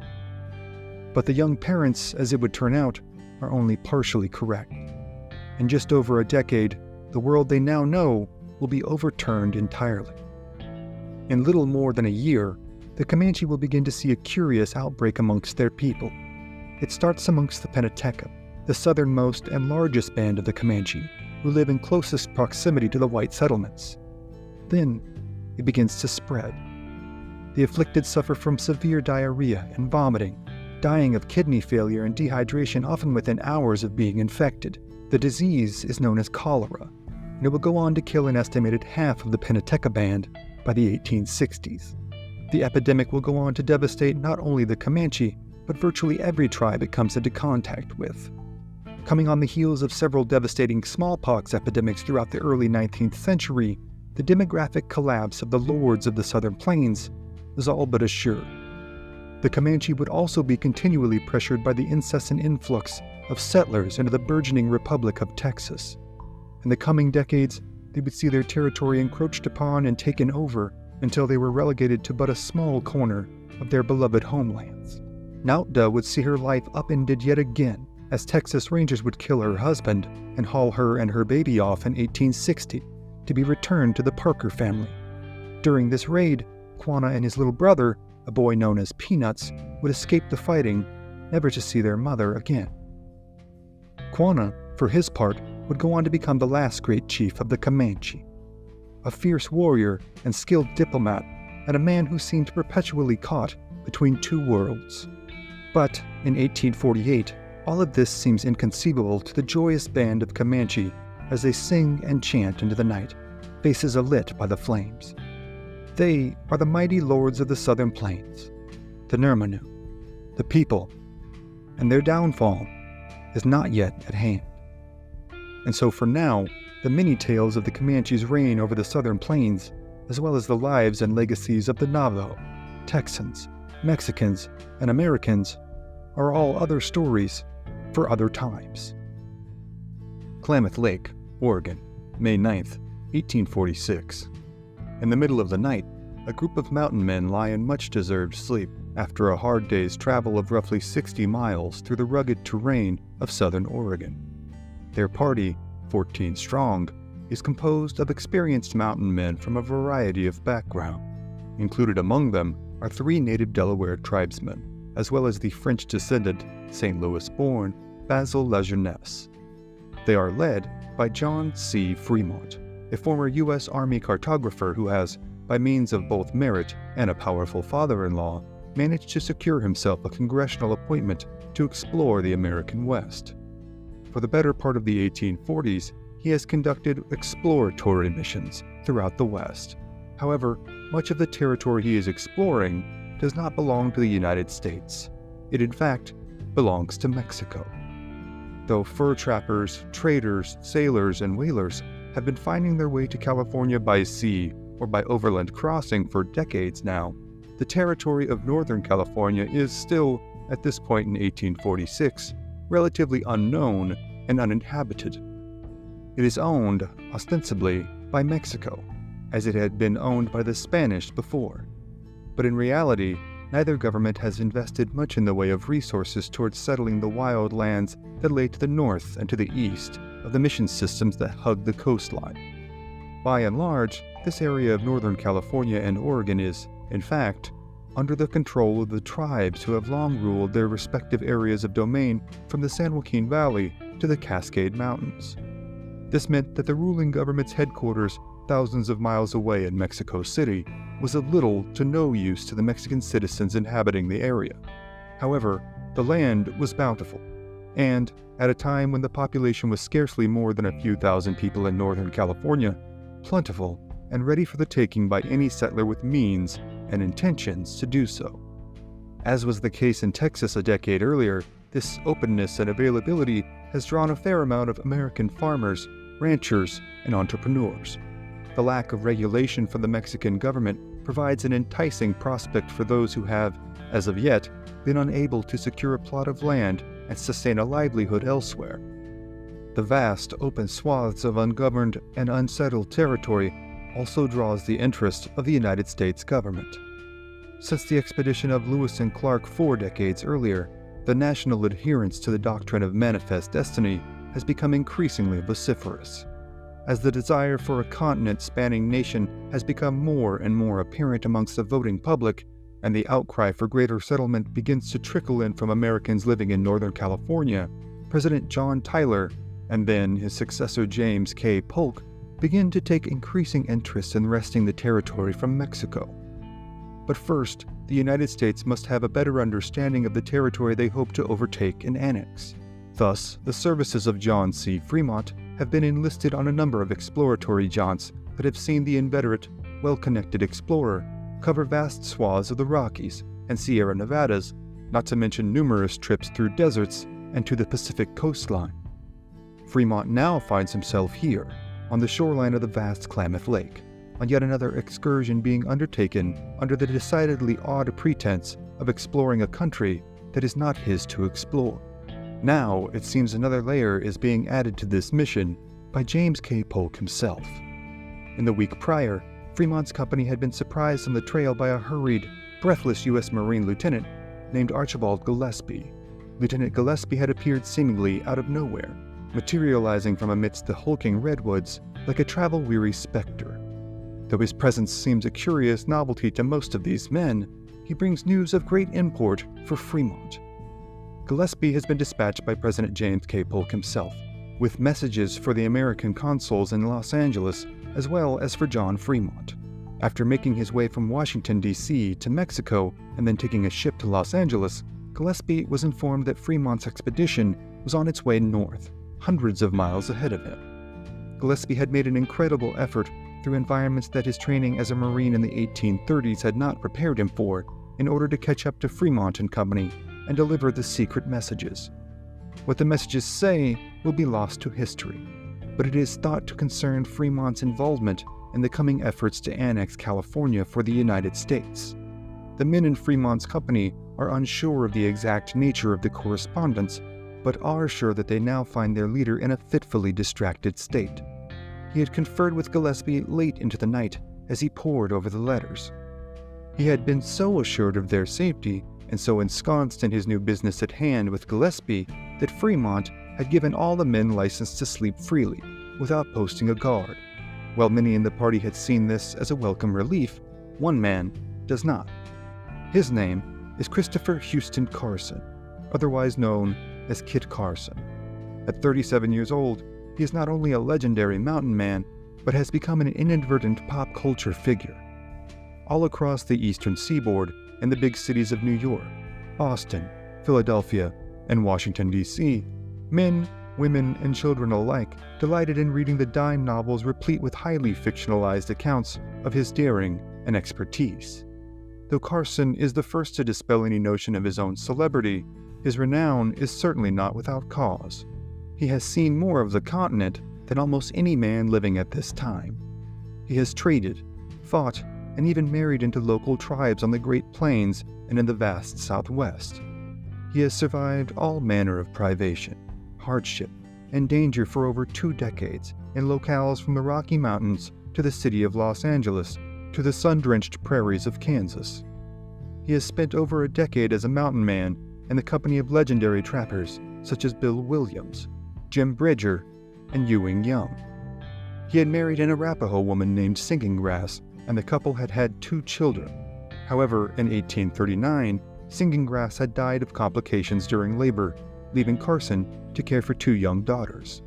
He had remarried to a Cheyenne woman named Making Out Road, but the marriage had ended quickly in divorce, and his children had not been welcome. In April of 1842, after his youngest daughter, whose name is unknown, was killed in a tragic accident after falling into a vat of boiling soap, Carson had decided to bring his surviving daughter to Missouri to stay with relatives. While on a steamboat on the Missouri River, he was recognized by John C. Fremont, who engaged the vaunted frontiersman in conversation and convinced him to sign on as a guide for his new scientific expedition. Carson soon found himself again headed west, providing navigation and direction for Fremont's party. Over the course of the next few years, the 2 men and their small company would traverse vast expanses of the American West. By 1846, they have already made 2 expeditions and accumulated thousands of miles. By all accounts, Carson has been, time and again, the party's saving grace from certain disaster. However, Carson, despite his notoriety and confidence in his own skills, is a man keenly aware of his own limitations. He is a man from a poor family, and for all intents and purposes, illiterate. His natural inclination, despite his authority and experience and aptitude, is to defer the burden of leadership to the wealthy, well-connected, and well-educated Fremont. So, earlier in this evening, as the men had eaten dinner and prepared their beds, Carson had dutifully obliged to Fremont's decision not to post a guard for the evening. But as much as Carson's mind had prevented him from verbalizing his concerns to his boss, his nerves, acclimated to constant sensitivity from a life spent on the trail, will not let him sleep soundly. Carson feels assured that the party is indeed vulnerable to attack. In the weeks prior to their arrival at Klamath Lake, Fremont, Carson, and company had been involved in a number of skirmishes with natives throughout the Northern California area. The most notable of these being the Wintu Massacre, also known as the Sacramento River Massacre. In late March of 1846, the Fremont party had arrived at the Lassen Ranch in the northern Sacramento Valley, only to be informed by settlers that they believed a native attack upon them was imminent. Taking them at their word, and eager to seize an opportunity to both pad his military record as well as to instill some measure of intimidation into the surrounding natives, Fremont headed out in search of the native forces said to be amassing nearby. Under his charge were 60 Americans, including the trappers in his party, as well as, quote, 9 Delaware Indians, 2 California Indians, and 5 members of a nearby trading post. On April 5th, they had come upon a large camp of the Wintu people. Though this was indeed a large settlement, there was no indication that the people within were in the process of marshaling any sort of assault upon the settlers in the area. However, Fremont saw their sheer number and presence in the area as sufficient cause to order an attack. The village was set upon from 3 sides by the forces under Fremont's command. Thomas Breckinridge, a member of Fremont's exploratory party and present at the incident, gave the following account. The order was given to ask no quarter and to give none. The settlers charged into the village, taking the warriors by surprise, and then commenced a scene of slaughter which is unequaled in the West. The bucks, squaws, and papooses were shot down like sheep, and those men never stopped as long as they could find one alive. Estimates of the number of Wintu people killed in the attack range from 150 to 700, with many drowning or being shot as they fled into the river. Word had spread quickly among all tribes of Northern California and Oregon of the great massacre inflicted upon the native people, perpetrated by the dark-haired, long-bearded officer and his party of mountain men. Though seemingly untroubled by the butchery, as he had so often been privy to in his life on the frontier, Carson is all too keenly aware of the potential consequences such actions might incur.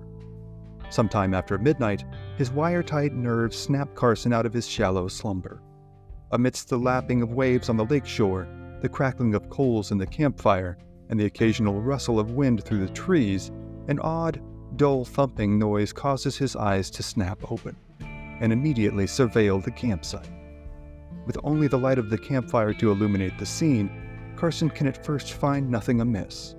Then his eyes settle on the oddly contorted position in which his good friend Basil Lajeunesse is sleeping. "What's the matter over there, Basil?" Carson inquires. Then he notices an odd glistening of the firelight off Lajeunesse's head and torso. Within seconds, the situation is clear to the experienced mountain man. His friend has been killed, bludgeoned by a native warrior's club, and the camp is under attack. Carson, the first in the camp to awake to this horror, calls out, "Indians!" and fires his pistol into the darkness. As Carson's cry is still echoing off the trees surrounding them, the other men are awakened.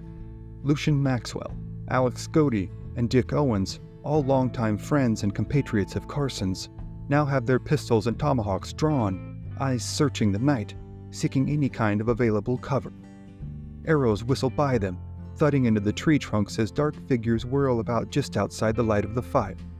A Delaware tracker known as Crane grabs a rifle and attempts to fire into the darkness, but it is either unloaded or misfires. As a few attacking warriors dash through the camp, Crane attempts to club them with his now otherwise useless firearm. In his fury, he becomes unaware of his position in front of the fire, making him a well-illuminated target for his attackers. Moments after being exposed by the light of the fire, Crane's torso is filled with arrows, and he falls dead. As Carson's eyes sweep the campsite, he hears a loud, guttural moan from his right. Looking over his shoulder, he sees the motionless body of Denny, his good friend and a much-beloved Delaware tracker. Turning his attention again towards the center of the camp, hoping to catch some of the attacking warriors in the same firelight that had doomed the Delaware Crane, Carson sees a lone warrior. Resplendent in full war paint and headdress, standing his ground in the middle of the camp, fighting with unabashed fury. With a fine steel tomahawk, he cuts and slashes at the camp defenders, exhorting the other attackers with his war cries. Carson presumes this to be the chief, as do the other experienced mountain men in the party. The next volley of shots from their rifles and pistols renders the attacking chief no more, as he too falls next to the flickering campfire. For the bulk of the next hour, the attacking warriors make repeated, though seemingly haphazard, attacks upon the campsite, hoping to reclaim the body of their fallen leader. Eventually, the attacks abate, and the survivors spend the next few hours in a pensive state, waiting for another assault to materialize from the darkness. Finally, the sun begins to peek over the craggy mountains surrounding the lake. Some of the men set about laying blankets over the bodies of Denny, Crane, and La Jeunesse as Carson and Fremont examine the fallen chief. He is, Carson is sure, a Klamath, a people he has derided before as a mean, low-life, and treacherous race. The chief, now cold in death, his ornate war bonnet crumpled by his last fall, is covered in jagged designs of bright war paint. Carson would later recall him to be the bravest Indian I ever saw. But in this moment, as his comrades lie strewn in death on the ground around him, Carson is overcome with an unconquerable mix of grief and rage. As his eyes blur and his nostrils flare, he deliberately takes the tomahawk, secured to the chief's wrist with a leather thong, from its owner. For a few moments, Carson examines the weapon with the curiosity and awe of a seasoned cultural anthropologist. The weapon is heavy-headed, but well-balanced, the handle sitting nicely in the palm, and its blade razor-sharp. Then, in a sudden torrent of rage that shocks Fremont and the newcomer Gillespie, Carson raises the weapon up and powerfully, repeatedly, smashes it into the face and head of the fallen chief. Again and again, the blows rain down, until the chief's head is, by Carson's later estimation, all knocked to pieces. When his grief is momentarily satiated, Carson confers with Fremont as to the next course of action. Revenge, both agree, must be the order of the day. First, though, there is the business of burying their comrades. The 3 dead men are wrapped in blankets and strapped sideways onto their horses. Fremont and Carson initially planned to bury their friends at a scenic spot on a lake shore. However, as they travel in search of a suitable location, the bodies of the dead men are repeatedly bludgeoned and knocked off of their mounts by the numerous trees that obfuscate any clear path through the territory. Soon, the bodies are bruised, and the task becomes so distasteful that the company of men decide that their unfortunate cohorts must be buried on the spot, in the cold, rocky soil of the forest. As a few of the men stand guard, the remainder claw at the ground with their knives, eventually digging out a singular, shallow grave big enough for 3. The men are buried with little ceremony but the prayers of their comrades, and covered with logs and rocks in order to ward off predators. With their comrades now buried, the men's grief and rage runs unfettered. Their first order of business now is to find any Klamath that they can and exact retribution upon them. Their Delaware scouts, after completing their own burial rituals for their fallen comrades, are the first to head out into the silent labyrinth of trees in search of any lingering Klamath. They are gone only a short time when they reappear, this time each holding a freshly taken scalp. "Was sick, better now," one said. The Delaware, Carson, and a small group then head up the Klamath Lake shoreline, scouting for a larger village. About 10 miles ahead of Fremont and the remainder of the men, Carson and the company stumble upon a large village of Klamath. They, too, are quickly spotted by the Klamath, whose women and children scatter in all directions as the men in the village race to arm themselves, and those who had been out fishing hurriedly beach their canoes in a rush to reach their weapons and fellow defenders.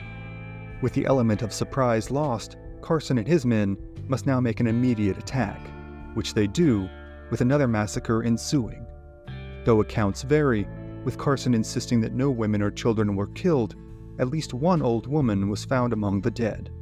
The huts of the villages are set ablaze, which Carson deems a beautiful sight to behold.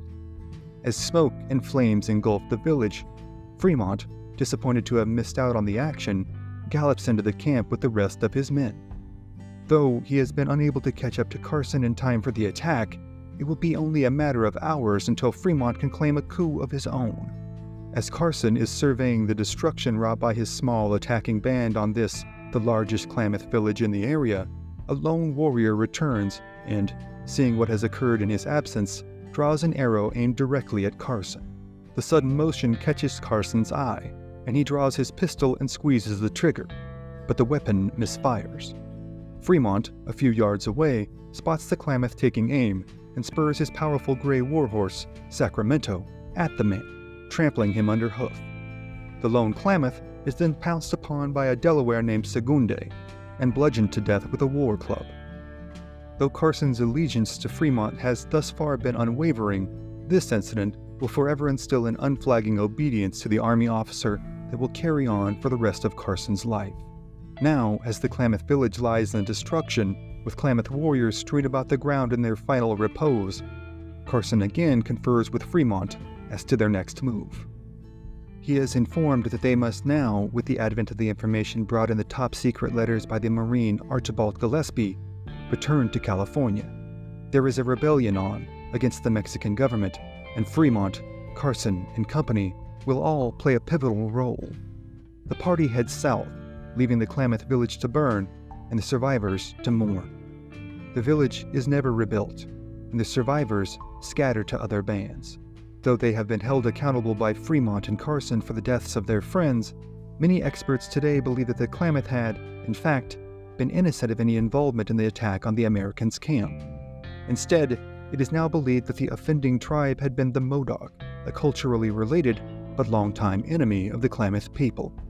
It does not seem that Carson was terribly concerned with the deeds of himself and his men that day as, in his later account, he would deem it a perfect butchery. Carson, though, already a famous figure, will go on to cement his legend in the coming decades, as will Fremont.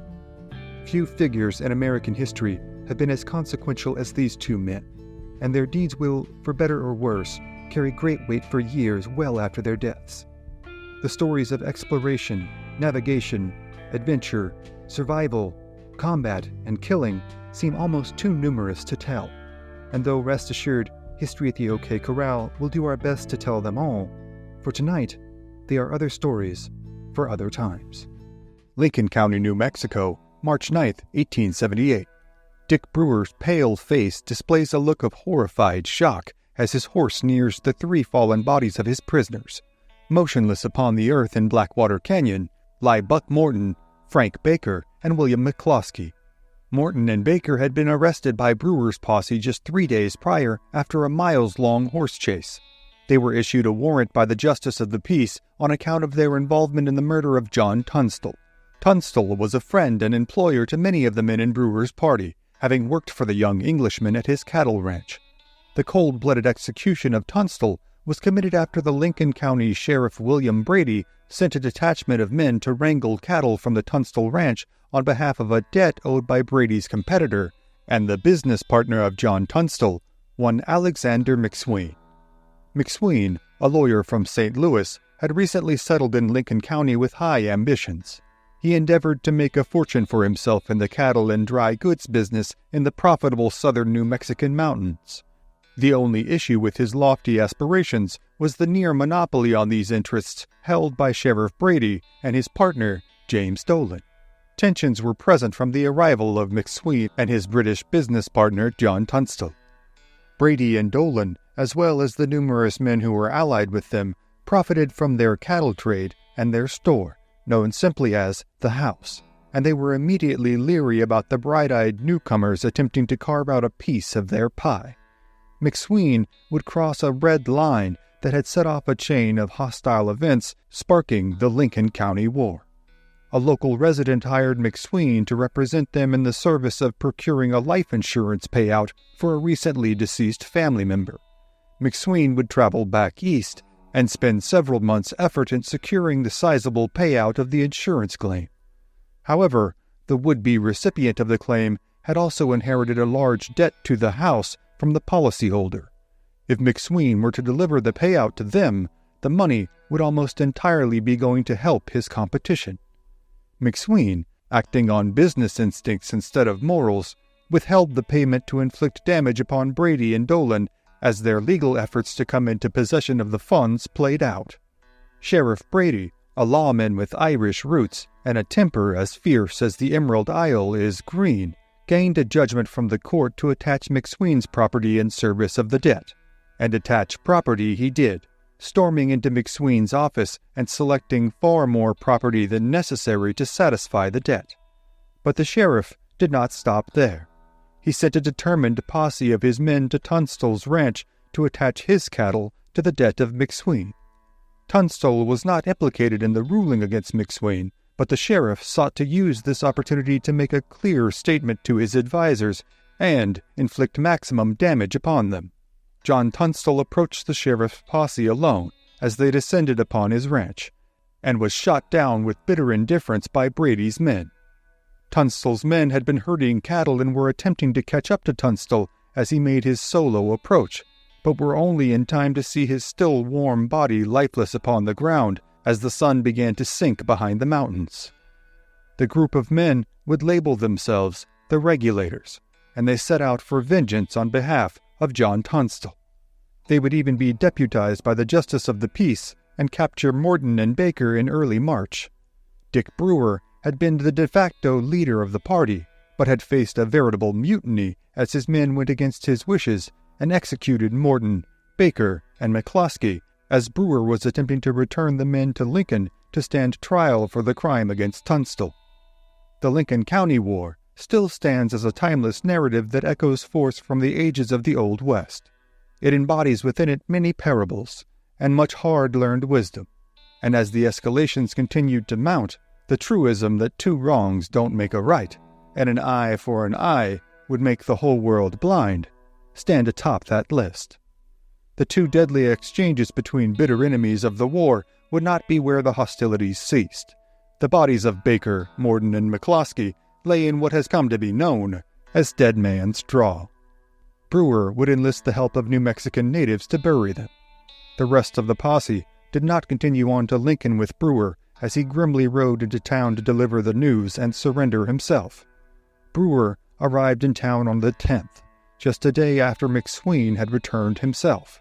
After seeking the counsel of his attorney companion, Brewer decided to face whatever legal ramifications were coming his way for his role in the Blackwater disaster, even if it meant his own death. The violence in the southern reaches of the territory had summoned the governor of New Mexico to travel to Lincoln and intercede, but the townspeople hoping for an impartial authority to set their troubles at ease would be further disappointed. Governor Axtell arrived in Lincoln on the morning of March 9th, and he spent just 3 hours investigating the matter that had gripped his southern territory, doing so while in the ever-present company of James Dolan. The governor deferred the opportunity to interview any neutral parties in the region, nor did he request a meeting with McSween to diplomatically attempt to find a resolution and bring about peace. As the citizen attempted to inform Axtell on the confluence of events that had led them to this precipitous situation, he simply demurred, "I know all about the matter and its cause, and I have already taken such action as I deem necessary." The governor's vague response to the citizen may be cleared up with his official decree. The primary action that would be taken by the governor on account of his trip to Lincoln, which would appear in the Cimarron News and Press on March 21, 1878, and contain, in part, the following. To the citizens of Lincoln County, the disturbed condition of affairs at the county seat brings me to Lincoln County at this time. My only object is to assist the good citizens to uphold the laws and keep the peace. First, John B. Wilson's appointment by the county commissioners as Justice of the Peace was illegal and void. Second, the appointment of Robert Weidman as U.S. Marshal has been revoked. Third, the President of the United States, Rutherford B. Hayes, upon an application made by me as Governor of New Mexico, has directed the post commander, Colonel Purington, to assist territorial civil officers in maintaining order and enforcing legal process. The governor's decree had retroactively undermined the efforts of the regulators to bring Tunstall's assailants to justice. By voiding John B. Wilson's appointments as Justice of the Peace, the warrants he issued for Morton and Baker were also vitiated, as well as his deputizing of the regulators. Now, the only officers of the court were Brady and his deputies, which included the remaining men who had carried out Tunstall's execution. The governor then went so far as to invoke the President of the United States to send a military intervention to the county to carry out the suppression efforts on behalf of Sheriff Brady.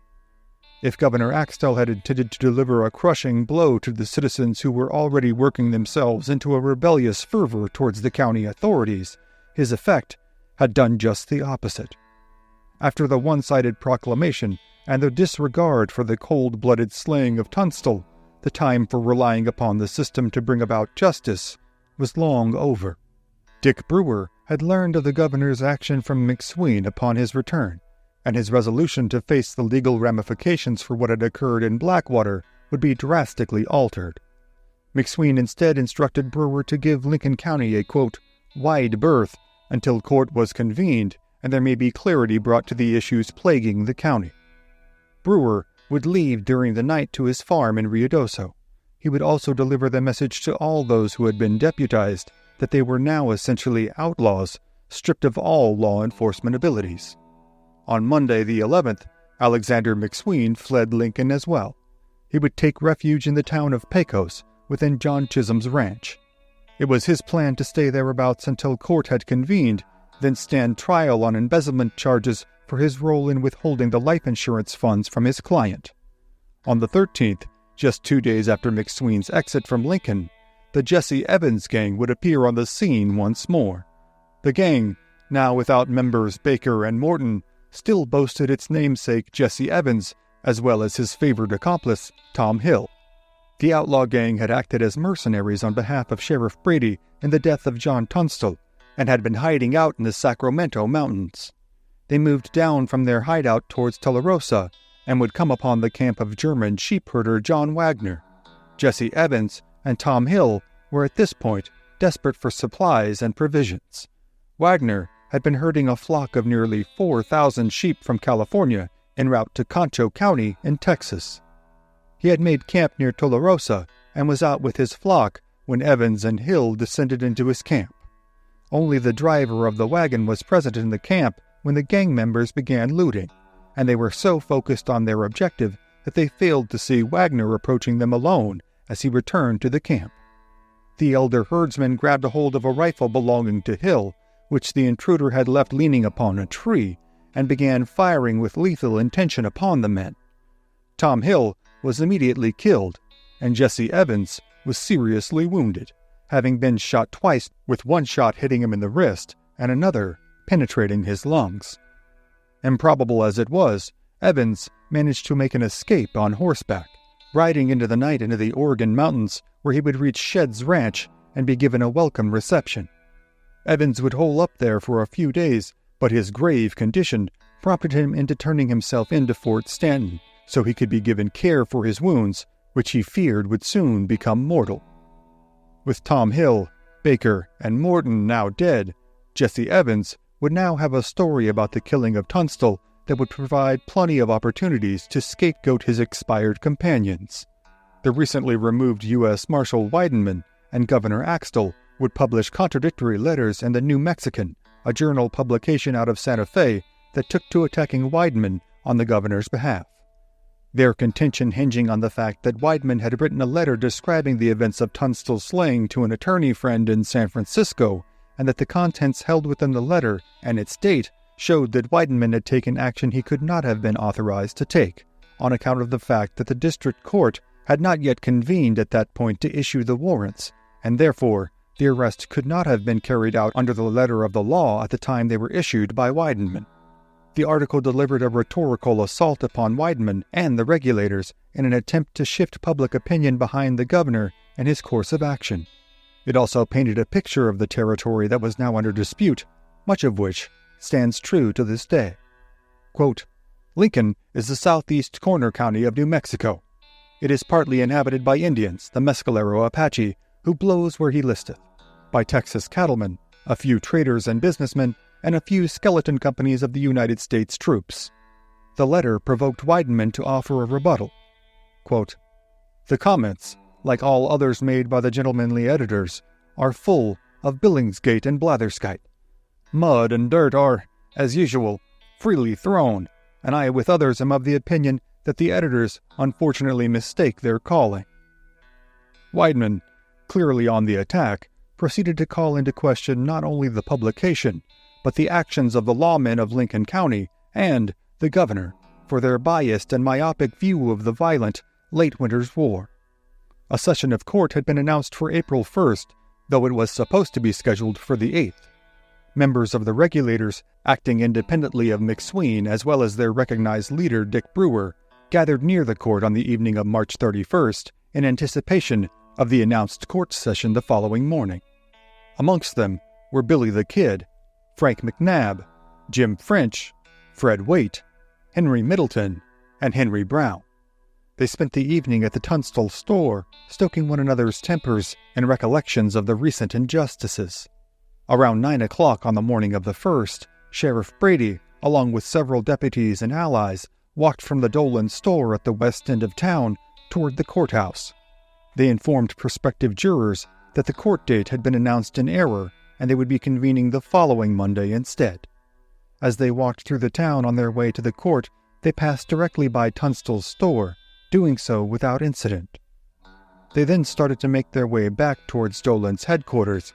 The corral at the rear of Tunstall's store was surrounded with high adobe walls with a narrow driveway on the east side of the building. The driveway had a wooden gate from which anyone approaching from the east could clearly be seen, but those approaching from the west could not be seen until they were right upon the gate, as the vantage point was blocked by the building that housed the Tunstall store. The regulators watched through this gate as Brady and his men walked back towards Dolan's store from the courthouse. Their group was scattered about, not walking in unison, when suddenly a series of rifle shots cut through the morning air. Brady fell at once, stopped dead in his tracks. Later, his recovered body would display at least a dozen bullet wounds. His deputy, George Heineman, was pierced by a single bullet, but after managing to stagger back a few steps in the direction of the courthouse, he fell dead as well, his last words a frightened plea for water. A bystander was shot just below the hip while hoeing an onion patch, but it was only a flesh wound. As Billy the Kid and French raced over to Brady's body, accounts vary as to their motives. Some assert that it was to recover the kid's previously seized pistol, while others say that it was to take the arrest warrant Brady held for McSween. Nevertheless, Billy the Kid was then shot on the inside of his left thigh. The bullet that struck the kid and also wounded French was fired by one Deputy Matthews, who had successfully taken cover amidst the fray of gunfire. The wound French received required him to briefly take refuge in the crawl space of a local citizen's home. Weidenman was in the corral where the gunfire emanated from, but claimed he was only there to feed Tunstall's dog. While perhaps true, it became a much derided alibi. Once the gunfire had ceased and the town had quieted, the regulators, aside from Billy the Kid, rode out of town. As they passed the outskirts of town, John Long fired 4 shots upon them from his rifle, one seriously wounding French. The regulators returned fire and made their escape. Billy the Kid's wound, while not serious, made horseback riding highly difficult, and he would make his own exit from town a couple of days later. The latest and most daring act of violence that had yet occurred in the Lincoln County War would bring to town Captain G.A. Purington and 25 soldiers from Fort Stanton. A town-wide search, door to door, was conducted for any remaining belligerents from the attacking party. Sheriff Brady was now dead. The governor's attempts to quell the mutinous fervor amongst the regulators had failed, and now even the military had been called in. 3 days after the attack on Brady and his men, the regulators headed southwest out of Lincoln. Brady's deputies and Captain Purington made a round of arrests.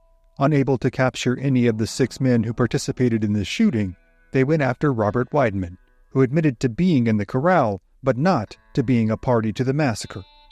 They also took McSween's brother-in-law, a man by the last name of Shield, into custody. McSween was arrested as soon as he arrived back in town, but McSween had brought to town with him an ally from Colorado, Dr. Montague R. Leverson, who had been staying at John Chisholm's ranch.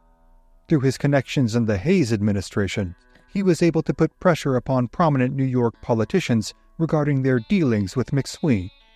McSween, Weidenman, and Shield were all taken to Fort Stanton. McSween's wife and allies stayed at the nearby trader's post to be available to lend their support. On April 4th, just 3 days after the death of Sheriff Brady, one of the most infamous gun battles of the Old West would occur at Blazer's Mill, a sawmill and trading post that supplied beef to the Mescalero Apache. It belonged to Dr. Joseph Hoy Blazer, an Indian Affairs agent, and Blazer's wife ran a diner of sorts for travelers passing through. Dick Brewer and his men had stopped in at around 11 a.m. on that unseasonably warm spring day for lunch. As the regulators had passed through Ruidoso Valley, they had welcomed the addition of 5 new recruits, including Frank Coe and his cousin, George Coe. They piled into the Blazers' dining room, stacking their rifles against the wall, then gathered around a table awaiting their meal. Andrew Buckshot Roberts then rode up on his mule, leaving his pistol and cartridge belt as he made his way into the diner. But as he approached the front door, he caught a glimpse of several rifles stacked against the wall. He then retreated back to grab his own weapon. Roberts headed across the road to an office for the sawmill operated by Dr. Blazer. Roberts had been preparing to leave the country, but was waiting on some necessary letters to arrive there first. Buckshot Roberts was on the run because he had been a member of the posse that had shot down John Tunstall. As he made his way across the road, one of the regulators recognized him and cried out, "Here's Buck Roberts!" Brewer was still in possession of a warrant for his arrest. Before the men had a chance to take an easy shot at Roberts, Brewer called them to restrain themselves. Then, just as he had done with Morton and Baker, Brewer attempted to bring Buckshot Roberts in peacefully. Brewer would regret his decision. Brewer sent Frank Coe, who was well acquainted with Roberts, to persuade him to surrender peacefully. Roberts asked Coe to join him in Dr. Blazer's office to discuss the situation, but Coe declined, fearing he could be taken hostage. They instead sat on the doorstep of a wide room inside the adobe structure. Coe informed Roberts of the warrant they held, and that Brewer was guaranteeing his safety, and they only wanted to deliver him to the proper authorities. Naturally, Buckshot scoffed at this. "Surrender? Never. Never while I'm alive. Kid Antrim is with you and he would kill me on sight. Don't I know what happened to Morton and Baker?" The revenge killing of Morton and Baker in Blackwater County after their arrest by the regulators would make it nearly impossible for anyone to acquiesce to them peacefully. Add to that the assassination of Sheriff Brady, and the problem was even further compounded. Nevertheless, Coe continued to plead his case. Buckshot had earned his nickname because of his many hard battles with the natives, the Texas Rangers, and other wranglers and cowboys. He was not a large man by any measure, but he endured, in spite of having one arm crippled to the point he could not raise his rifle up to his shoulder. His body bore the scars of a hard-scrabble life on the frontier, and the prospect of squaring off in a shootout with 15-1 odds did not cause him to flinch. The regulators that were awaiting Robert's surrender grew restless, and after some time, Brewer sent George Coe, Henry Middleton, and Charles Beaudry over to attempt to arrest Roberts without incident. As Beaudry came upon the two men, he called out, "Roberts, throw up your hands!" Buckshot Roberts snarled back a defiant, "No!" and sprang up to his feet, but before he could fire off a round, Beaudry inflicted a gruesome gut shot to the wanted man. As the abdomen of Roberts flailed with agonizing intensity, he pushed through the door of the office, then threw a mattress over the doorway to barricade himself within. Through his covered position, he began to send out returning fire. His first shot cut the belt directly off the waist of Charles Beaudry. The next struck George Coe directly in his trigger finger as he went to fire his gun, severing the digit just above the knuckle, a 1 in a million shot delivered with cinematic perfection. The third shot pierced the chest of Henry Middleton, inflicting a serious wound to his lungs. And, as if he were a magnet for non-lethal gunshot injuries, another round grazed the arm of Billy the Kid. If they had any designs on waiting out Roberts to expend his ammunition, they would be disappointed. It was revealed to them that the office he had taken refuge in also housed Dr. Blazer's Springfield rifle and over 1,000 rounds of ammunition. Dick Brewer then managed to regain order of his men. He instructed them to stay out of the line of fire and that he would take up a position to see into the doorway where Roberts was holed up within. He crossed the road and took cover behind the protection of some sizable logs lying upon the ground near the sawmill. As Brewer slowly rose his head above the lumber, Roberts saw the hat rising over the top of the logs. Roberts took aim just below the brim of the hat and fired. Brewer was struck by a bullet square between the eyes and fell dead at once. The regulators could do nothing but watch in stunned horror from their position. Brewer had been their leader through good times and bad, and with varying degrees of efficacy, but his abrupt loss had thrown the party into total disarray. The men deserted the area without even attempting to recover the body of their fallen leader. They retreated to George Coe's residence on the Ruidoso River. Back at Blazer's mill, Buckshot Roberts was so gravely wounded through the stomach that Dr. Blazer had sent for the surgeon at Fort Stanton. But Roberts could not be saved. He passed the following day, and was buried in a grave directly adjacent to the one that had been freshly dug for Dick Brewer. Alexander McSween would soon learn of the events at Blazer's mill, and send an account of the events to the Cimarron News and Press, published on April 18th. McSween relayed the events of the two shooting incidents, the wounds to Buckshot Roberts as well as to his allied men, and the death of their leader. He would eulogize Brewer in the statement, quote, "Richard M. Brewer was one of nature's noble men, physically faultless, generous to a fault, a giant in friendship, possessing an irreproachable character and unsullied honor. Kind, amiable, and gentle in disposition, he has fallen early into the 3x6 promised him 18 months ago. Murderers and horse thieves hated him. Their friends hated him. But the people, Mexican and American, held him in the highest possible esteem." The loss of Brewer was not just the death of an honorable man in an increasingly violent and unnecessary conflict. It represented the loss of order within the roughshod rank and file of the regulators.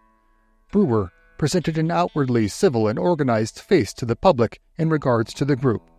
The remaining members could be considered to be varying degrees of law-abiding, with some being downright despised. The vacant sheriff position would be filled by John Copeland, who was appointed as Sheriff Brady's successor, but after a short time it was ascertained that he would not be wholly favorable towards Murphy and Dolan's interests, opting instead for a neutral position in an effort to restore peace to Lincoln. Copeland would eventually be relieved of his command and replaced by George Pepin.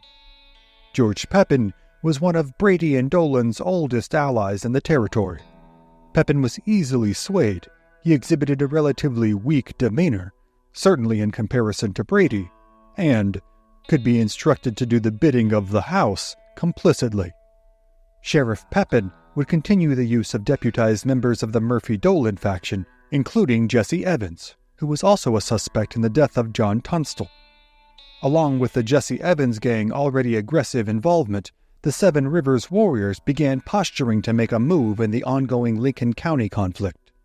News came out of Roswell, at the time just a small 2 or 3 house settlement 60 miles east of Lincoln. The crux of the matter was the favorable court ruling McSween had won the month prior. A letter was published in the Las Vegas Gazette on April 28th, written by one Marion Turner. Quote, "As far as legal proceedings are concerned, the difficulties in Lincoln County were settled on the 15th of this month. The change to the grand jury by Judge Bristol was denunciatory in the action of McSween and laudatory to the opposite party, the head of which is supposed to be Major Murphy and the firm of J.J. Dolan and Company. My firm belief is that although the adherents of these parties have been guilty in, quote, killing their enemies, there was no murder in the matter, but a contest for, quote, the best of the fight." Turner was clearly unhappy with the result that favored McSween, but even beyond that, he attempted to reframe Lincoln County violence as being a byproduct of war and not actions that were subjectable to laws of homicide and mayhem. The, quote, Pecos men, the Seven Rivers Warriors, also took umbrage with a statement by Dick Brewer's successor as leader of the regulators, Frank McNabb. McNabb had made a statement after the favorable McSween ruling that the regulators intended to, quote, close out all who had been involved with cattle wrangling in Lincoln County. The Seven Rivers people were notorious for their cattle thievery. McNabb said that they would soon come down to, quote, clean them up. One of the Seven Rivers warriors' loudest voices rebuked this, stating, "What do they think we are, a pack of mice?" On the 29th, the Seven Rivers warriors had reached the location of the Fritz Ranch, roughly 8 miles south of Lincoln. There were 35 men in total. With them was George Pepin and several other Murphy Dolan loyalists. Frank McNabb, Frank Coe, and Ab Sanders were traveling after dinner in Lincoln towards their farm in Hondo. As they rounded a bend, they were spotted by a detachment of the Seven Rivers Warriors men, who had recognized the regulators at once, as McNabb had stood out to them. In unison, McNabb, Coe, and Sanders were fired upon. McNabb was mortally wounded. His recovered body would exhibit numerous bullet holes. Sanders fell from his steed. He had survived, but was terribly wounded himself. Coe had jumped from his horse and managed to come away unscathed. He would scurry into a recess in the hillside and keep up a continuous fire until running out of munitions. Coe then surrendered under the assurance that his life would be spared, and, as he was not the primary target, which Frank McNabb had been, he acquiesced. Coe was taken to Fort Stanton to be treated for his wounds. The Seven Rivers Warriors men then descended upon Lincoln under the cover of night, stationing themselves within the Dolan store. They stated that they wanted to be granted permission to deliver the same frontier justice to Alexander McSween and his adherents that they had wrought upon Sheriff Brady.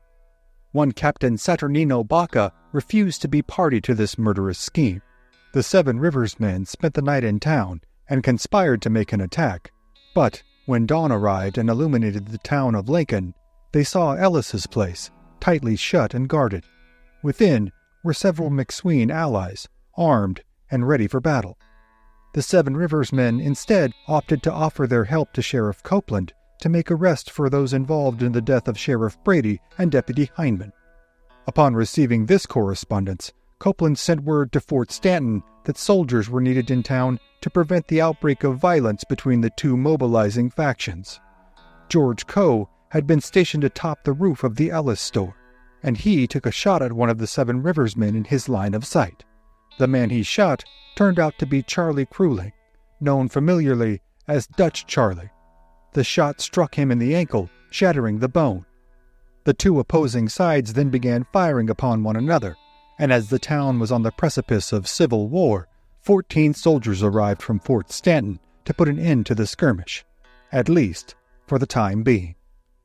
But the decisive battles to come in the battle for Lincoln County are, for tonight, other stories for other times. Labette County, Kansas, March 28, 1873.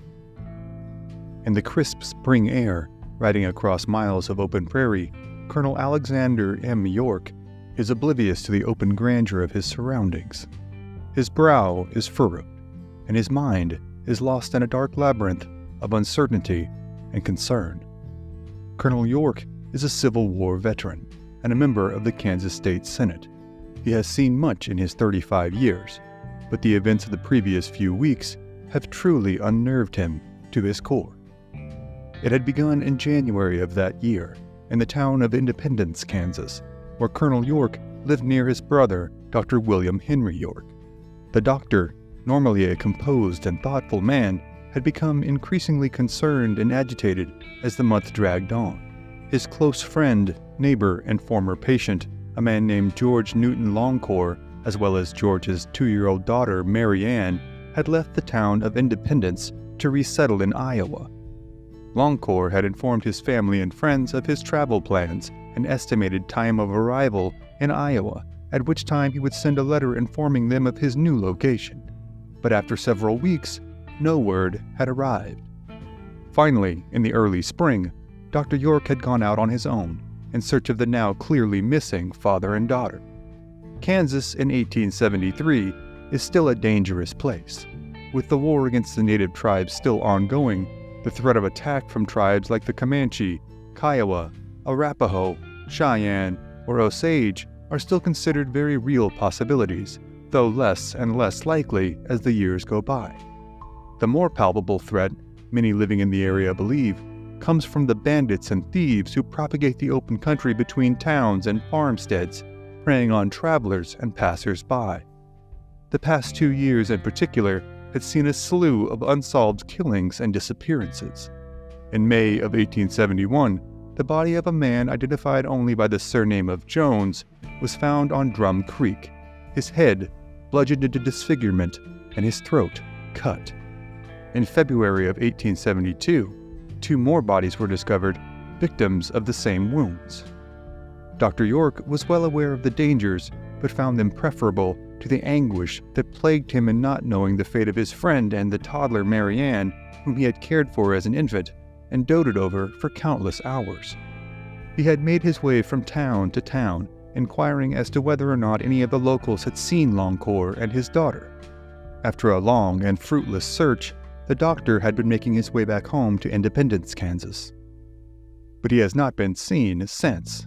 Now, his brother, Colonel York, has just left Fort Scott, Kansas, in a desperate attempt to locate him. He has traced every inch of his medically inclined brother's trail, but has come up with nothing more than vague recollections and rumors from the locals. Within a few hours of riding, Colonel York reaches what is known as the Osage Township. The township amounts to little more than a few buildings and a general store, but upon inquiry, the colonel is informed that his brother had indeed been seen a few weeks earlier. He had purchased some cigars, the shopkeeper informs him, and had inquired as to where he might find a place to rest for the night. The shopkeeper had informed him of a place a few miles down the road, known as Wayside Inn. The doctor thanked the man for his help and rode off in the direction of the inn. Now, having garnered his new bit of intel, his brother follows the same road, headed for the Wayside Inn.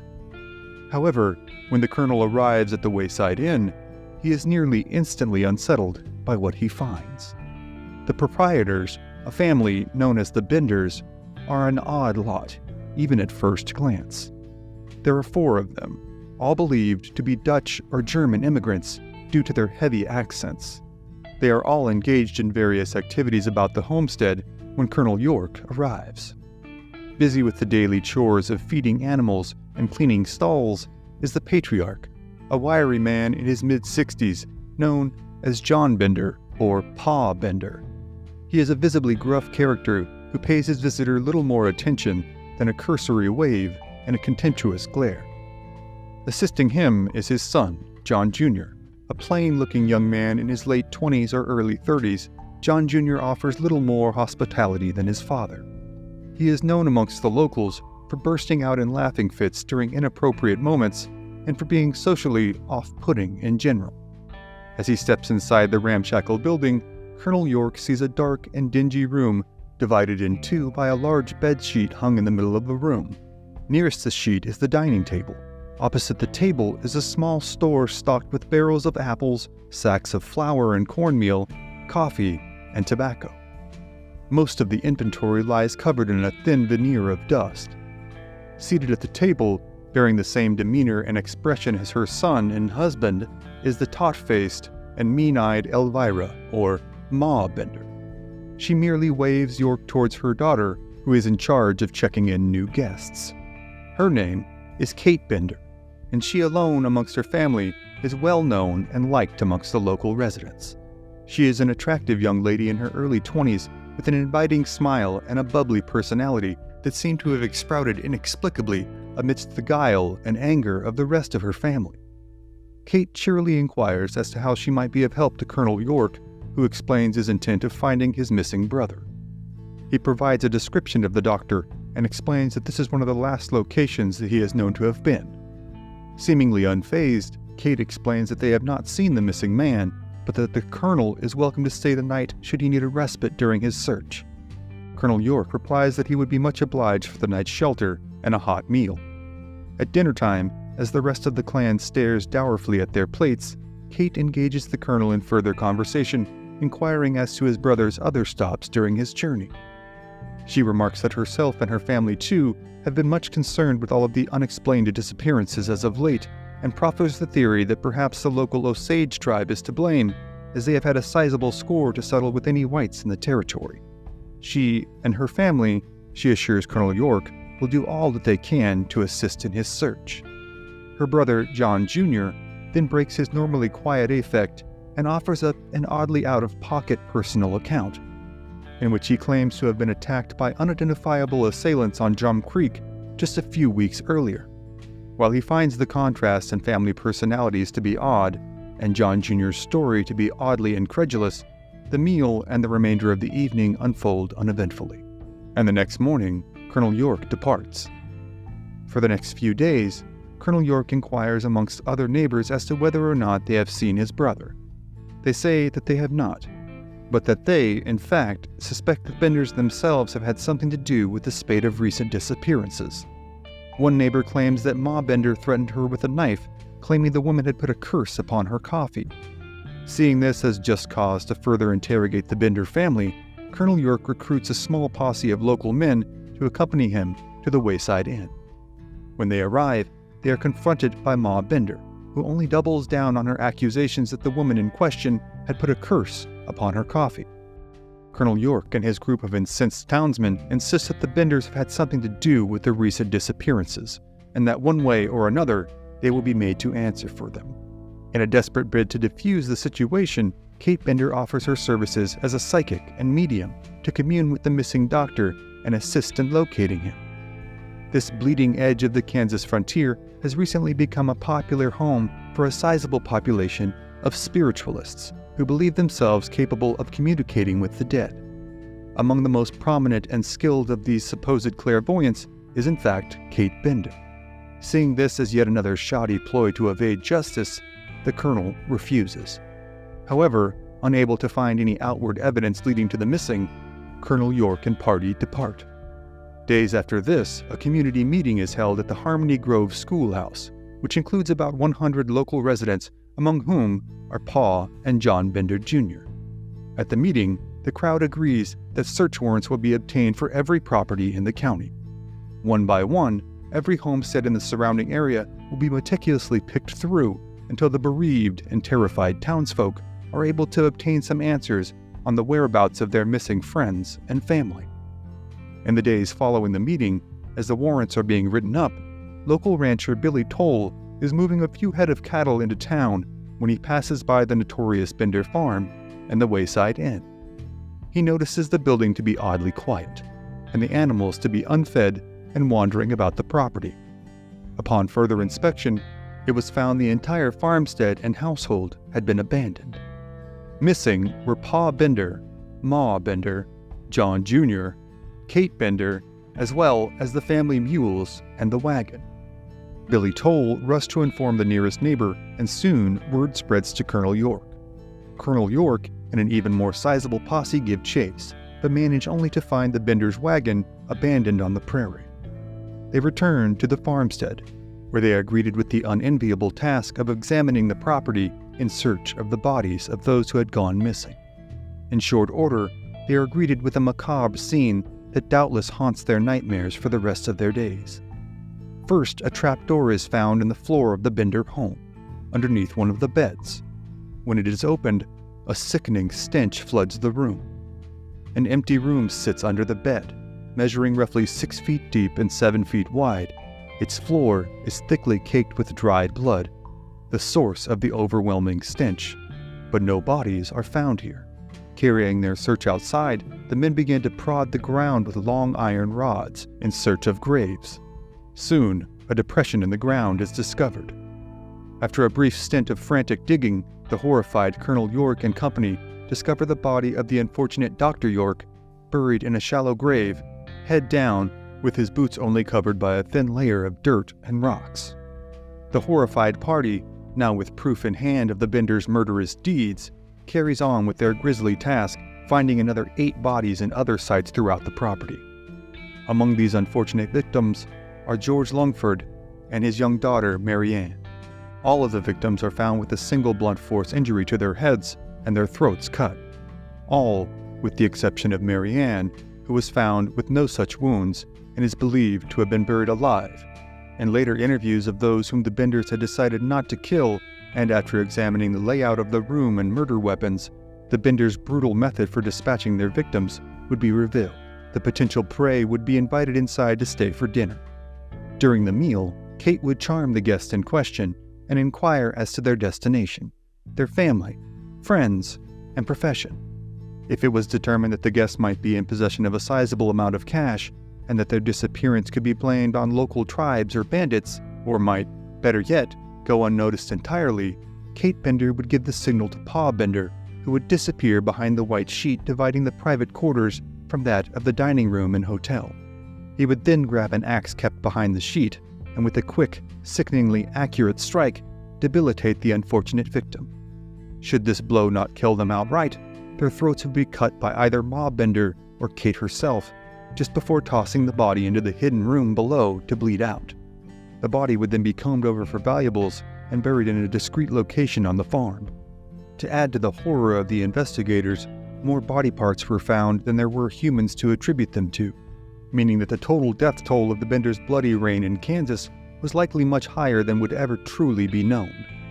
While Colonel York will go on to serve in the Kansas Senate for years, living well into the 20th century, and the residents of Osage Township who assisted in unearthing the victims on the Bender farmstead eventually returned to their lives, the ultimate fate of the Bender family remains unknown. Some apocryphal tales find Pa Bender arrested many years later in Montana for murder, but in his efforts to escape, he amputates his own foot and subsequently perishes from loss of blood.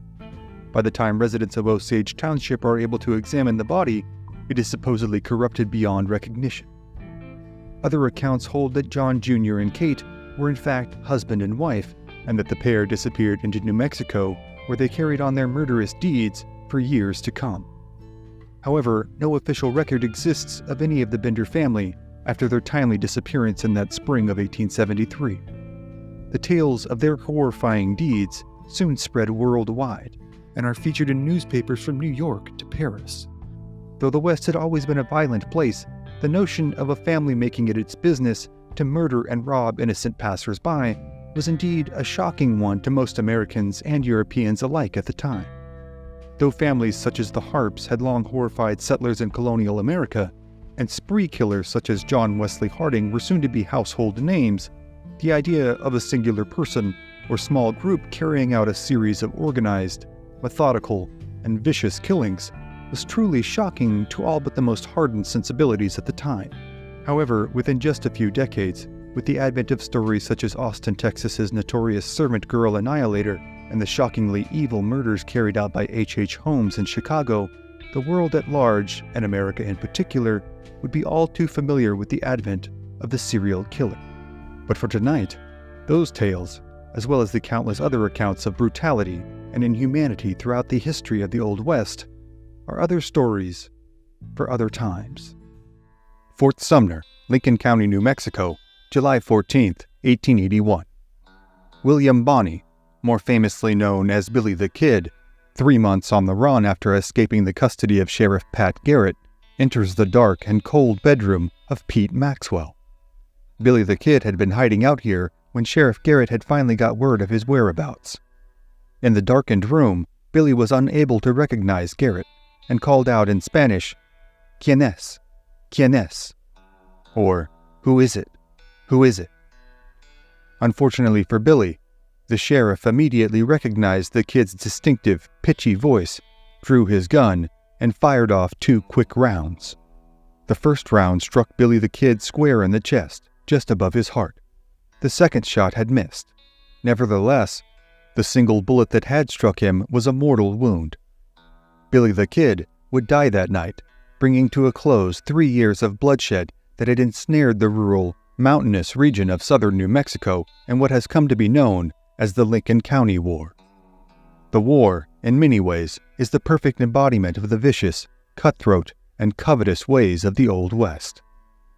Billy the Kid, dead at just 21 years of age, who was a cowboy and ranch hand, a gambler and quick-drawing gunsman, as well as a part-time horse thief, would go down in history as one of the most notorious and polarizing figures in the West.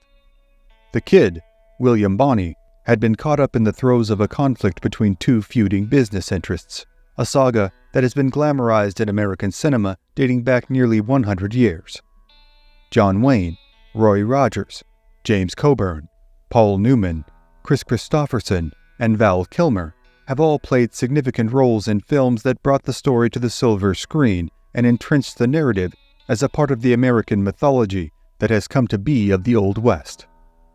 The crux of the dispute centered around the competing interests looking to profit from the sale of dry goods and cattle in the county. The established business entity was led by James Dolan, who held a veritable monopoly on goods through his outlet known simply as the House. Dolan's faction also raised cattle which were sold via lucrative federal government contracts to provide beef to the Army and Native American reservations. The arrival of two outsiders would serve to disrupt Dolan's cash flow empire and Dolan County's peace. Alexander McSween was a lawyer from Kansas, a territory that plagued him with poor health on account of his chronic asthma. A relocation to the Southwest was planned as a way to alleviate his symptoms. Having no destination in mind as they set out from the Sunflower State, word of Lincoln County came to them. Its high elevation, clear air, and scarce amount of lawyers piqued McSween's interest, and he arrived in the spring of 1875. The upstart community, nestled within the Capitan, Sacramento, and Sierra Blanca mountains, would become the McSweens' new home and provide more excitement than they could have expected. Working as a lawyer, he defended clients for such crimes as cattle thievery, and would go on to handle many matters for John Chisholm. He would soon introduce a law partner to keep up with his flourishing business. His ambition unsatisfied, he believed the quality of goods being sold in the area was below what it was being passed off as, and he sought to use his legal expertise to contest the government contracts the House were arranged in, and to instead interject himself into that business whenever possible. McSween would find a partner that shared the same lofty ambitions in John Tunstall. Tunstall was the son of a man of considerable means. John Partridge Tunstall was a trader from Hackney, London, that had business interests in both Canada and the UK. His father would finance John's foray into business, and John planned to accumulate such wealth that he would elevate the Tunstalls from upper middle class to the highest levels of, quote, British polite society. In November of 1876, John H. Tunstall arrived in Lincoln, New Mexico.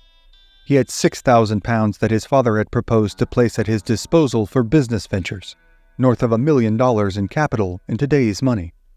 Lawrence Murphy, his business associate James Dolan, and the Lincoln County Sheriff William Brady would soon square off with John Tunstall and Alexander McSween, giving the feud roots that went all the way back to the Old World, with Irish Catholics at odds with English Protestants. Tunstall intended to develop a cattle ranch, dry goods and supply store, as well as a bank in partnership with the lawyer McSween and cattleman John Chisholm. While the two entities were at odds with one another over business interests, the event that would elevate the antagonism amongst the parties revolved around the disbursement of an insurance claim. Emil Fritz had a $10,000 life insurance policy, and upon his death in 1874, the executor of his will hired Alexander McSween to collect on the policy. Once McSween had procured the funds, he refused to pay out the claim to the estate because he had knowledge that Fritz was heavily in debt to the House, the Dolan Murphy-led store. McSween knew that due to significant lending, the House was in desperate need of the capital. Though McSween knew their claim to the funds was illegitimate, he intended to withhold the funds for as long as possible to harm his competition. McSween had traveled to St. Louis and then on to New York in the fall of 1876 to secure the funds from the insurance company. The carrier had gone bankrupt, but through significant legal wrangling and other pressures, McSween had still managed to successfully procure the funds. It would cost him nearly $3,000 in fees and payouts to subcontracted firms, but on August 1, 1877, McSween had been notified his account was accredited with a deposit of $7,148. Just after McSween received the funds, J.J. Dolan set up a claim for the entirety of the settlement. That December, McSween and his wife left Lincoln County on a trip they had planned for St. Louis. Dolan took this opportunity to attempt to take custody of the settlement. Dolan made his way down the mountain to Las Cruces, where he called upon Mrs. Skolin, who struggled with literacy, and imputed her to sign an affidavit that she believed McSween had permanently departed the county. Dolan brought the affidavit to District Attorney W.L. Reinerson as a pretense to arrest McSween on embezzlement charges. On Christmas Eve in Las Vegas, New Mexico, the San Miguel County Sheriff detained both McSween and Chisholm. After 48 hours in a holding cell without any warrants arriving in San Miguel County, McSween convinced the sheriff to release them. As McSween, his wife, and John Chisholm made their way north to Trinidad, Colorado, they were scarcely a mile into their journey when the sheriff and a large posse overtook their coach. Exhibiting excessive force, they drew Chisholm and McSween out of the carriage and intended to leave Mrs. McSween on the roadside alone, without any protection or anyone to drive her on. The quick-thinking Chisholm persuaded a young Mexican man nearby to drive her back to the Wagoner Hotel. McSween was quickly able to settle his case, but Chisholm would be confined in Las Vegas for 8 weeks. The legal wrangling between sides continued over the next 2 months, with McSween publishing a lengthy letter detailing the intimate details of the dispute in the Echo del Rio Grande, a Las Cruces newspaper. McSween was then subjected to examination of the matter, which was held on February 2nd. The defendant McSween was facing a hostile district attorney and judge, and ultimately McSween's bail was placed at $8,000, a sum curiously familiar to the insurance payout he had received. McSween was then taken back to Lincoln to be turned over to the sheriff. James Dolan would approach John Tunstall while he was at camp with McSween's allied party. Just before breakfast, Dolan threw his Winchester carbine down upon Tunstall and demanded a fight. Tunstall, confused, replied, "Do you want me to fight a duel?" Dolan snarled back, "You damned coward! I want you to fight and settle our difficulties." The men were then separated, and Dolan called back to Tunstall as he left, "You won't fight this morning, you damned coward, but I'll get you soon." Both Tunstall and Dolan would publish letters in the Independent out of Las Cruces. While Tunstall's letter had stoked the fires of the rivalry by airing grievances on behalf of himself and McSween, Dolan's had exposed weaknesses within his firm's case. In February, a court order was obtained to seize all of McSween's assets. The order had, in error, included all of John Tunstall's assets as well, roping him into this affair even further. Dolan, with little patience to begin with, hastened to move upon both McSween and Tunstall. He did so in part by enlisting members of the John Kinney Gang, the Jesse Evans Gang, and even the Seven Rivers Warriors. Their directive was to harass and rustle cattle from Tunstall's and Chisholm's ranches. They would also serve as hired guns for the dispute that was about to become exceedingly violent. Sheriff Brady celebrated the judgment against McSween, stating that he would never let him out of jail, and joked about the ground Mexican corn he had contracted to provide the gruel for his new prisoners' meals. Brady wasted little time in gathering his deputies to levy McSween's property in accordance with his debt. The order called for only $8,000 of property to be attached, but Brady relished going through McSween's house and adding besides the home itself the furniture and other valuables, before riding on to Tunstall's store. Altogether, Brady had attached property nearing $40,000 in value. Tunstall, who had been out of town during this, grew apoplectic upon learning of the sheriff's actions. He maintained the debt was that of only McSween's, and his property should not be commandeered on his partner's behalf. Tensions rose until on the 18th of February, Sheriff Brady's posse caught up with Tunstall, who was with his ranch hands, Dick Brewer, Billy the Kid, and several others. They'd been herding his last 9 horses back to Lincoln. The official account given by Sheriff Brady of what happened next went as follows. "I increased his posse to about 24 of the best citizens procurable, and again sent him to enforce the attachment, which he did, except as to the horse herd, which they attempted to run off. And while a portion of the posse were in pursuit of the party, John Tunstall fired on the posse, and in return fire he was shot and killed." John Tunstall was dead, and none of his ranch hands managed to clearly witness the events that had occurred. This lack of a direct eyewitness account allowed for a significant amount of confusion to surround the deadly affair. Frank Warner Angel, a special investigator for the Secretary of the Interior, conducted an investigation on the event 5 months later.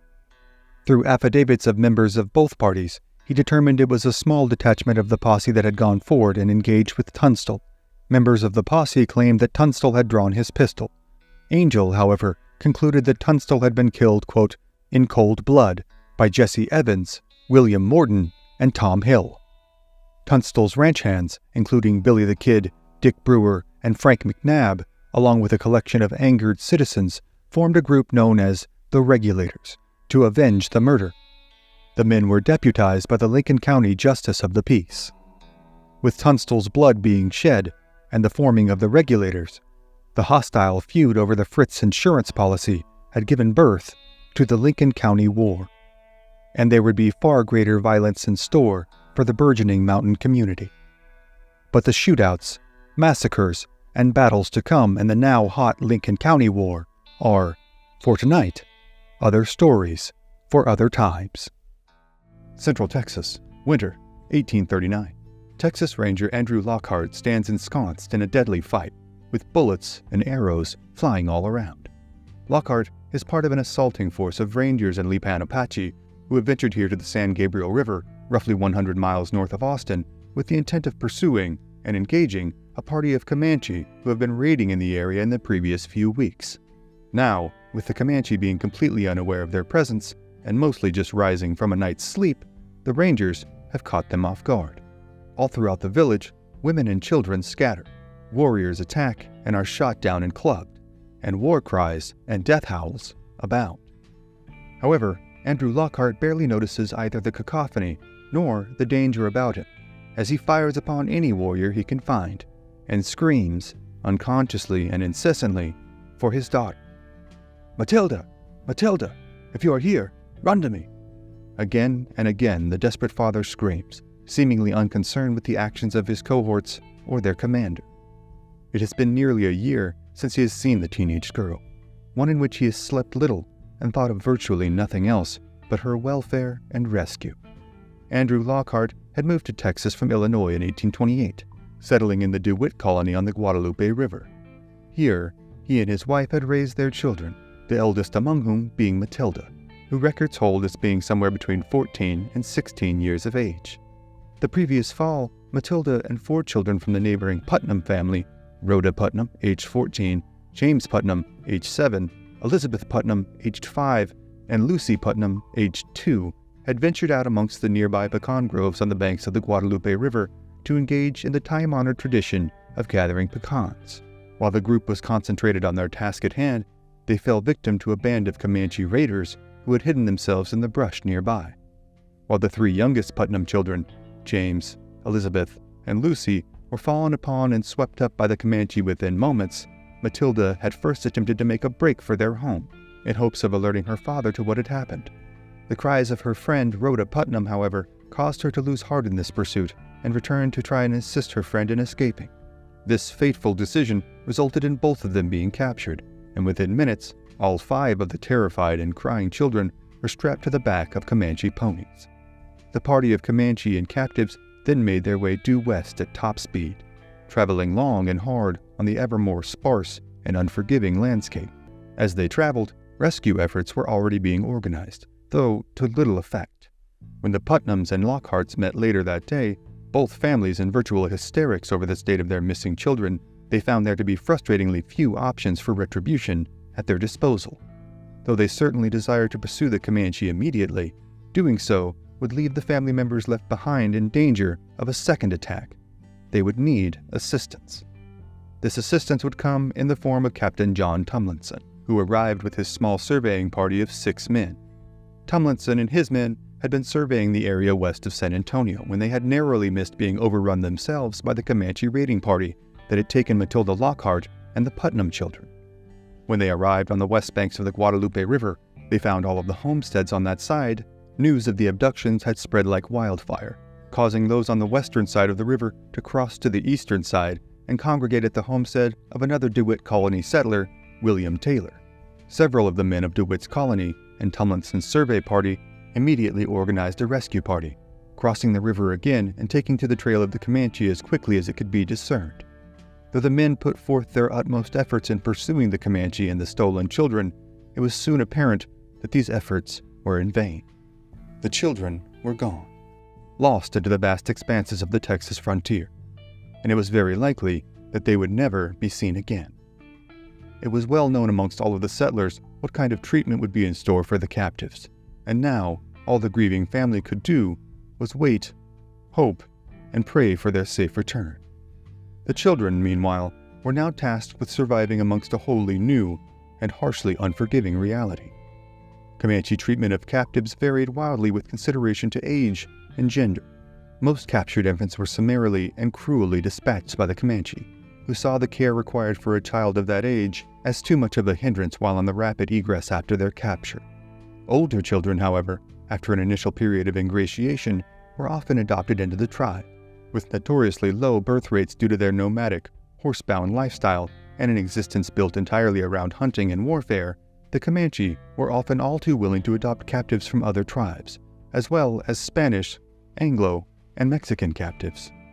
Adult women would find themselves relegated to miserable existences as slaves, sexual and otherwise, to their captors. Men would generally be tortured to death via any number of unthinkable methods, such as stretching a victim out on the ground and heaping hot coals upon them, or slowly filleting them alive. In the case of Matilda Lockhart and the 4 Putnam children, their treatment would largely follow this protocol.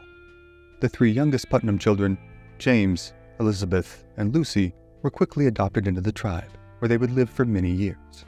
Rhoda Putnam and Matilda Lockhart, however, were afforded no such kind treatment. Though no record exists of their chastity being violated, physical abuse of other kinds abounded for both unfortunate young women. They were routinely made to travel from 50 to 75 miles a day on horseback over rough territory, forced to do the dirtiest jobs in camp, such as tanning hides and carrying water, and routinely tortured via beatings and burnings. While his daughter endured the hardships of life as a prisoner amongst the Comanche, Andrew Lockhart was left with the unenviable task of caring for his wife and remaining 8 children while attempting to keep abreast of any search parties being formed, or recent news of his daughter's whereabouts.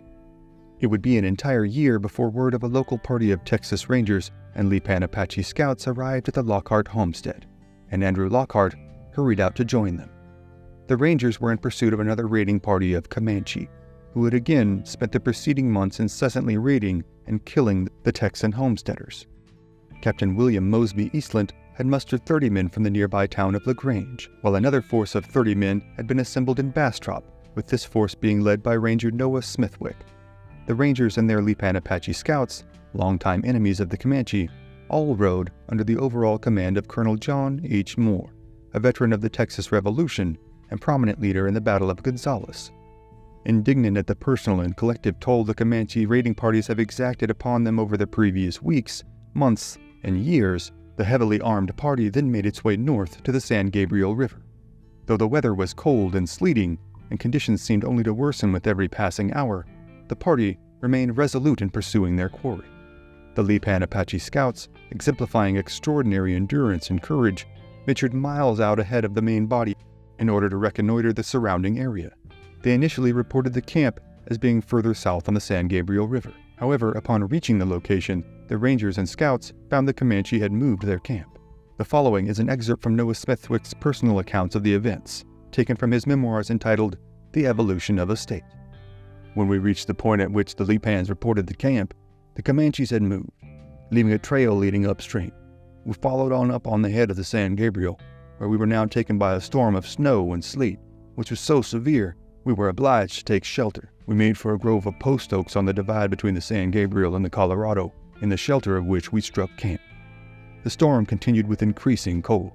Some of the horses froze to death, and the Indians, loath to see so much good meat go to waste, ate the flesh. During their tedious and blustery day, a rifle which had been leaned up upon one of the post oak trees fell to the ground and discharged. One of Captain Eastland's Rangers, a young man whose name has been lost to posterity, was tragically struck in the torso by the errant shot and gravely wounded. Finally, after 3 days of enduring freezing temperatures, snow, and the rapidly declining health of their comrade, the conditions cleared sufficiently for the men in the camp to move out. Smithwick's account continues. Our men had constructed a rawhide boat and started our wounded man down the Colorado in charge of 2 comrades. The poor young fellow, whose name I do not now remember, died on the way down and was buried in the sand. We saddled up and started for the Comanche camp, going up within a few miles of the place when we halted and lay on our firearms, while Malcolm Hornsby, Joe Martin, and 2 Lipan went forward after dark to locate the exact position of the camp.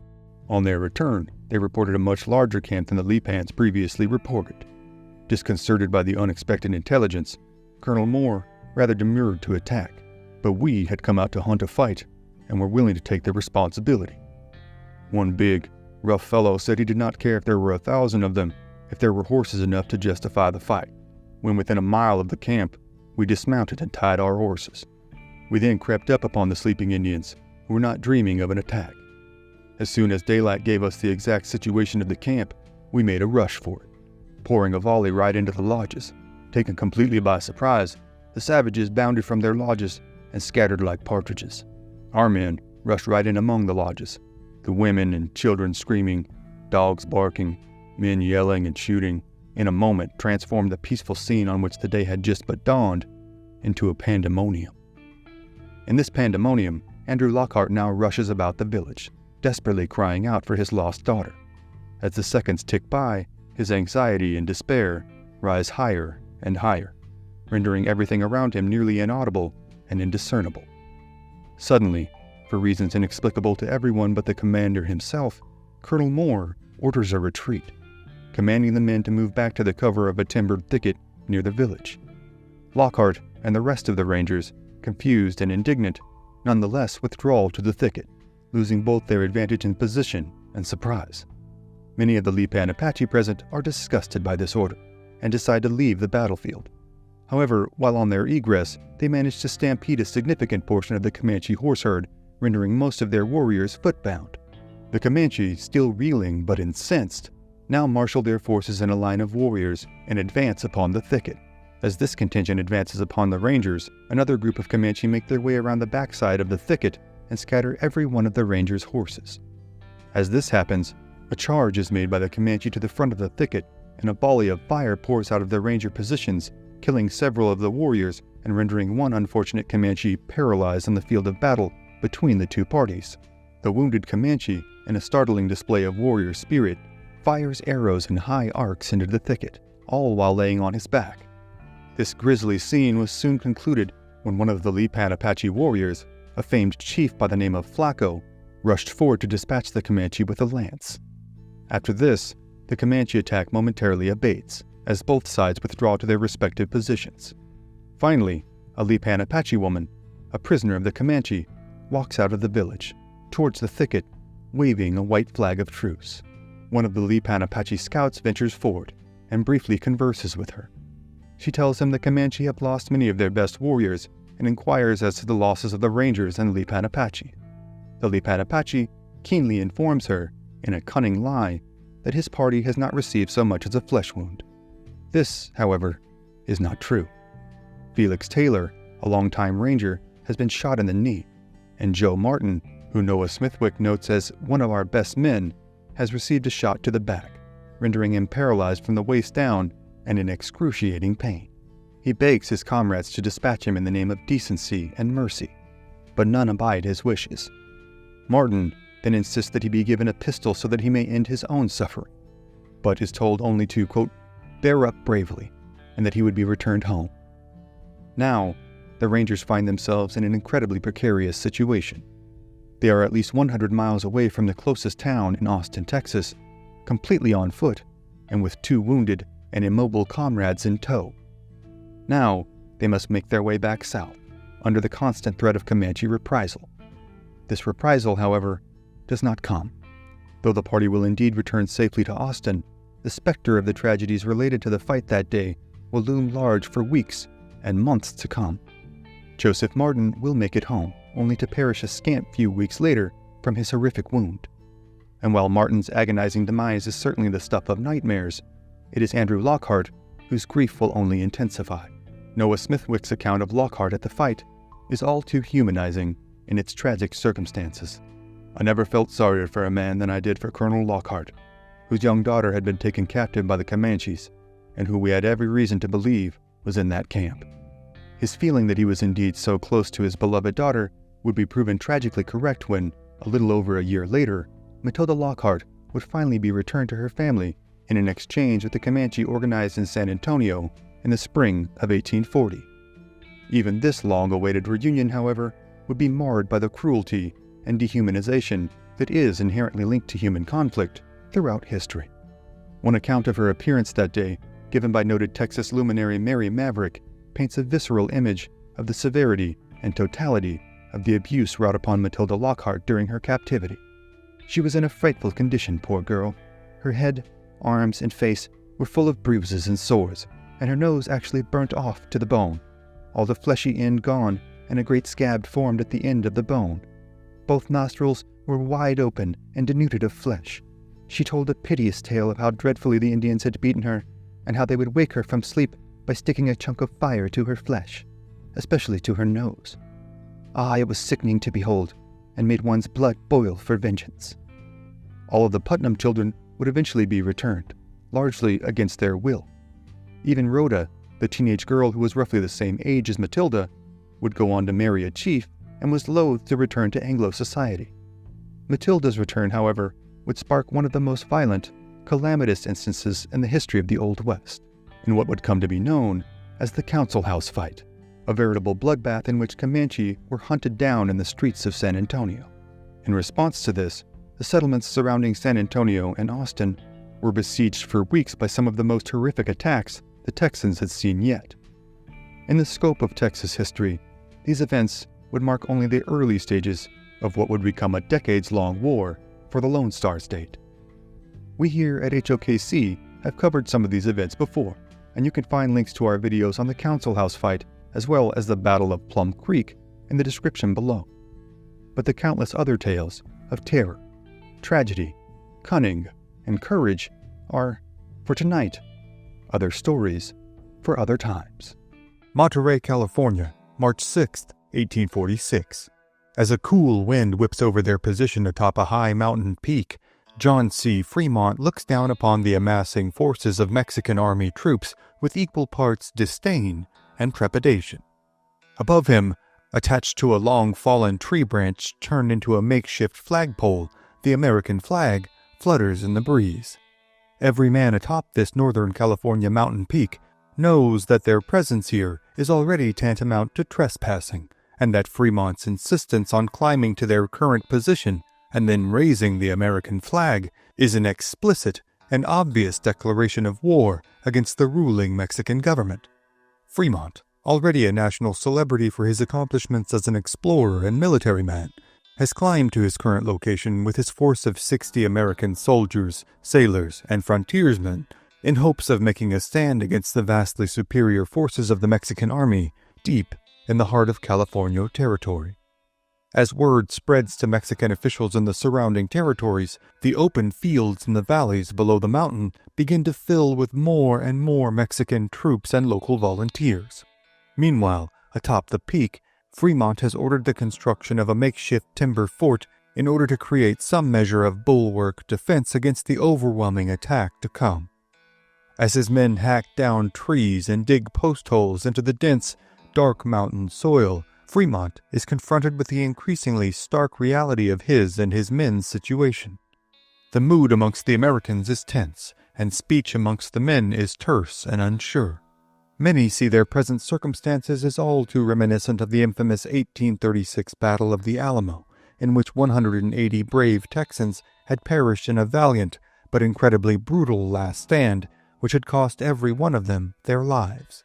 Now, many among the Americans atop the high Northern California peak fear that they, too, will meet a similar fate. They are, in point of fact, trespassers in a foreign land, here under the false and transparently flimsy pretext that they are merely wayward American explorers, who simply happened upon this territory while on a quest to survey the whole of the United States' rightful territory. In reality, however, Fremont and his men are on what amounts to a scouting mission for the United States government, who, in 1846, has increasingly explicit interests in seizing the territory comprising northern Mexico known as Alta California. Already known nationwide as the Pathfinder, Fremont views himself as perhaps the preeminent agent of the American concept of manifest destiny, the notion that a continent-spanning nation is the ultimate end, an undeniable right, of the still relatively new country. John Charles Fremont had been born in Savannah, Georgia in 1813. His father was a French-Canadian schoolteacher, and his mother, the youngest daughter of a prominent Virginia plantation owner. After his father's tragic passing in 1818, the family had moved to Charleston, South Carolina, where the precocious young Fremont obtained his early education from a local lawyer by the name of John W. Mitchell. Fremont had briefly attended Charleston College, studying mathematics and natural sciences, before being expelled in 1831 for lack of attendance. While teaching mathematics in the local countryside, however, Fremont had earned the praises of prominent local politician Joel R. Poinsett, a rabid Jacksonian Democrat who was able to leverage his influence to secure Fremont a position teaching mathematics aboard the USS Natchez, a U.S. naval sloop which sailed the seas around South America in 1833. Fremont's tenure on the seas would be short-lived, however, as he soon left this position to accept an appointment as second lieutenant with the U.S. Topographical Corps. Here, he worked surveying a route for the Charleston, Louisville, and Cincinnati Railroad. It was during this time that Fremont's true interest in exploration and map-making was piqued. A stint working in the Carolina mountains only served to solidify his desire to become an explorer, and between 1837 and 1838, he served on a reconnaissance detail in Georgia in preparation for the United States government's removal of the Cherokee tribe from the area. In March of 1837, Fremont's former mentor Joel R. Poinsett was appointed as Secretary of War under President Martin Van Buren. With his new powers of office, Poinsett arranged for Fremont to accompany French scientist and explorer Joseph Nicolet in his exploration of the territory between the Mississippi and Missouri rivers.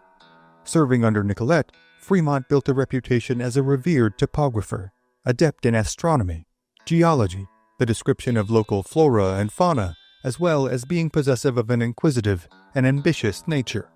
In 1841, he married Jessie Benton, the daughter of Thomas Hart Benton, a Missouri politician and chairman of the Senate Committee on Military Affairs. Thomas Benton had initially refused the 28-year-old Fremont's request for his daughter's hand in marriage, arguing that the young man was not part of American high society and thus not a fitting match for his 16-year-old daughter. However, the couple eventually eloped, and while initially irate at the news, the bride's father eventually warmed to the marriage and to his new son-in-law. A die-hard expansionist and devotee of manifest destiny, Thomas Benton soon advocated for the necessity of sending survey teams west to scout potential transcontinental routes that could facilitate the large numbers of people they believed would soon be flooding into the untouched reaches of the continent. Benton also insisted that his son-in-law, John C. Fremont, was the only acceptable man to place in charge of these exploratory expeditions, with his combination of academic training, real-world experience, and political connections. Beginning in 1842, Fremont had led 3 expeditions. The first began in the summer of 1842, with an exploration of the budding Oregon Trail, following the South Pass that legendary mountain man Jedediah Smith had pioneered through the Rocky Mountains a generation earlier.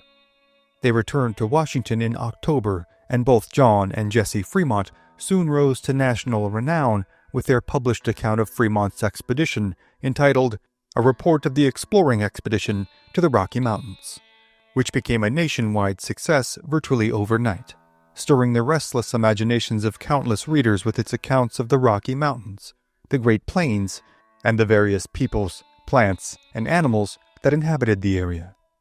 The unfettered success of Fremont's first expedition soon saw him appointed to his second, this one charging him with leading another expedition to South Pass, but this time pushing beyond it in a search of a route to the Pacific.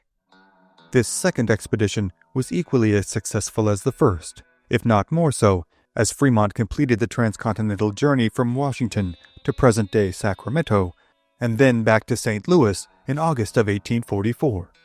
From here, his account of his second expedition was sent to publication, and in Washington, both the Senate and the House ordered 10,000 copies each. With the success of Fremont's first 2 expeditions, the 1845 election of James K. Polk as president, and continually rising tensions between the United States and Mexico in regards to the territory west of the Mississippi River and north of the Rio Grande, a third expedition was commissioned in 1845. However, this trip, while still being conducted under the auspices of a mere exploration, was planned with far more militaristic ends in mind.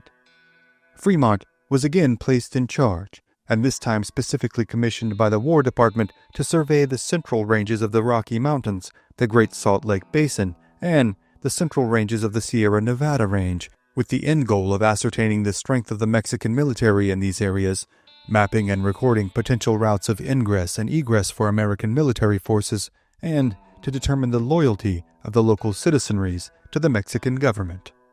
This third expedition had struck out from St. Louis on June 1st of 1845. They traveled west, passing through Bent's Fort and by the Great Salt Lake. When the party reached the Ogden River, today known as the Humboldt River, Fremont divided the men into two groups in hopes of doubling his effectiveness in surveillance by covering more ground in more directions. With 16 men, Fremont had arrived at Sutter's Fort, near present-day Sacramento, on December 9, 1845. Here, he did his utmost to incite an air of patriotic fervor amongst the American expatriates who now called the area home. In the preceding decades, many of the peoples who called Northern California home had built a growing resentment towards the Mexican government, who tended to treat the citizens of Alta California as dismissible inhabitants of an expansive, wild, and altogether unknowable territory that merited little, if any, attention from officials whose constituents and concerns were situated almost entirely around the capital of Mexico City and its surrounding areas. Little in the way of formal official backing, Fremont had promised the aggrieved inhabitants of Sutter's Fort and the surrounding areas that, should they muster a rebellion against their oppressors in the Mexican government, he would ensure they had the full backing and support of the United States government. From Sutter's Fort, Fremont and his small party made their way west to the coastal town of Monterey, where Fremont met with American Consulate Thomas O. Larkin and the official Mexican Comandante, Jose Castro. Here, Fremont managed to simultaneously request replenishments of his supplies, while all the while surreptitiously continuing to survey the area for offensive strengths, defensive vulnerabilities, and local morale. By February of 1846, the party of 45 men who had separated from the original group to survey further north had reunited with Fremont and his group of 16 men at Mission San Jose, just north of Monterey. But the increased size of Fremont's contingent of Americans, as well as the duration of their stay, soon drew the suspicion of Comandante Jose Castro, who eventually ordered that Fremont and his men exit the whole of the Alta California territory. But, rather than acquiesce to the lawful order, Fremont had decided that he and his men would make their stand here, and lay claim to American soil that Fremont believed to be rightfully and providentially theirs. And so now, as word spreads through the nearby ranchos and small towns that a group of Americans had laid claim to Mexican territory in a direct provocation of their local government, Fremont and his men hunker down for the vicious battle to come. Ammunition is plentiful but finite, and with a total force of only 61 men, it is obvious to all that, even with their position atop this high ground, the Americans are not prepared to withstand a prolonged assault. Their nearest infantry reinforcements are hundreds of miles away, and their naval reinforcements practically non-existent here on the Alta California coast. The growing unease amongst the men with their current circumstances leads one amongst them to finally speak up. But this man is no rank-and-file member of the American force. He is, in point of fact, the real driving force behind Fremont's expeditionary successes thus far. His name is Christopher Houston Carson, better known as Kit Carson. Having already spent a decade of his life surviving the continent's harshest environs, few names on the American frontier garner as much reverence and recognition as his. While Fremont has indeed earned his reputation as a tireless explorer, it is Carson who has provided the experience, insight, and essential skills to facilitate that ambition and wanderlust. While politicians in Washington, D.C. could only pontificate on what the vast expanses of the largely unknown frontier might possess, Carson was already long familiar with the territories, landmarks, weather, wildlife, and native tribes that only a handful of Americans had ever even heard of. While barely literate and possessing none of the requisite pedigree of Washington officials, Carson is a master trapper, tracker, tanner of hides, horseman, sharpshooter, navigator, linguist, negotiator, and could build or break down a campsite in mere minutes. He was fleet of foot on the trail, cool under pressure in a fight, and unwavering in his allegiance to his own personal code of honor and ethics. Only a few years prior, at the annual Mountain Man Rendezvous in present-day Wyoming, Carson had challenged a drunken and belligerent Frenchman to a pistol duel on horseback, after he found out the man had publicly affronted one too many trappers and accosted a number of the attending women.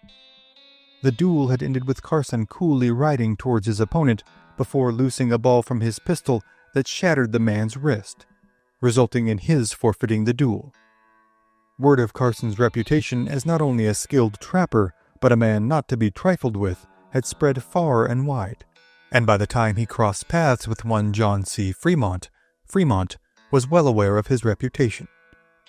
The two had met while traveling on a steamboat up the Missouri River, and Fremont had convinced Carson to accompany his expedition and lend them his valuable skills. Time and again in the preceding years, Carson's know-how and wherewithal had been the prevailing cause behind the entire expedition's survival against dire odds.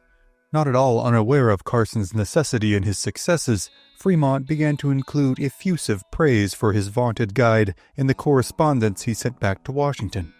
Once, when report came to their group that a war party of Pawnee warriors were scouring the area, Carson had leapt on his horse, without even pausing to saddle the animal, and, with only rifle in hand and a knife in his belt, ridden off over the rolling prairie hills in order to scout the area for threats.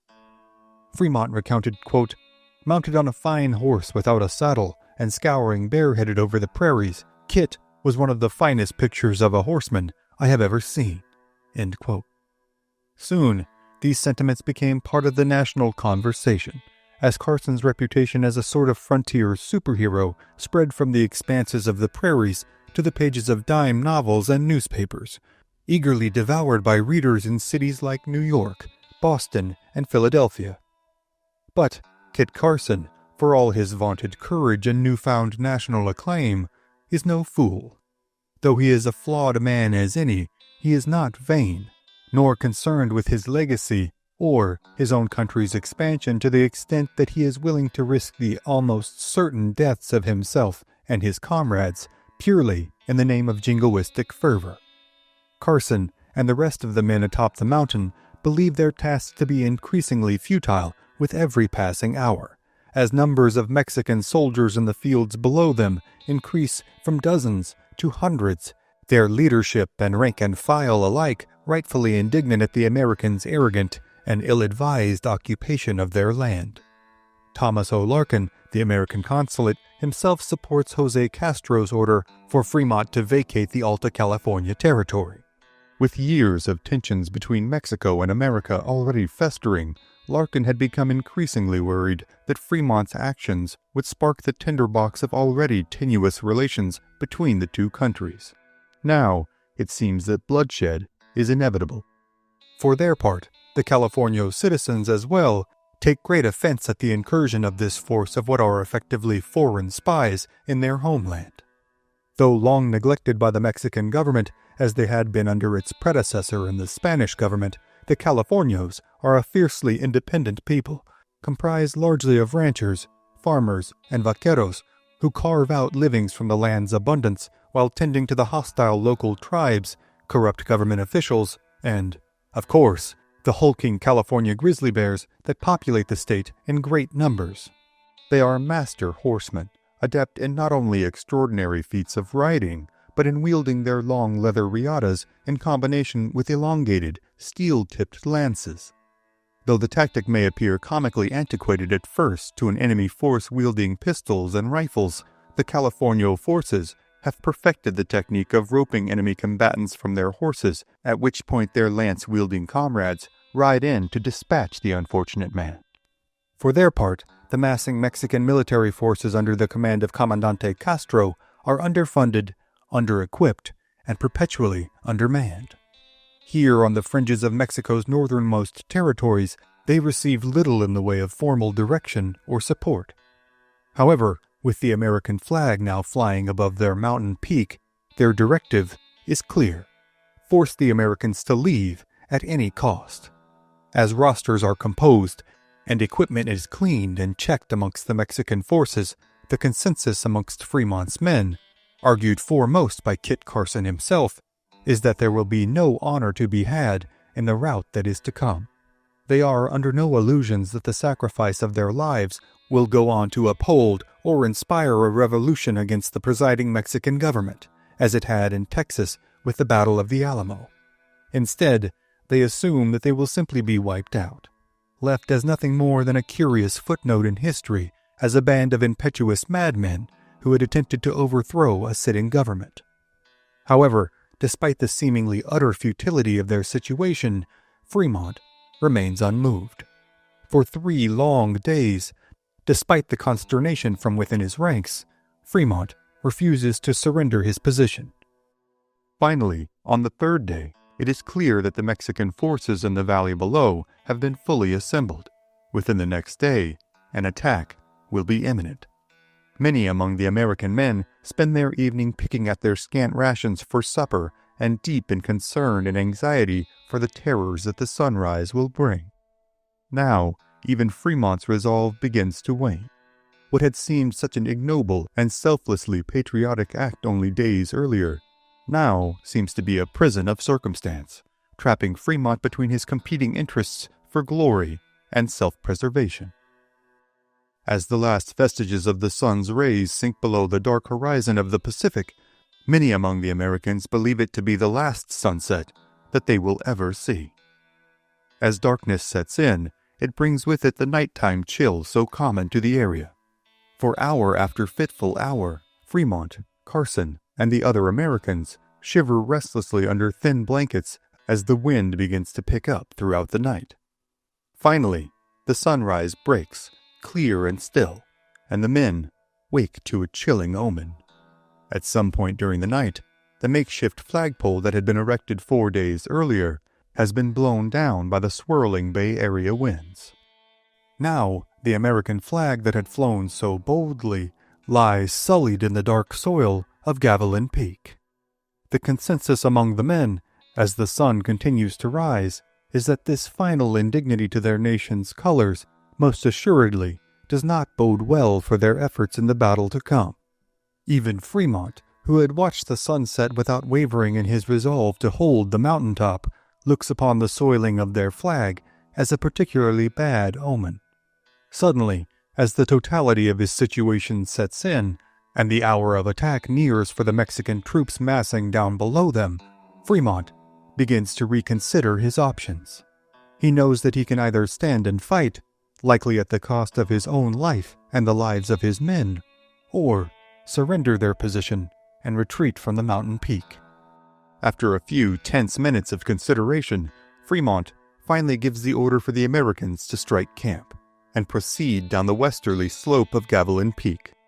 This the men readily do, with most nearly elated at having avoided the fate that had been met in San Antonio a decade earlier by men like Colonel Travis, Jim Bowie, and Davy Crockett.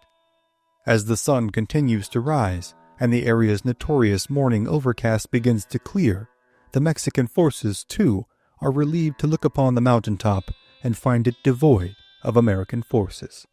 Gavilan Peak, where the American forces had made their ill-advised stand, is today known as Fremont Peak, located between the cities of Monterey and Santa Cruz, California. Fremont will go on to move his men north, heading through the northern reaches of the San Joaquin Valley before pushing on to Klamath Lake in Oregon. On the way, the expedition encountered several native tribes, and hostilities ensued, with several natives left dead and more bad will being accumulated by Fremont in the California Territory. However, Fremont, Carson, and the men of this expedition will find no respite in Oregon. Soon, they will be called back to California after being located in the middle of the wilderness by a United States Marine captain on a top-secret mission with correspondence from Washington, D.C. But before Fremont and his men can make their way south again, they will find themselves victims to a surprise attack by the Klamath tribe, who are incensed at the Americans' presence in their lands. This will cost the lives of several expedition members and result in a retributory raid with sickening consequences for the local native tribes. Though the fight for the mountaintop has been narrowly avoided, the coming Mexican-American War will only intensify in California in the coming years.